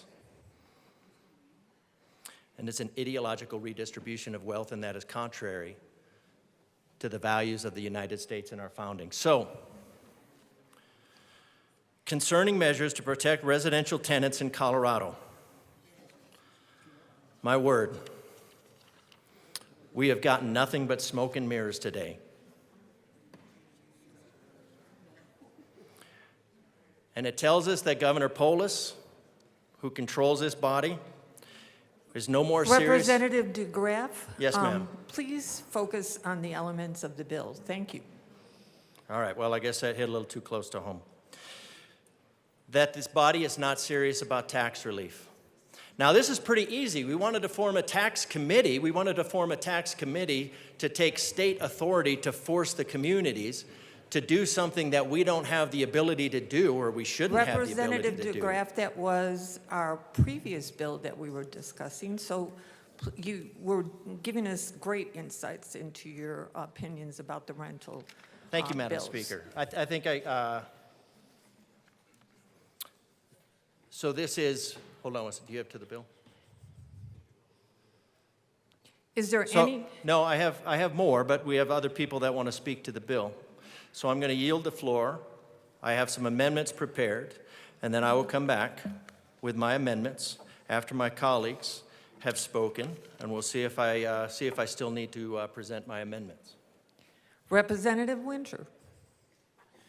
Thank you, Madam Chair. Actually, I want to address a comment that was made, and I respectfully disagree with my colleague from Arapahoe County. There's this misconception that if you own a home, you're lucky. Hey, is this a discussion of the bill, sir? I'm discussing what he discussed. Is this about House Bill 23B 10001? Yes. Okay, great. There's nothing lucky about being a homeowner. I gave up vacations, quit watching cable TV, worked hours on my home, sweat equity in my home. I worked hard for that home. And I'm tired of the misconception that if you work hard for your home, you're lucky. Because I gave up a lot to live in the house I live in. I tighten my belt a lot. And I just think that needs to be said because it's that you're lucky if you own property. You're lucky if you own a home. The property that I live on, the acreage that my family farms and ranches, blood, sweat, and tears in there. No vacations. Hours of hard work. So I think we need to respect people in this chamber that have worked hard for what they have. We shouldn't be punished for it. Thank you. Is there any further discussion? Representative DeGraff. Thank you, Madam Speaker. So, just because I want to know what I'm doing here, which wasn't to make Uncle Carl happy with creating a progressive income tax, I would like to ask House Bill 1001 L0013, move that and ask that it be properly displayed.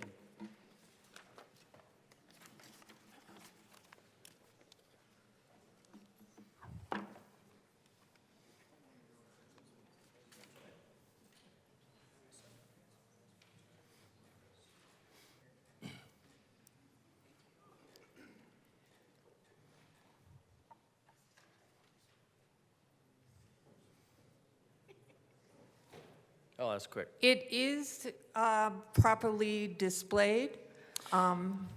Representative DeGraff, Thank you, please Madam Chair. talk about your amendment. All right. Because I thought we were here to discuss property tax relief, and we were here to do it under the constraints of the guidance, which is called the Constitution of the State of Colorado, which corresponds with equal protection under the law.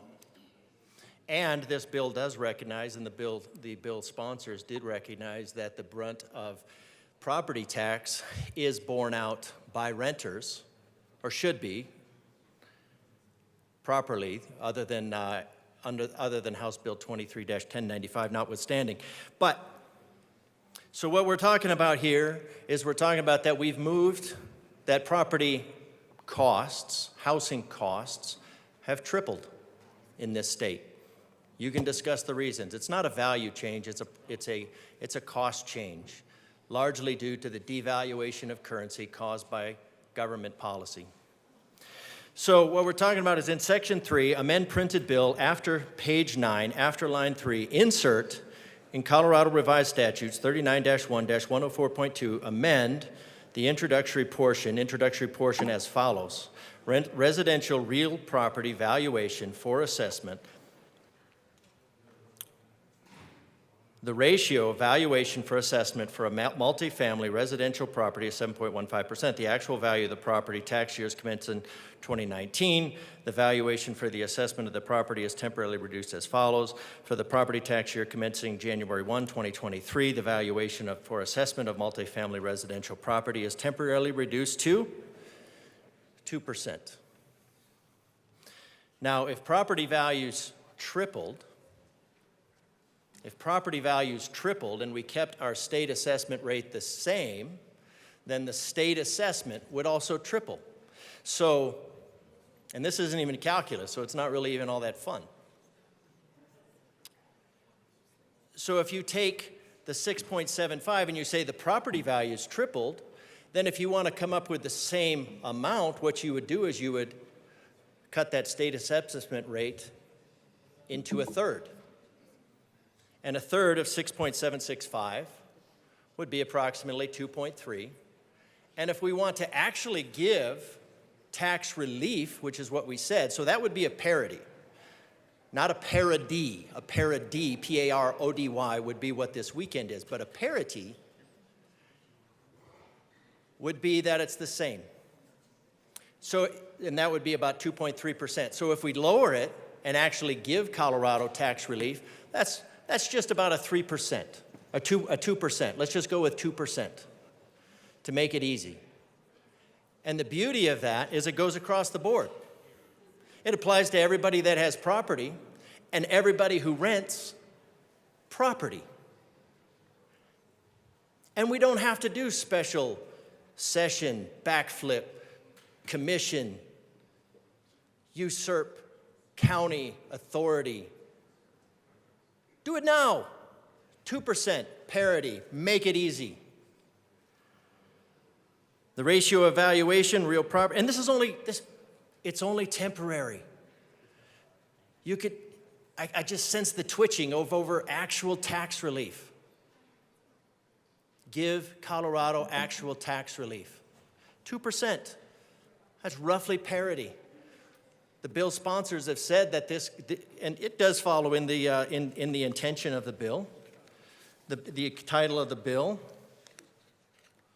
about tax relief for the concerning measures to protect residential tenants in Colorado. You lower the tax rate, you protect residential tenants in Colorado. Because if residential tenants in Colorado are protected, when landlords are protected, because they don't have to sell their property. And if they don't have to sell their property, you know who gets to stay in that property? Renters. Now, this is probably not in keeping with the NGOs who want their hands on that property, but we're here not for the NGOs or the nonprofits. We're here for the people of Colorado. 2%. Give the people of Colorado actual tax relief. That's why we're here, and it's easy. I thought this was what we'd be talking about. I thought we'd be done by now.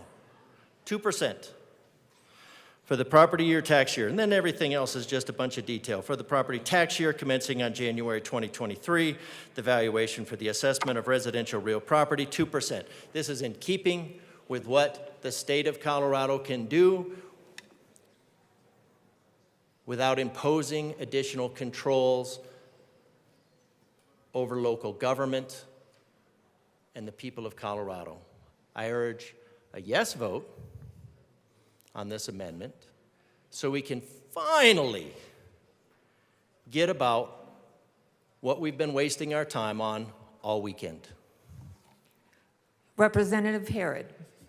Thank you, Madam Chair, and respectfully to my colleague, I think the twitching you might have felt from the bill sponsors was around the actual title of the bill. So in the committee report that we passed, that we voted on, we tightened up the title of the bill. It's concerning the creation of emergency rental assistance program within the Department of Local Affairs for the purpose of funding emergency rental assistance during 23-24 state fiscal year. This is not a property tax assessment bill, so I would ask for a title ruling. We will take a brief recess to do a title ruling. I will meet people on the right side of the dais.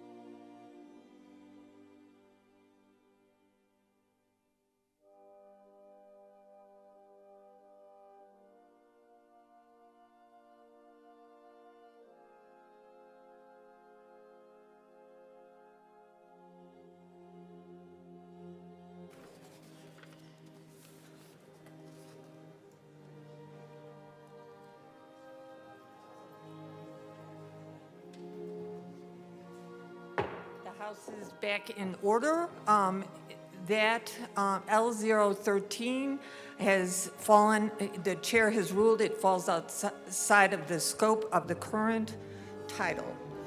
Are there Representative DeGraff? Thank you, Madam Chair. This is an interesting conundrum. Concerning the creation of emergency rental assistance grant program within the Department of Local Affairs for the purpose of providing emergency rental assistance during the 2023-2024. So I would say that this provides emergency rental assistance, but for the people of Colorado, I want you to note that Representative DeGraff, are you still discussing the title ruling? It's a settled question if you are. Well, I think we need to tell the people of Colorado why they will have no tax relief. Representative DeGraff, I have ruled, and it is outside the scope of the current title. Thank you. Tax relief is outside the scope. Got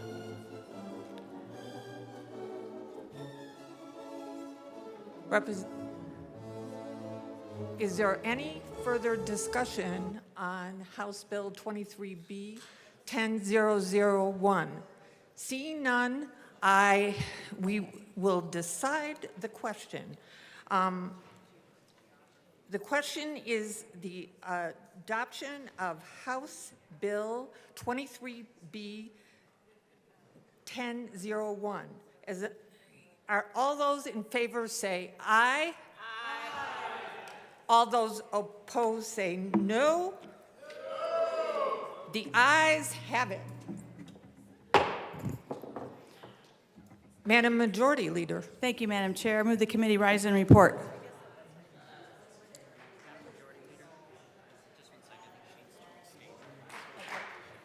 House Bill 23B 1001 as amended is adopted. Madam Majority Leader. Thank you, Madam Chair. I move the committee rise and report. We will rise and report.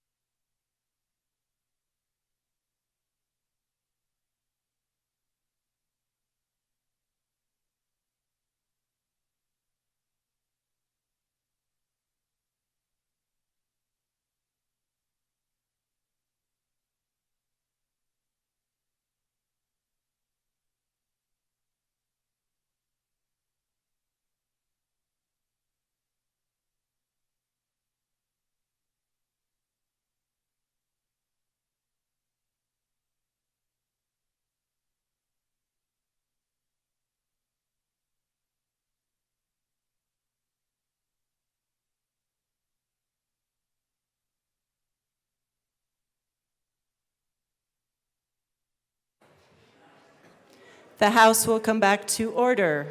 Mr. Schiebel, please read the report of the Committee of the Whole. Madam Speaker, your Committee of the Whole begs leave to report it as under consideration the following attached bills, being the second reading thereof and making the following recommendations thereon. House Bill 1001 is amended, passed on second reading, ordered engrossed and placed on the calendar for third reading and final passage. Representative Young.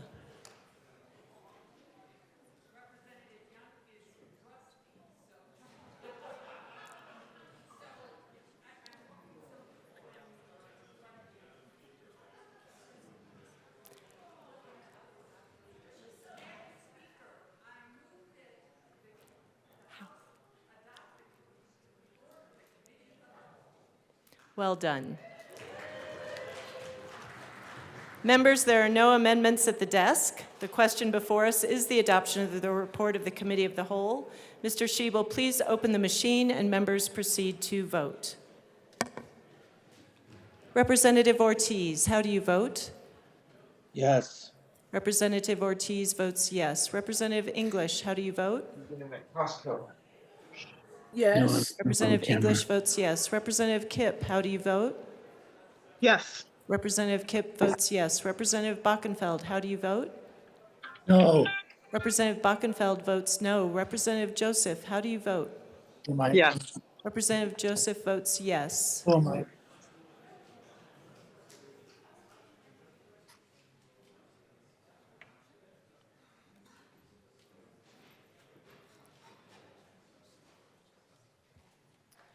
Mr. Shebel, please excuse Doherty, Judah, Lukens, Soper, and Degree Kennedy. Please excuse.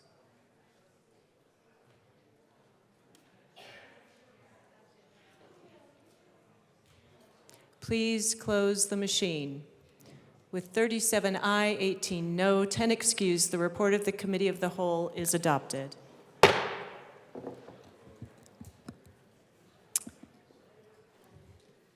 Members, we have some business to take care of, and then we will be adjourning until tomorrow morning. But I need to do the business first. You are free to pack up and begin to leave. Mr. Shebel, message from the Senate. Madam Speaker, the Senate has passed on third Message reading. from the Senate will be printed in the Journal. Message from the Reviser. We herewith transmit without comment. Message from as the amended. Reviser will be printed in the Journal. Introduction of bills. Senate Bill 2 by Senators Zenzinger and Bridges, also Representatives Byrd and Garcia, concerning creating a program to provide food benefits to students from low-income households during summer months and in connection therewith making an appropriation. Senate Bill 2 will be assigned to the Committee on Appropriations. Now, Madam Majority Leader.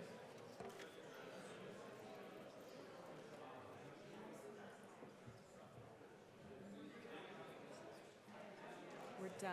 Adjourn. Madam Speaker, I move the House stand in adjournment until 9 a.m. November 19th. And members, remember that the dress code is casual. Seeing no objection, the House will stand in adjournment until 9 a.m. November 19th, 2023.